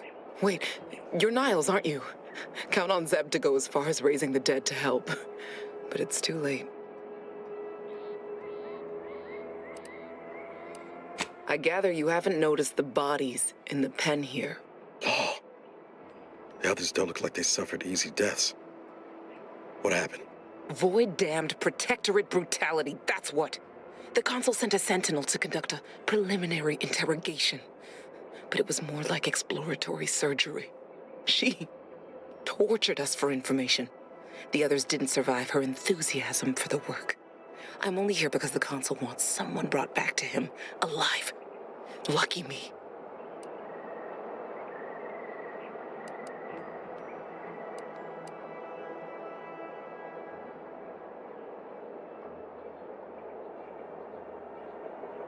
The cipher, right. I managed to memorize it before I was nabbed. 02519W. Should help Zeb decode the intelligence we sent him a whole lot faster. Please don't think me ungrateful for your efforts, but I'm not going anywhere. If you're too hurt to walk, I'm sure the commander and I could... No, it's not that. I need the Sentinel to take me onto that transport. I want her to think she's won. And then, just as we leave orbit, I'm going to blow her pretty ship to pieces. That might just be the most ruthless bait and switch I ever heard. Your friends ought to be proud. Thanks. Funny what ideas come into your head after losing a molar. I'm no martyr. If there was another way to protect Zebulon and our cell, I'd take it. But if I escape, the Protectorate will pursue me, and everyone I care about will be in danger. I'll make it look like an accident. Mechanical failure. When I was being tortured, I saw some frayed wires near the fuel system. With the right spark, I think I can ignite it.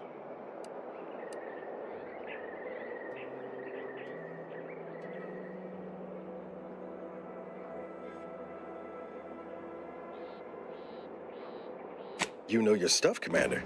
I was just about to point out the same problem. What do you propose, then? Not blowing yourself up, for starters. You know how relentless the Protectorate is. But if I die, that's the end of it. The Consul will turn his attention elsewhere, and our cause can continue in the shadows. Please, if you can help me sabotage the transport, then help me. We don't have much time. Might be I could sabotage the transport from the outside. Make it look like negligent maintenance. What do you think, Commander?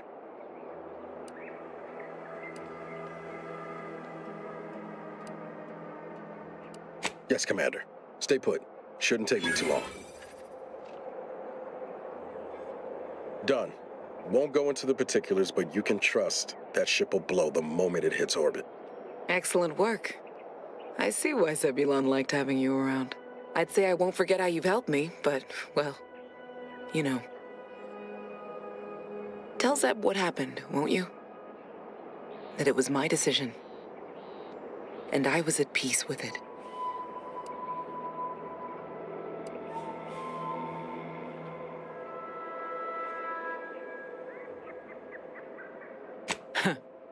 The bravest thing I ever did was start thinking for myself. Everything else after that's been easy. Good luck, Audra. Likewise. And thank you both again.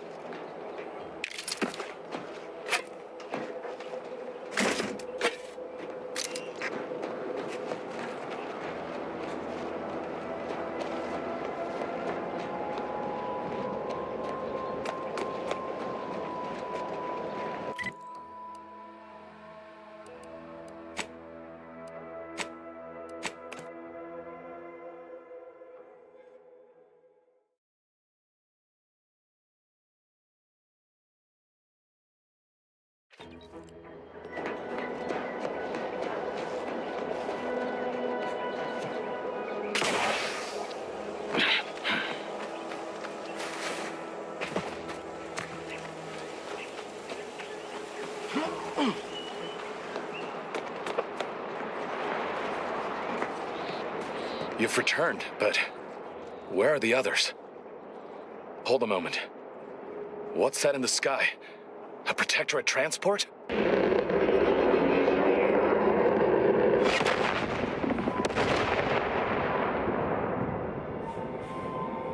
What in the blazes was that?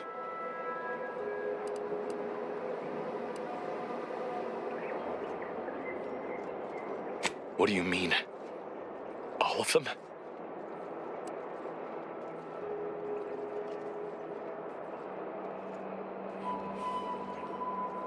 And you didn't think to dissuade her? Damn it, Niles! Our cause isn't served by more corpses.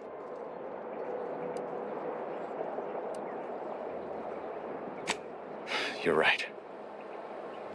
I apologize. Audra was never one for half measures.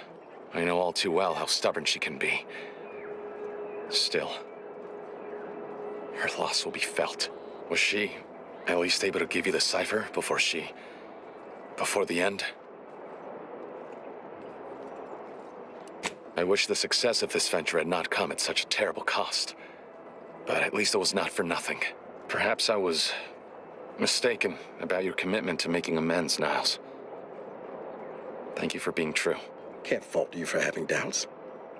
But I have changed. I am changing. I hope you'll both forgive me my earlier disposition. I'm not normally so surly.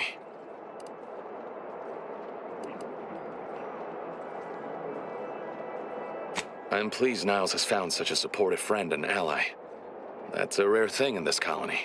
I haven't much to reward you with, but take this. It's something I had started on for Niles long ago. Hopefully it fits. This information came at a steep price, but I'll put it to good use. Expect to hear from me should our cause require further assistance from the Earth Directorate's best.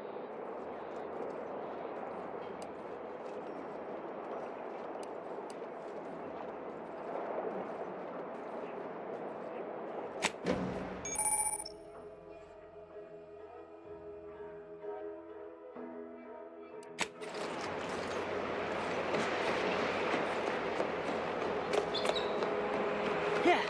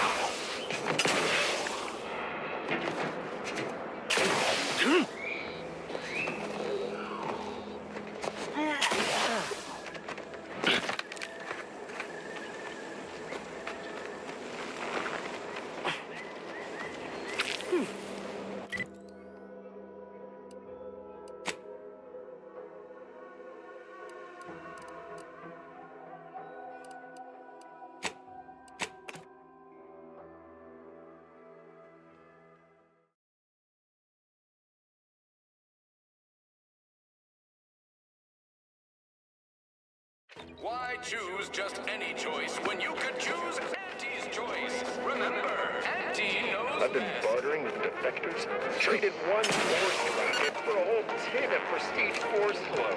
Straight up. I ain't even close to hitting rock bottom yet. Middling bottom, sure, but not rock bottom.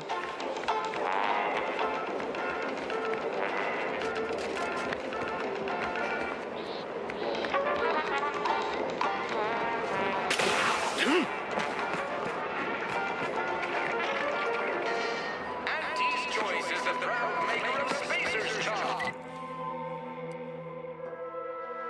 G-Brew and antibiotics. Everything you need to get through your day. I do not know how it occurred, but Westport was obliterated. With the town, so goes my possibility for promotion. And our continued working together. So many dead. So many potential careers ruined. It seems I have much to learn about the nature of war. Please, take leave of me. I have an uncertain future to ponder.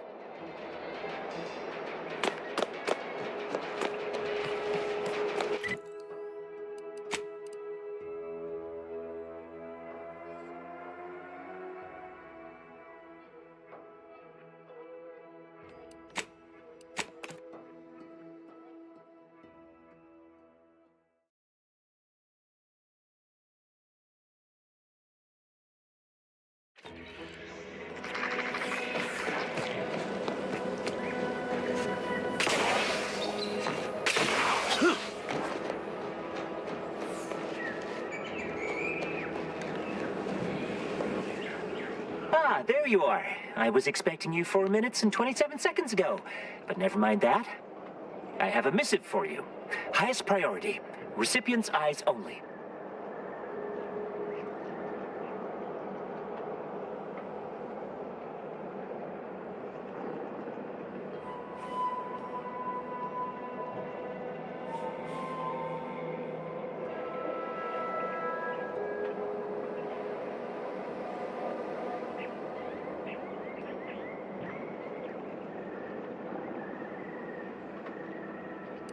All I can tell you is that it is from Arcadia's most judicious custodians, the Order of the Ascendant.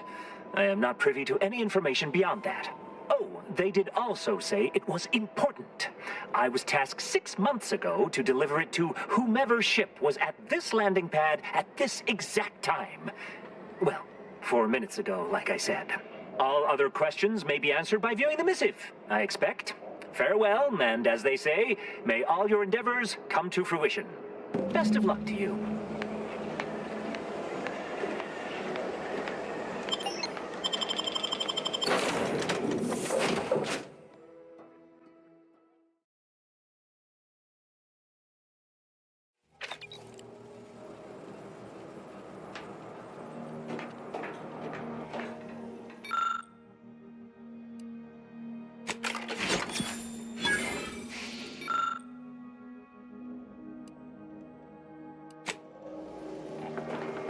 Time to watch whatever it was the messenger had for us.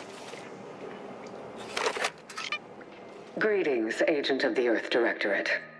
I am Ruth Bassar, presiding Bishop of the Order of the Ascendant.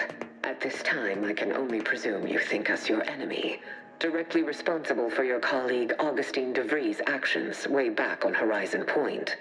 I assure you, we were not. A splinter group was behind that heresy. The collective of scientists and scholars I lead are committed to elevating humanity by pursuing a greater understanding of reality. I believe our goals are not incompatible. We both oppose the Protectorate, and we both wish to preserve Arcadia from ruin. We can help each other. I entreat you to speak with Abbot Newell. He can be found in Golden Ridge at Matriarch's Mercy. He will aid you in your mission, and hopefully, you will see fit to aid us in ours. Nav key coordinates to the Golden Ridge landing pad on Dorado are embedded in this message. Go forth as was determined, and may the plan guide you. Well, who could turn down an invitation like that? To Golden Ridge, Commander?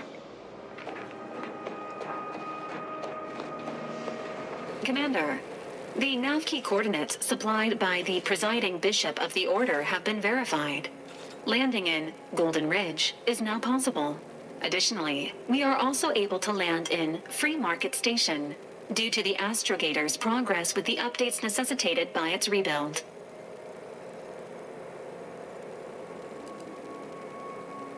Golden Ridge is located on Dorado. It is home to the Alexandra Monastery and Matriarch's Mercy, as well as previously being a center for mining Zeranium. The Protectorate abandoned it soon after the invasion, leaving Auntie's Choice and the Order of the Ascendant to fight for control of the area and its resources.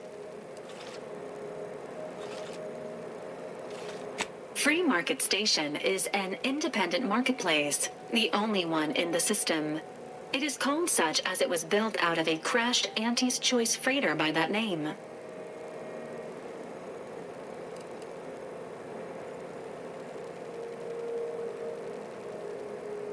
Agent Ibarra prioritized your recovery above pursuing Agent DeVries.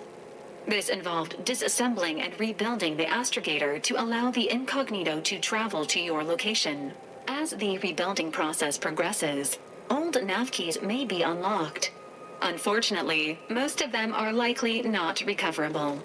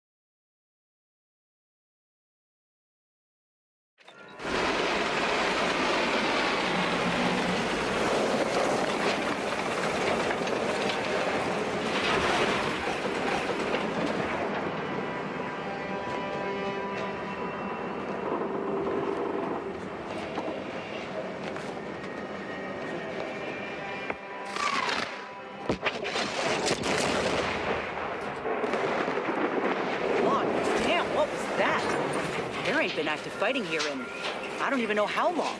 We got bases down there. If one of them got hit, then that strike will be the first of many.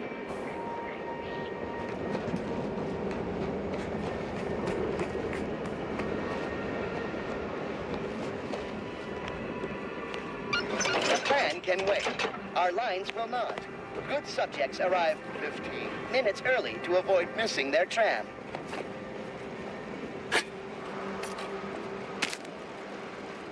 Thank you for picking up your personal belongings. We must all work together to keep Golden Ridge beautiful.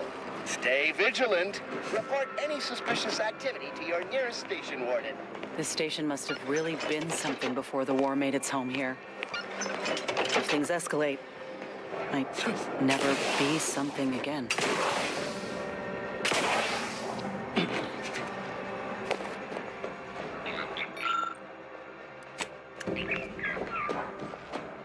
Attention passenger.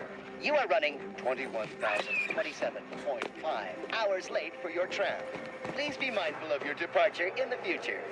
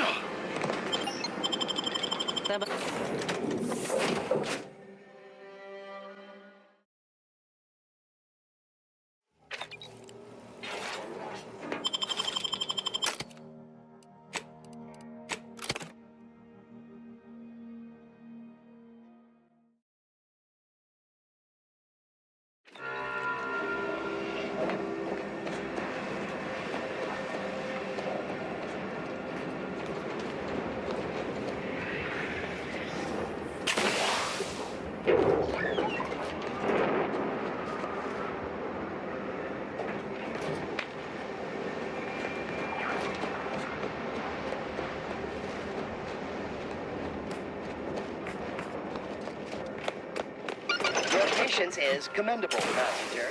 Please continue waiting quietly until the next tram arrives.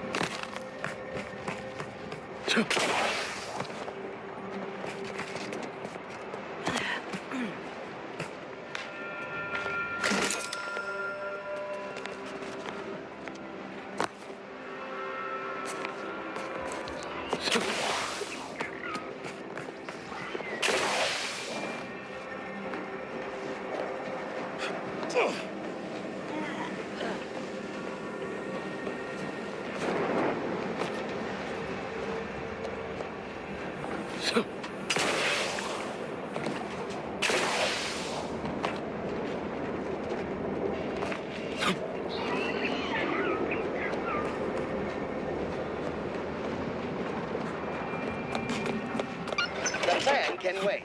Our lines will not. Good subjects arrive 15 minutes early to avoid missing their tram.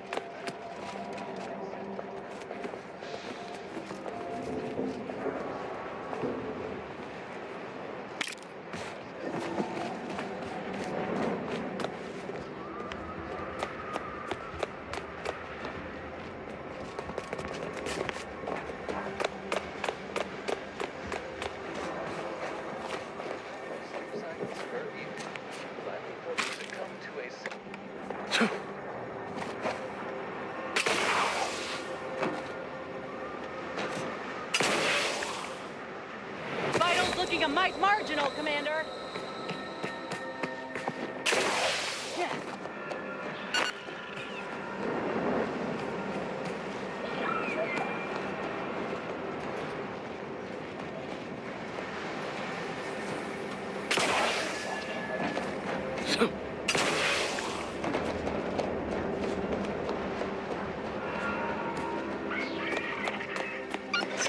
vigilant. Report any suspicious activity to your nearest station warden.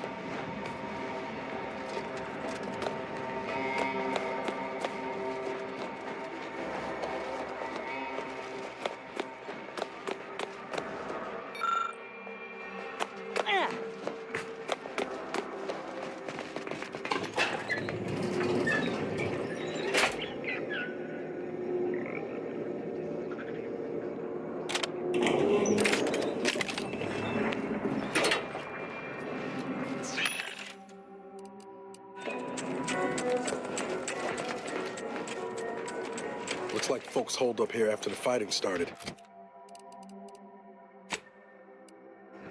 Guess not everybody was eager to take sides.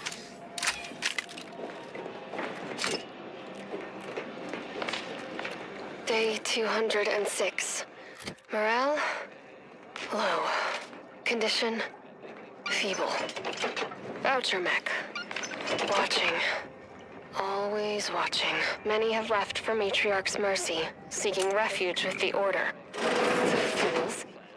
Can't they see the Order is no different from the Protectorate? The Order won't... Incessant muttering to oneself may disturb fellow passengers. Further conduct violations may warrant notification of the Left your bent on exploring? Best we hoof it over to Matriarch's mercy and meet with Such that threats Abbott compel me Bassar no mission. longer. I now answer to no one. I've seen through the lies of both sides. In time, everyone will. Unwarranted optimism may be a sign of a more serious imbalance. Please see a curativist before boarding. With peak efficiency, from cradle to grave.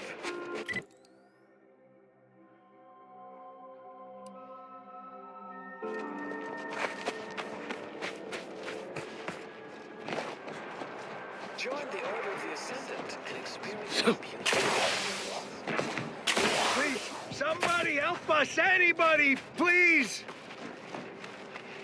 Finally, some help. We desperately need aid. Desperately. My family and I, we was making our way to the mercy camp for us refugees. We were set upon. My wife, my son were injured. Can't move them by myself. I had to leave them just past this tunnel so as I could go for help. But being alone is even more riskier. The Varachnids, I chased them off, but they'll be back. Please help us. Ain't nothing I can do for them, but you got weapon and medicines and can get us to the camp. Please. I don't... Vary, by my guess. She was bit on the thigh, high, like, can see bone. Or maybe white means infected. She's screaming all the time when she's awake. Then she goes to sleep. She's in agony. And my son ain't waked since the attack. Hurry, please. We must hurry, or they'll be eaten. Or worse.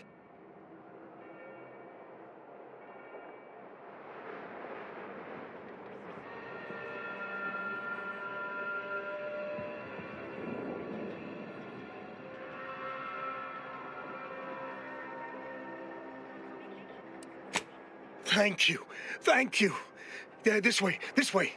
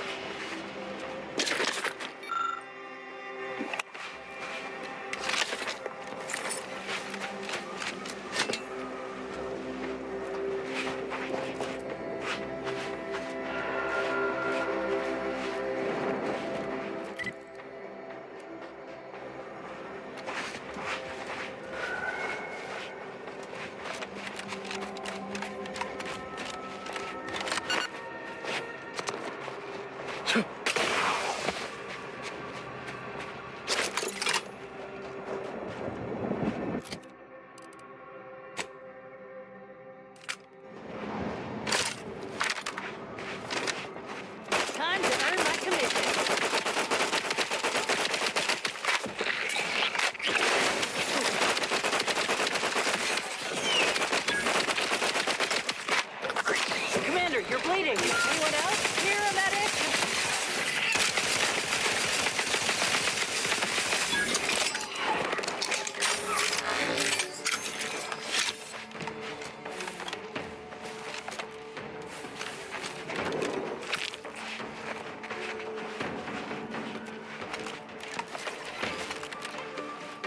Back in business.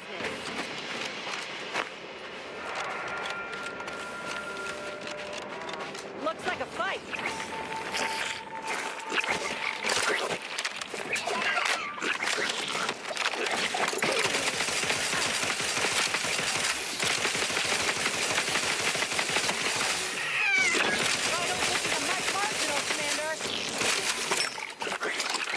Let me know when you need a restraint. Not seeing a shot. Grab the claw, England.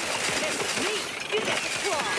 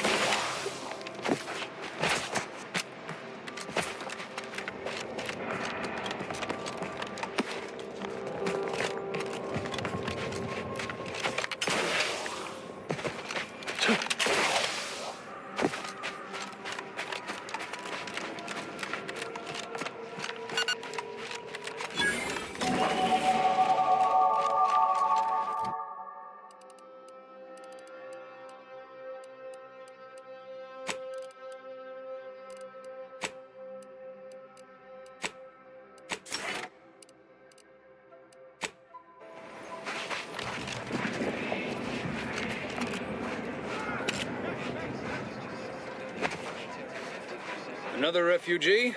Just a moment. Allowing anyone into Matriarch's Mercy unprocessed will upset the precarious ratio of refugees to aid. We should have an opportunity for placement in approximately 7.85 days, presuming no unforeseen alterations.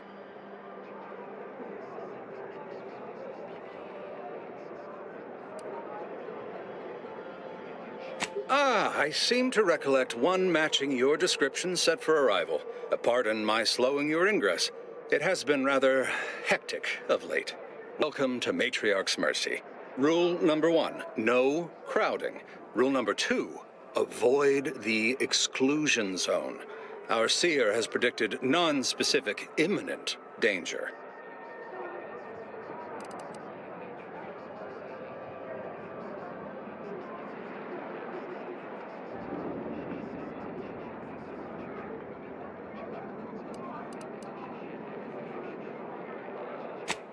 thought the name was self-explanatory. Our seer predicted that a corner of the encampment is in terrible danger. Danger from what? Or when? Unclear. Stay away from it, and, in all probability, you won't have to find out.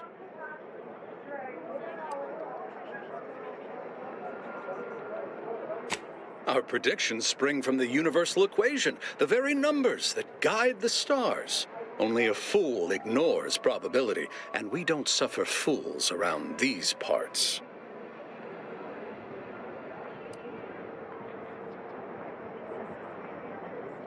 Safety and probability are incompatible. Eventually, nowhere will be safe, including here.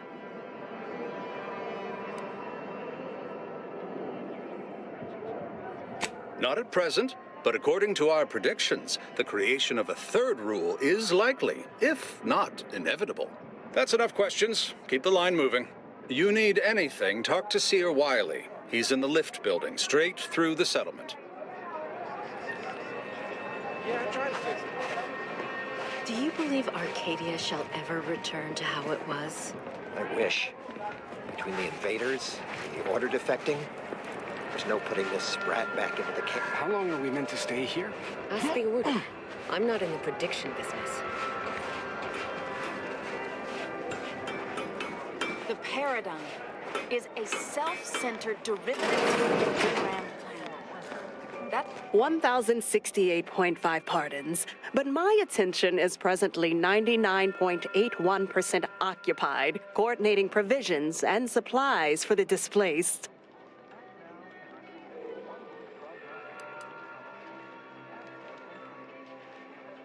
I have zero allotted time for random queries, at present or in the foreseeable future. But very well. As the assigned provisioner, I am responsible for coordinating the requisition and distribution of comestibles, medicinals, and miscellaneous vital supplies. The overwhelming majority of my time is dedicated to this, leaving only moments to see to the Order's needs in the settlement. But it is an effort I undertake with great relish. You may not have noticed, but the refugees do not want for food or medicine.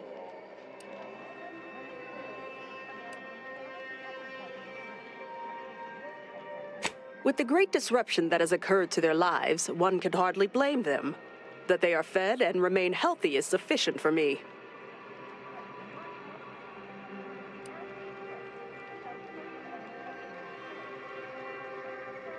The Order of the Ascendant is dedicated to the ascension of humanity. Our ultimate goal may not be reached in our lifetime. If I can help others in need today, I shall do so to the utmost extent of my abilities and resources. Appreciate you respecting my time. By the law. It's you. Oh, thank the architect you're finally here. I've scarcely breathed while hoping you'd come. I am in desperate need of your help.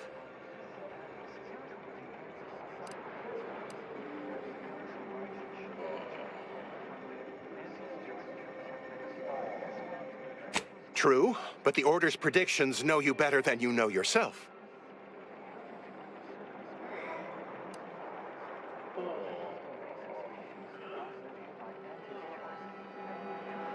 Recently, I had a rare opportunity to ask the Seer for guidance. He told me that a dashing outsider would answer my prayers. I feared the prediction was a fluke, but here you are, a dashing outsider standing before me.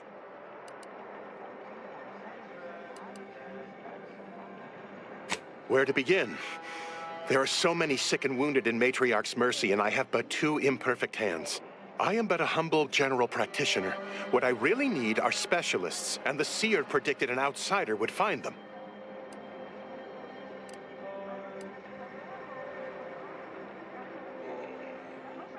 Might have time to patch up one or two patients before we head out. I used to be a combat medic. A good one, too. You also strike me as someone on the go. I need committed medical employees, not a freelancer. The Seer gave me a datapad with explicit instructions that I not read it, for my intervention could only throw probability into disarray.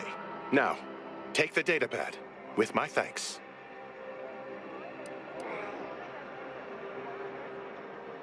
How can I be of service?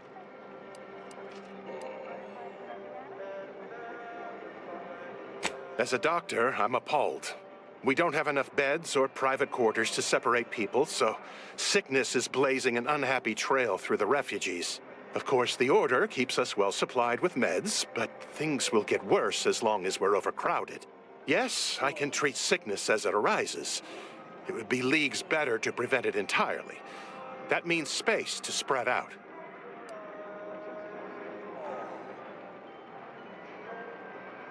Since you asked, you can run this medicine to Horst Lambing. Just don't shake the man's hand. He has a habit of coughing into his palm when he covers it at all.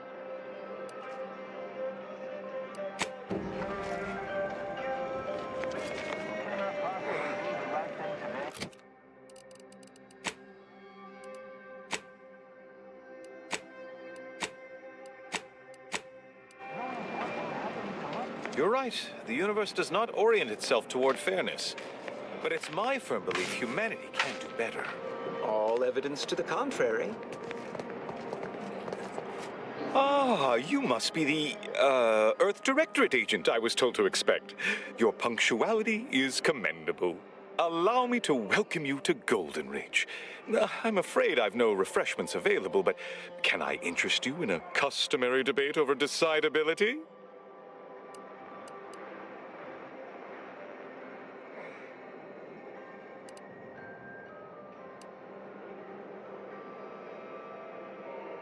Logic, primarily. The study of correct reasoning, sequence, consequence relation. But I see by the glaze in your eyes that's of no interest to you, so let's move on, shall we? The presiding bishop sent word of your imminent arrival. However, pursuant to our normal standards of compartmentalization, she was scant on the details of your mission. That said, I've been instructed to assist you however I can. So, tell me, what brings you to Golden Ridge?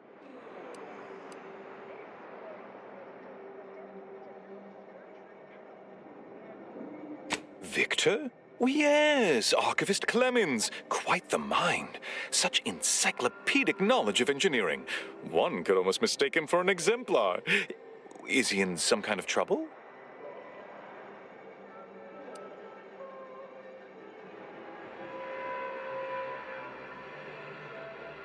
Victor Clemens, some kind of radical.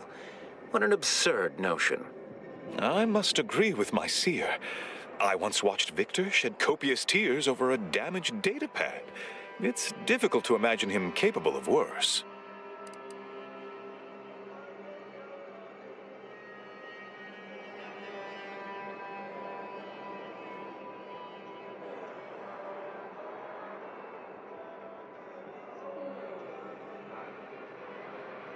And that may well be true.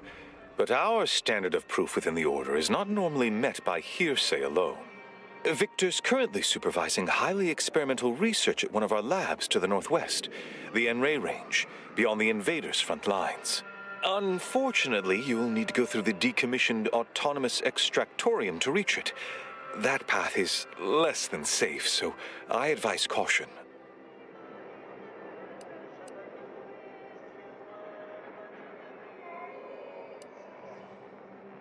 Besides the highly caustic Zeranium River and the Mantisaurs, we've also received reports of mad cultists in the area. It does make me wonder why Victor decided to stay.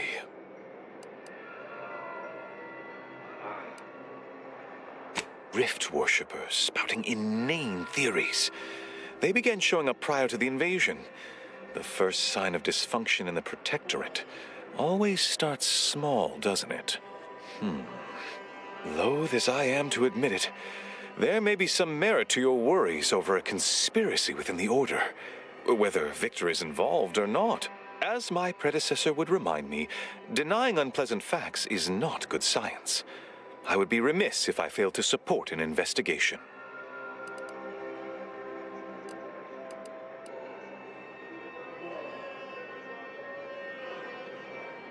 No doubt you heard of the recent attack launched on that Anti's Choice base, Outpost Opportunity. It came from one of our facilities, the Zeranium Manufactory. But that facility is intended for research, not military action. I hate thinking an Order member responsible, but given the precision of the attack, it does suggest traitors in our midst. It would undoubtedly benefit both of us to root them out. Respectfully, Scholar, given current tensions, should we really be trusting such a delicate task to this stranger? Would an internal review of our ranks not be more appropriate?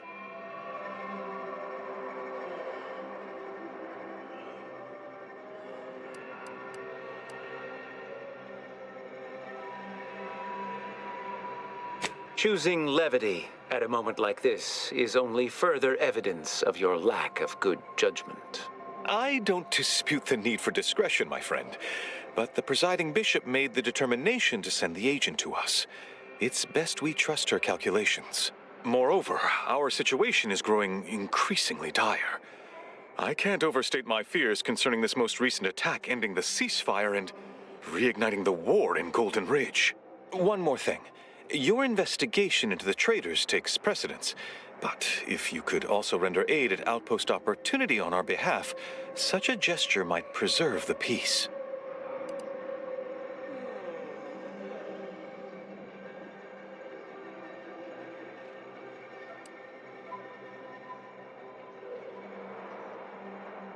Most assuredly not. It would eliminate the entire point of the ceasefire. Please convey that fact to whomever you speak with.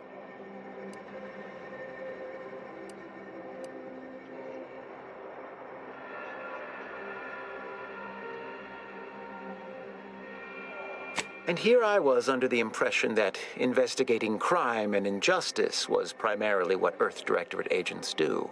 He's got us there, Commander. At any rate, I trust whatever's uncovered over the course of this investigation will serve as compensation enough.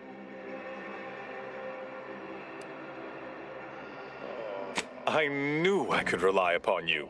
Ruth wouldn't have sent you otherwise. Here, take this writ of investigative inquiry.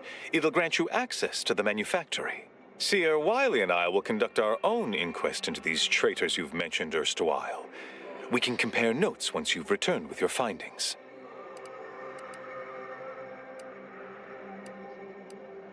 Illuminating the path to true erudition is an abbot's moral duty. Whatever I can tell you, I will.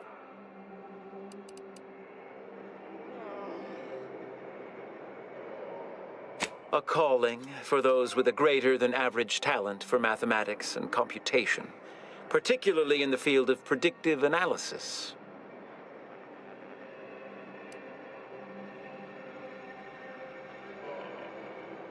Yes.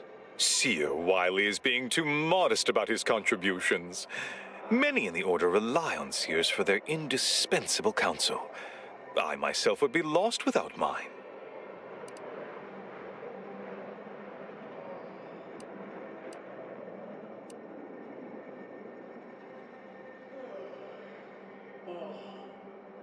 Oh, indeed. I needn't educate you on what you can see with your very eyes. There is a great deal of pressure on me to navigate what is a rather novel situation. Without Wiley, I dare say our predicament here would be even more precarious. Many lives depend on him, on us both. Why, Matriarch's Mercy would not be the refuge it is without his predictions shepherding its development.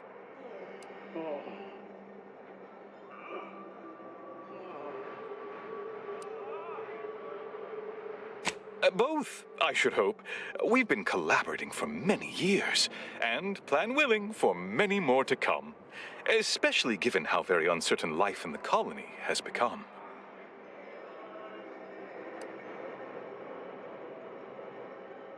That is a statue of the matriarch, Alexandra Varric, Arcadia's founder and for whom the monastery was named after. Regrettably, Alexandra Monastery is closed to non-Order members at the moment, given recent troubles. But perhaps Seer Wiley can give us an estimation of its reopening. Oh, certainly. According to my calculations, the monastery will be accessible to certain members of the public shortly. Ha! Good news indeed.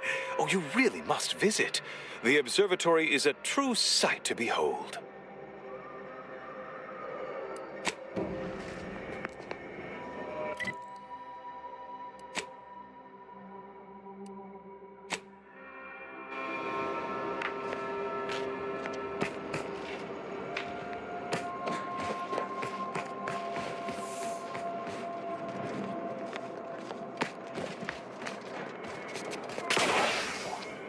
Where to first, Commander?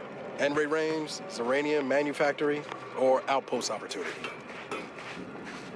What happened to this place?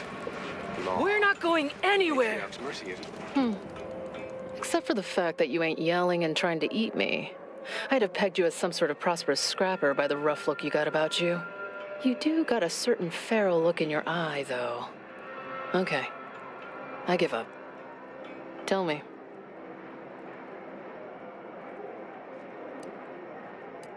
May Huffstetler, formerly Auntie's Choice, Department of Invasive Marketing. Now, the voice of the displaced. That's what those in the Order call me, leastways. An unofficial sobriquet, likely meant as a petulant slight. On account I object. Louder. More often than the rest. Those of us ended up here have very little except needs. I turn those into demands for reasons of clarity and import.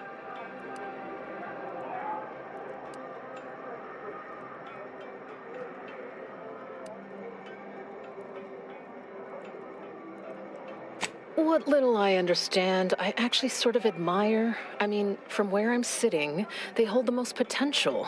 If only they worked harder to realize it. Because really, at the end of the day, ill intent and neglect feel pretty much the same. Happy as I am to make your acquaintance, I'm busy staking our claim over the exclusion zone, so if you'll excuse me.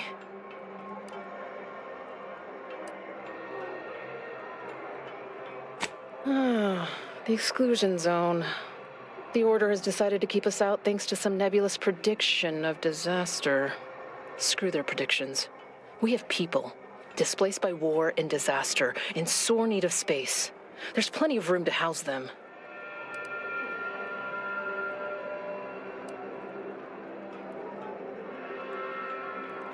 Chance of life-threatening peril from a yet-to-be-determined catastrophe were the administrant's words. Not what I would call specific. I honestly don't give the slightest whit about the Order's idea of math or whatever calculation tells them that a catastrophe may or may not occur. I couldn't get anywhere with Administrant Agarwal, but you, maybe you'll have better luck.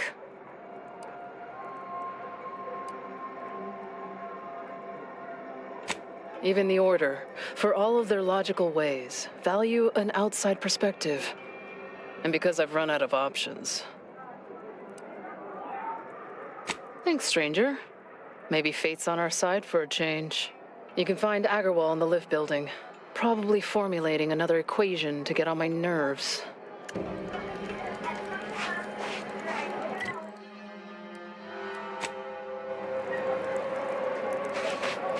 Where do we go now? Another refugee camp? Another colony? What is it? I have 15 seconds of allotted time for non-specific discourse, so choose your words with expediency. Oh, don't tell me. You're here on behalf of the voice of the displaced, aren't you?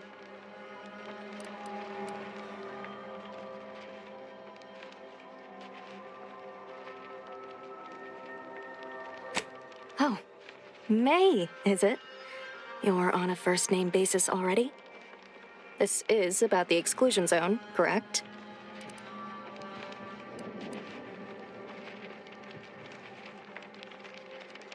Were that it only that simple, but she ignores essential variables of the equation. You see, the Seer predicted that a calamity would befall the exclusion zone, warning that the barrier must not be crossed. But the ever-disruptive voice of the displaced is dead set on occupying the exclusion zone anyway, laughing in the face of certain peril.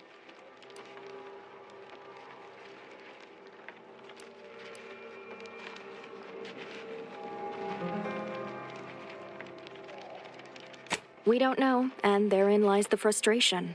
The Seer has augured death for anyone who enters the exclusion zone. Yes, you heard me right. Death. Furthermore, and I quote, an outside mediator, having earned the confidence of both sides, has a high likelihood of clearing up an ongoing dispute. And now the voice has involved you. How auspicious. Perhaps you are the outside mediator who was foretold.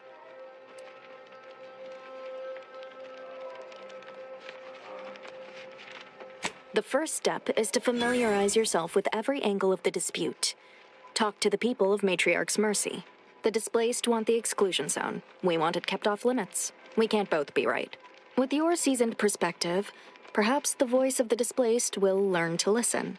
Any questions before you get started?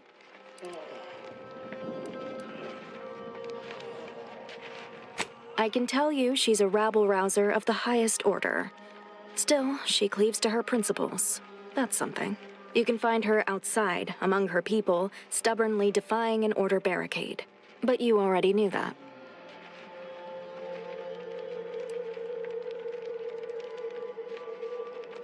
Novice Seer Vicarage should have ample time to illuminate you on the Order's forecast modeling methods.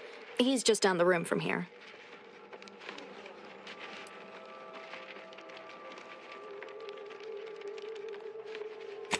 According to predictions, yes. Or at least, my interpretation of them. I am reasonably certain, more than usual, in fact. Many people around camp support or object to our methods. Speak to them, form your own opinion, and when you are ready, we will decide the fate of the exclusion zone.